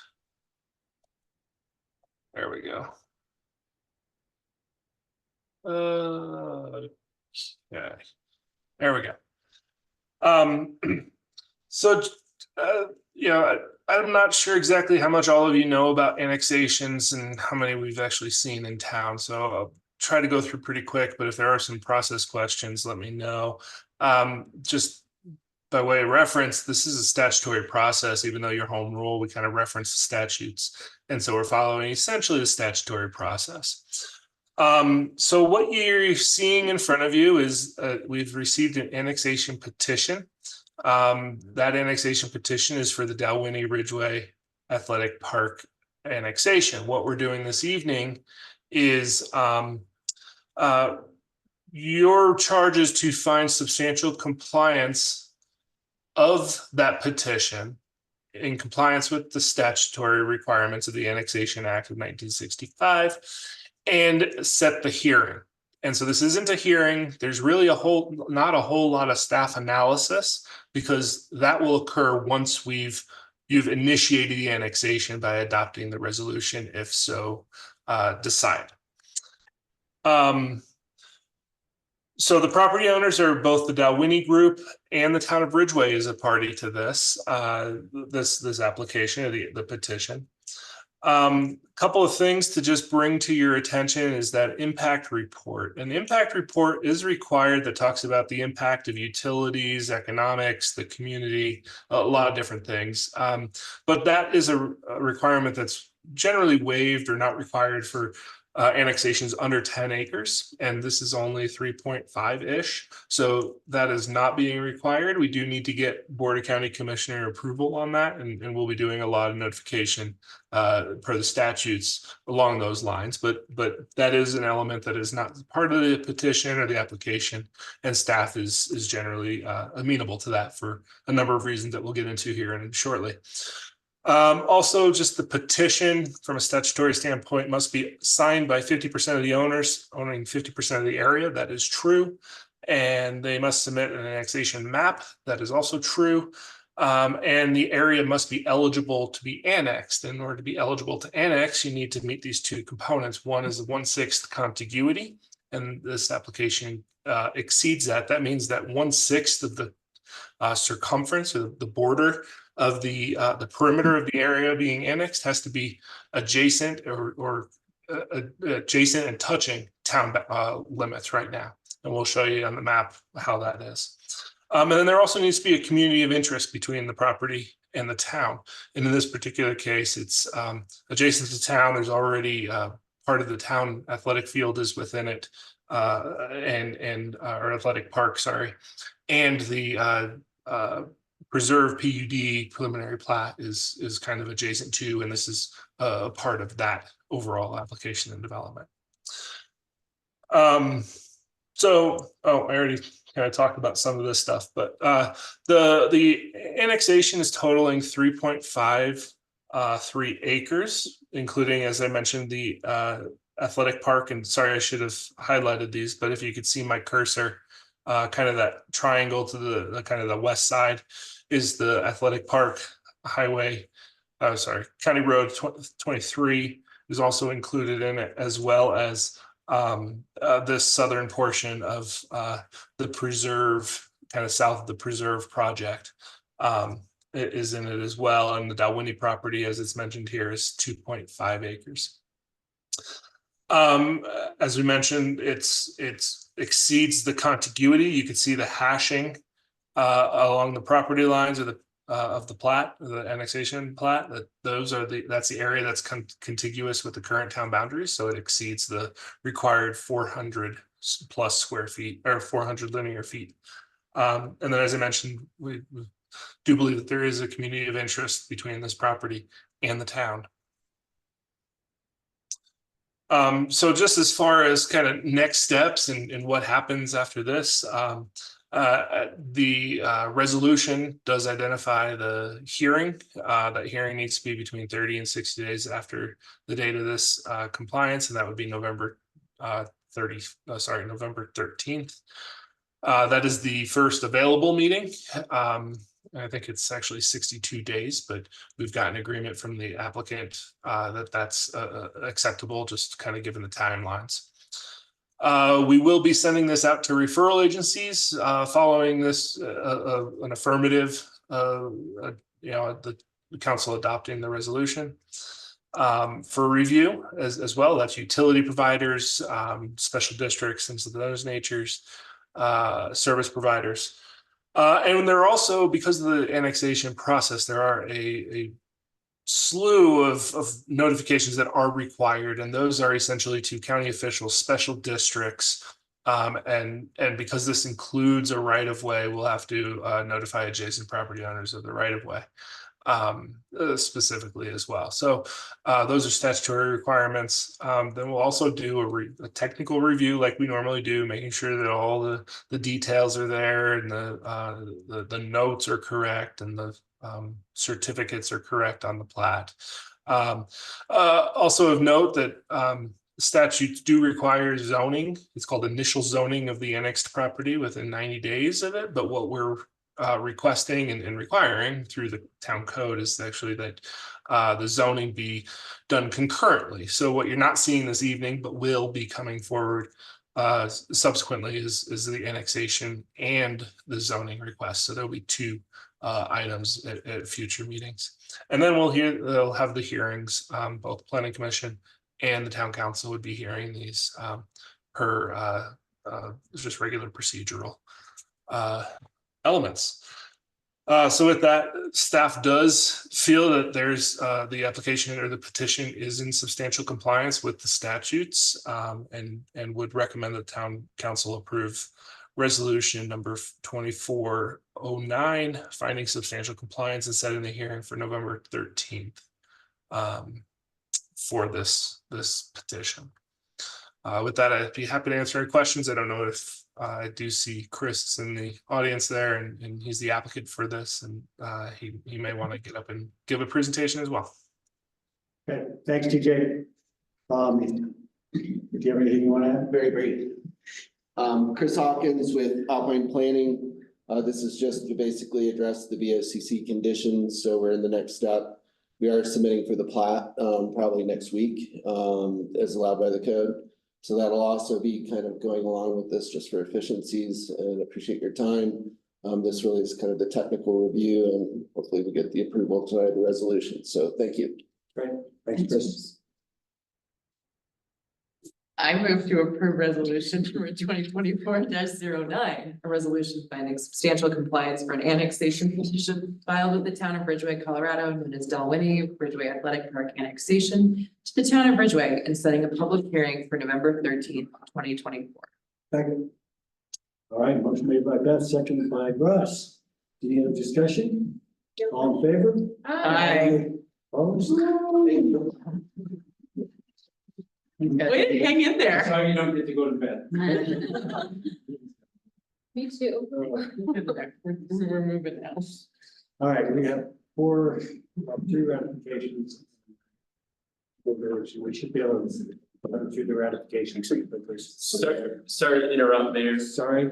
I know, we're gonna get some momentum, and, so, we've got it scheduled for, agenda item 19.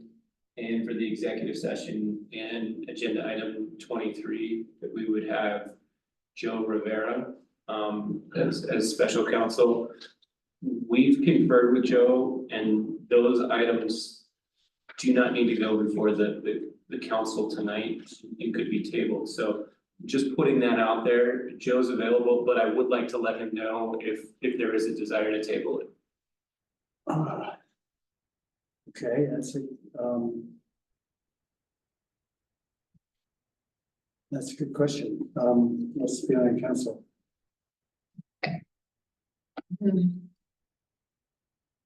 These next. It's around 19.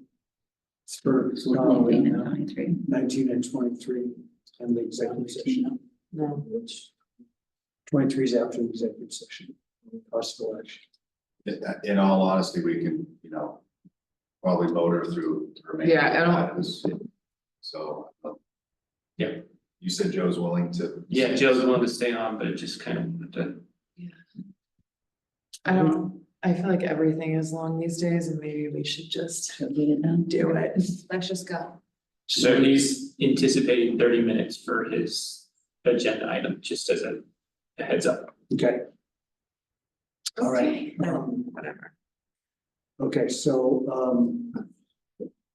item number 16 is ratification of amendment of recession. Gotcha, sorry. Confirmation or amendment of recession of emergency restrictions on burning fires within the town of Ridgway. Obviously, the day after our last council meeting, the county rescinded their stage 1 fire restrictions, so we did the same. Can I have a motion to approve the? I move to confirm the rescission of emergency restrictions. Second. All right, motion by Russ, second by Paul, all in favor? Aye. All right, number 17. Ratification of letter of support for the Grand Junction Regional Material Recycling Facility Project. Any questions about that? Yeah, so I actually do, sorry. I know we remember in Montrose, is this a bigger facility that would benefit the region as a whole? Yes. Okay, cool. That's all I. Yeah, right now, everything's hauled to, Salt Lake City. Oh, wow. Okay. Yep. The way Chris is represented. Terry moved, I'll second it. Okay, motion by Terry, second by Beth, all in favor? All right, number 18, ratification of letter of support for monthly grant selection committee from the chamber. Questions? I move to approve the letter of support to the Colorado Tourism Office. Second. All right, motion by Russ, second by Russ, all in favor? Aye. Opposed? No. Item number 19, resolution number 2408, authorizing the exercise of the town's eminent domain authority to acquire. No, wait, we're waiting on that one. We need to do your added. Yeah, the added letter. Yeah, the added letter, which you have in front of you, which is for the club. For those of you who are newer, we actually supported this years ago, even after the Core Act. This is kind of a similar thing to the Core Act, but we have supported this before, and I'm assuming the council will be okay with supporting it again. Any questions? Just like that it's called Gore. Types of peanuts. For all the weird acronyms they come up with. This one's good. Love it. I move to approve the Gore letter. A second that. The motion by Tony, second by Beth, all in favor? Aye. And they passed unanimously. Do we want to talk about 20 through 22 first? Yeah. Before we jump back. Oh, no, yeah, let's go ahead. Yeah, why don't you guys do that? Do that before we jump back to 19, right? So, I'll jump in there if that's all right. Yeah. Budget calendar is the same as it was, last month. October 12th is the budget retreat unless Terry wants to change it. Terry canceled his camp. He canceled his camp. Terry. I know, well. Terry. Strategic plan progress report, I was hoping to wrap that up and get it out today. I did not, so I forgot to ask that to be removed, so my apologies, but I'll email that out once it's ready. With all the updates on stuff, my apologies on that. No worries. And then on the manager's report, happy to answer any questions. Really quick though, you know, we talked all day about some of the folks we've lost recently, but Heidi Hansen, Juana Taylor, longtime lead. The other things worth talking about now, and it's not in the report, but next tri-agency dinners, trying to, the county's hosting the next tri-agency dinner. They're looking at December 5th. That's a Thursday. Will everyone do me a favor and look at their device or phone and let them know 5:30 Thursday, December 5th may work. End with the next tri-agency. And I can let Hannah know that. I can make that work. I can find, what? 5:30 on the 5th, Thursday, the 5th. Thursday, December 5th, yeah. Jake, you Yeah, good. I'm gonna be out of town, but that would be okay. I think everybody. I'll be out of town too. Actually. Sorry, Seriously? Y'all don't need me there. We want you there. So, okay, well, I'll let them know, December 5th works. Something to think about, adopt a highway sometime this fall. We can send out a doodle for that. That'd be good. I just would like to say, just because I think it needs saying that, the loss of dear Wanda is something that's just weighing us all down. I just want to say, we love you, Wanda. We're so sorry. And, I haven't been able to talk to her daughters, but, I know that they'll plan, I'm guessing probably in spring for. I heard a rumor of October 12th, but I don't know that to be true. Oh, Interesting. that would be, Yep. okay. Retreat day. Well, maybe if it starts at 2. And then the offset fundraiser, like, let's go. Yeah. So I heard a rumor, couple, one would be a quickie that would be potentially October 12th, and then a larger one in the springtime. Kind of like the Queen's birthday, which we thought was appropriate for one. Yes, We that's should it. have. Well, yeah. Such a loss. So many losses. It's really been a tough year. Yeah. Happy to answer any questions so about. Any other questions for Preston on the report? It's a full one this month. Yeah. Extensive summary of the water situation.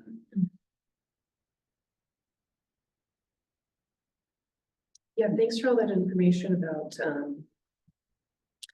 the diversion. That was really well done.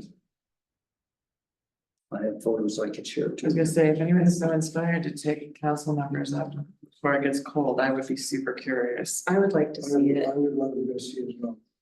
Maybe we could, If you want to. Find a day. And that way we're not, yeah. yeah. Probably like either late afternoon or weekend. And yeah, I have a 5th-hour plan. So time I can, so you could leave. I can make that work. This afternoon. Maybe you could do a dual poll, or everybody else could send you dates and times that works for them. Yeah, we're talking about a site visit. Yeah. Essentially. All right, should we do 19 and then executive session? Is that how we're gonna do this? That sounds great there. Sure.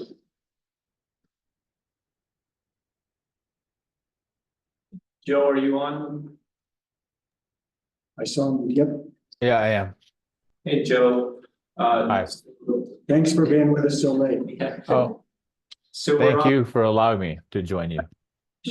resolution, number 2024-08, resolution of the town council, town of Ridgway authorizing the exercise of the town's eminent domain authority to acquire real property for a recreational path. Mr. Rivera, would you like to kind of go through why this is in the packet? Okay, thank you. And good evening and thank you for your time. I know it's late and I'll do my best to move through this quickly and concisely and get you the information that you need. So there are two components of this particular item for tonight's agenda. The component that we're handling now, the passage of the resolution, and then the component to come would be the executive session. The resolution is to talk about the condemnation process and to reaffirm the commitment to condemnation if necessary. And that's the component and the goal of the first bit is to reaffirm the condemnation or the acquisition of the property by condemnation if necessary. And then the second portion, the executive session portion, we will discuss negotiation strategy and we'll get some guidance from you regarding how to develop a negotiation strategy and how to move forward in terms of negotiations.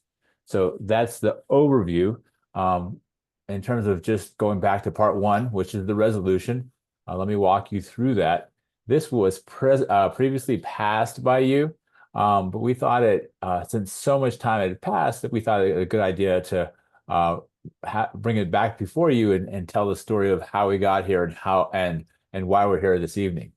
So as you know, this particular item has been on your radar for quite some time. According to my notes, the first time that this town staff reached out to the homeowner, the landowner at 539 Marion Overlook, was in the winter of 2022. And he tried, the town staff, I believe it was Preston, tried to reach out to the landowner in terms of trying to negotiate, work out a deal about the purchase of a recreational trail easement. That was not successful.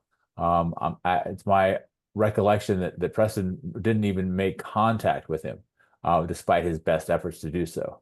So we came, and then so I was brought on board, and I came before you in early summer of 2023, and we looked at this resolution that you have before us, before you, a version of it, and you approved it, and you basically said, hey. You advised us to go back to go to the landowner and try to engage in negotiation to acquire this particular property. And we sent out what's called a notice of intent, which is a notice of the intent to acquire the property by condemnation and advise the landowner of their rights in that process.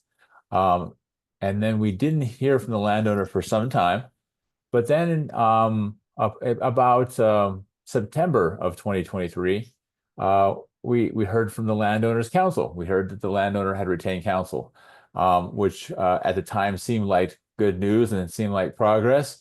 And from September of 2023 until about a month ago, maybe 2 months ago, we were working with council to try to, a landowners council to try to negotiate the acquisition of this property. Those efforts fell apart when about May or June of this year, I think maybe June, maybe May, one of those two, I have to, didn't quite get the exact date, but May or June of this year, when we learned that the landowner had basically fired his counsel and fired his appraiser. There was some discussion between September of 2023 and May of 2024 of the landowner obtaining an appraisal. And there was discussion of the town and the landowner trading appraisals and working out a deal based on that exchange of information, but that did not come to pass. Instead, the landowner fired his counsel and terminated his relationship with the appraiser. Based on that, we are here before you to basically give you an update as to what happened and basically get a temperature check from you to find out if you're still interested in obtaining this property through condemnation, and if so, I walk you through how that would come to pass. So the the item on the agenda remains the acquisition of a recreational trail easement over 539 Marion Overlook. If you look at the resolution, I'm going to walk through some pieces with you. And let me share actually a bit of the screen here. Little, I don't know how big it is at your shop on your side, but let me help you here. So I have before you the resolution, and the important pieces or the pieces I'm going to draw your attention to are sections 4 and 5 and 8. Okay, 4 is on page 2. And in order to begin the condemnation process, there are prerequisites. And we've talked about these prerequisites in the past, but I think it's important to revisit them. The first prerequisite is to engage in good faith negotiations and comply with all notice requirements. I believe we've already complied with the notice requirements by sending out the notice of intent. And I outlined to you that that was the negotiations that we hope to come from them did not come to pass. Now we are in a condemnation posture where we would enter into negotiations, and if negotiations are not successful, with your permission, move into condemnation. So there is a good faith negotiation requirement. And with your permission, what we would do is we would make one final effort to negotiate with the landowner to obtain or agree on a price for the property interest. And if we're not able to come to an agreement, we will have satisfied the statutory prerequisite. We'll have satisfied our duty and checked all the boxes necessary to move on to the condemnation process. And then we would move to condemnation. So that's what's before you, is to let you know about the next steps and get permission from you to make a one last final attempt to engage in good faith negotiations with the landowner and attempt to come to a negotiated price for this recreational trail easement. If we're unsuccessful with that, your approval of this resolution would permit the town attorney to guide me to basically file a condemnation action and enter into continued negotiations to try to acquire the property and move forward with all steps necessary to ultimately acquire the property through the condemnation process. That's basically it in a nutshell. Section 8, I want to draw some attention to that because there is a little bit of a cleanup we need to do here. Section 8 reads as follows: the town manager or his designee, in consultation with the town attorney, are hereby specifically authorized to make such reasonable or necessary amendments and corrections to the terms and or legal descriptions of the property interest to be acquired, including authorization to include such additional or other property rights necessary or desirable for the town. This is a standard provision that is placed into resolutions that approve condemnation because things come up that make changes to the property interest required. And that particular instance has happened here. I would like to take your attention to the picture, and you're seeing that there, the Exhibit 1. It's a slight correction is necessary regarding the description of the property interest. If you see there, you see the, I think it would be like an orangish yellow line. That is the correct location of the easement. However, the red line indicates that that is the outline of the lot, and that red line is not correct. If you can see my cursor, the lot actually. Joe, Do you? we're not seeing your screen. Oh, you're not? Oh, I apologize. I thought you were. Okay, let me try again. I think we get what you're talking about, but. Okay, how about now? Do you see it? Yeah. Oh, good. I thought you were saying my screen. I apologize. Okay, so the orange right there, or yeah, I guess it's orange or yellow. That is the correct location of the 10-foot wide recreational trail easement. What is not correct is the outline of the lot. The lot in this particular photo is outlined in red, and that is not the correct configuration of the lot. The lot actually extends over 20 feet to the east, and encompasses that area right there, which in real life and on the picture is a driveway. And that particular lot has that driveway as part of the lot. And there is an easement. There's actually two easements on that 20-foot strip. There is a 10-foot easement purchased by the town that's a utility easement. And then on top of that is a access and driveway easement. And so that 20-foot strip is doubly burdened. It has a 20-foot utility easement and also a access and driveway easement for these three lots. So it'll have the 539 lot and then the two lots to the east. And if you can see from the picture, you can see that driveway and you can see how it kind of makes a U-turn and goes to the house that is two lots over. And what we learned through the appraisal process is this area back here. You can see my cursor.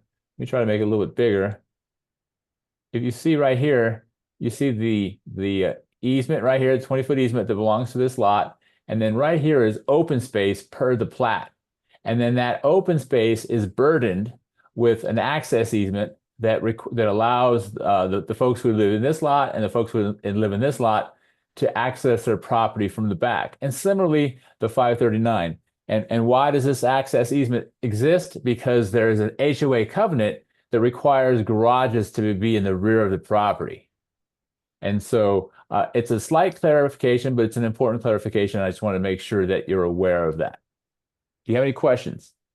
Yeah, this gives me great comfort. The western line is going right through the middle of my truck and my solar array.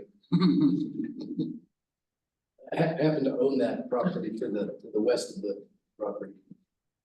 Oh, okay. This one right here, sir? Yeah, that's me. No. Oh, okay. I'm on 535. 535. Yeah. Okay. So I'm glad I didn't build my house in the wrong spot. And while I've got the floor, there's also a typo in the resolution that I should draw your attention to. Oh, please do. It's in the sixth whereas. And the last couple words says a recreational trial instead of trail. Okay, perfect. I'll make sure that's fixed. I will make sure that's fixed. It says that all of them. All of them? Okay, I'll fix them all. I apologize for that. Trial. Yes, I will fix. I'll make sure that all of them are fixed. I apologize for that, and thank you for catching that. Okay, so that's it. So with the passage of this resolution, it basically gives to the town attorney the authority to take the steps that I've outlined and discussed. And if you'd like, I can provide to you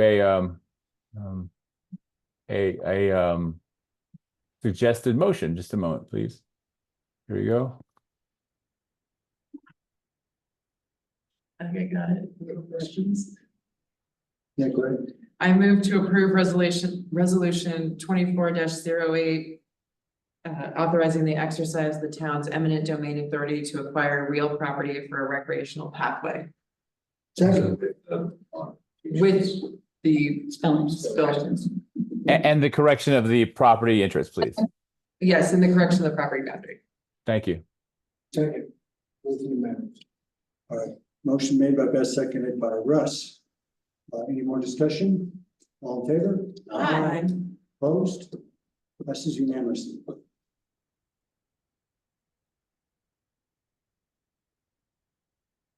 Okay. So that takes us to the executive session. Yes. Are we ready, Mayor? Yes. All right. If we could get a motion to go into executive session pursuant to 24-6-4024B for determining positions relative to matters that may be subject to negotiation, developing strategy for negotiators and or instructing negotiators under CRS 24-6-4024E, and then, 4024B for the purpose of receiving legal advice on a specific legal question all concerning the recreational trail, the possibility of the creation of a recreational trail on real property located at 439 Marion Road. So moved. Second. Made by Polly, seconded by Russ. All in favor? Aye. Opposed? Passes unanimously. What was the address you had? Thanks. 539. Okay. Are you guys doing back into open session after this? There is possible action after. Okay, I'll wait up. Great, thank you. Thanks for staying so late. Of course.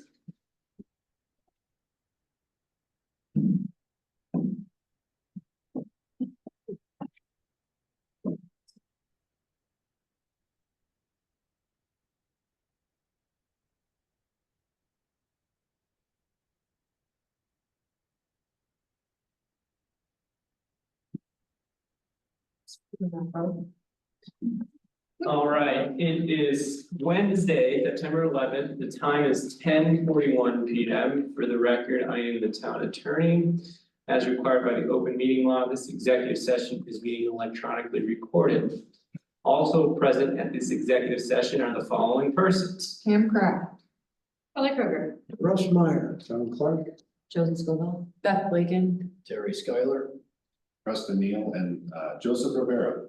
This is an executive session for conference with the town attorney for the purpose of receiving legal advice on a specific legal question under CRS 246424B, determining position relative to matters that will be subject to negotiations, developing strategy for negotiators and or instructing negotiators under CRS 246424E concerning the possible condemnation of real property, the creation of a recreational trail lawn located at 539 Marion Overlook.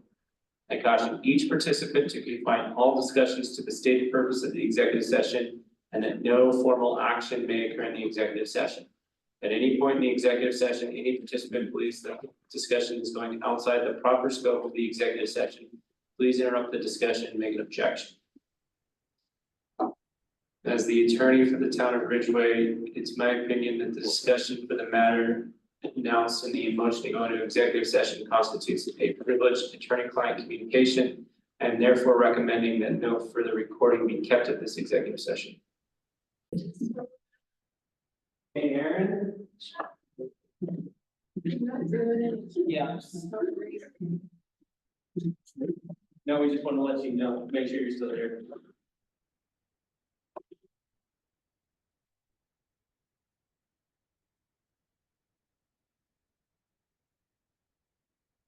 All right, the time is now 11:19 p.m. We have concluded the executive session and we are returning to the open meeting. Participants in the executive session were as follows: Bo Nerlin, Pam Craft, Kelly Kroger. Russ Meyer, John Clark. Joseph Scoville, Beth Lakin, Terry Skyler. Preston Neal and Joe Rivera, who just left. if for any reason, any person believes that we went outside the proper scope of the stated purpose for the executive session, please make an objection on the record. Hearing none, I'll turn it back over to you, Mayor. All right, is there any other action for tonight? Any committee reports? I'll briefly give a SAB update. Dana presented that letter, and one of the issues that we had in the SAB meeting was what is the formal conduit for SAB to present a recommendation to the council? Is it just an agenda item that we go through you on, or is it through a written report, or is it this verbal report? So Good question. So I'd like to bring that up. So I've advised Dana a number of times, like, you know, whether it's an idling ordinance or any other idea she has, it's her prerogative to send letters, emails to you all as a town council. We get our marching orders and direction from the town council, not from the Sustainability Advisory Board. We go through goal setting each budget cycle. That's why it's imperative for the group to be there to goal set. Town council buys into those goals. We get it in the strategic plan. Dana's desire for an idling ordinance is wonderful. But her expectation, I don't want to speak for her, is that because she is asking for it, that it's going to happen. And so to answer your question, she was advised to send it to the town council, and we would need direction from the town council at some point. Yeah, spend your time drafting an ordinance, let's talk about it, etc. So, But a bit of a misrepresentation by Ms. Ivers. But I think as a board, like they should have some conduit, whether that's, you know. Yeah, I was gonna say, it makes sense for, if, as a board, they decide they want to present something to council, they should be able to do that, in whatever way makes sense for staff, whether they submit it to you, whether one of their members comes to the council and presents it, but it should be board action. And it Because should come. there are other issues, for example, the SAB wants to have the town adopt an actual net zero goal of 2030, and I don't know what the mechanism is. Same question, is how do we Bring it to present, council. Well, and they need, but they- through a letter or through no, staff? they need, honestly, either essentially a report that comes to the SAB with this is our findings, that is an agenda item. In the same way, if planning commission forwards us a thing that we then have to take action on, even if it's just council in this forum, in a public forum, giving feedback on, yes, we want to take this up, or no, we don't. If we don't create, where there is a slot wherever we fit it in, whether it's public presentations or whatever, if we don't create a slot for them to give us their feedback, having a sustainability advisory, Yeah. where it doesn't really have a whole lot of meaning. Right. Well, and I was gonna throw out 25, 30 years ago when I was on the plan commission, I was the chair. I would come to every council meeting and give a report. During public comments or? No, just it will be a separate agenda item. So that's something to consider, and maybe it applies to the other, like Parks and Rec or whatever the other. boards Parks, are. Trails and Open Space, Plan Commission, SAB, I mean, there's certainly, it could be no report, it could be that there's nothing to report. Because the committee, the board itself is very confused as to how we actually present these things. So, And I Yeah, don't, I don't mean to, I'm sorry, but Go I ahead. think we need to, I would offer, I think the time is coming, and has come, where we need to have a philosophical conversation about the sustainability advisory report. Sometimes probably at the budget retreat, sometime during the budget process, because of what you're talking about, Terry, and beyond. There's a bunch of dysfunction with this group. Deb Overton, to be frank, doesn't want to be the staff representative on that committee anymore. I don't have the bandwidth and don't have anyone else to do it, and I think it speaks to the level, the unwillingness of anybody on the group to lead and be willing to volunteer beyond. So I think that that's a separate conversation. Yeah. And one of the points that I heard Mayor Clark that I think is a good one is maybe giving direction to the council liaisons. Hey, when you guys have your meetings, can you put together a written report that can be presented to council? And defer to the council in terms of that's a monthly or quarterly or whatever that might be. Because that was exactly my inclination, is rather than a verbal report, is we put a written report together. That would be- And that'd be perfect. Yeah. And if just like we do with a consent agenda, if there's something we need to pull off to, discuss that we need feedback to council on, that's one thing versus when it's 11:30 at night and run it through. But again, to reiterate, I think we do need to have some of these conversations to make sure that we're all on the same page. So. The second quick little agenda item is, I'm going to be attending the Mountain Town 2030, representing the town. I'm in a panel discussion with Eco Action Partners. I'm also in a main presentation for a podcast on microgrids. But I will be having my town council hat on, and I'm going to be nominating the town for an award that would be presented at this summit. For small mountain communities doing big things, and it's all going to be around our sustainability efforts, the Green Street Park, the fact that we're totally green, all of the sustainability initiatives that I have a whole list of put away.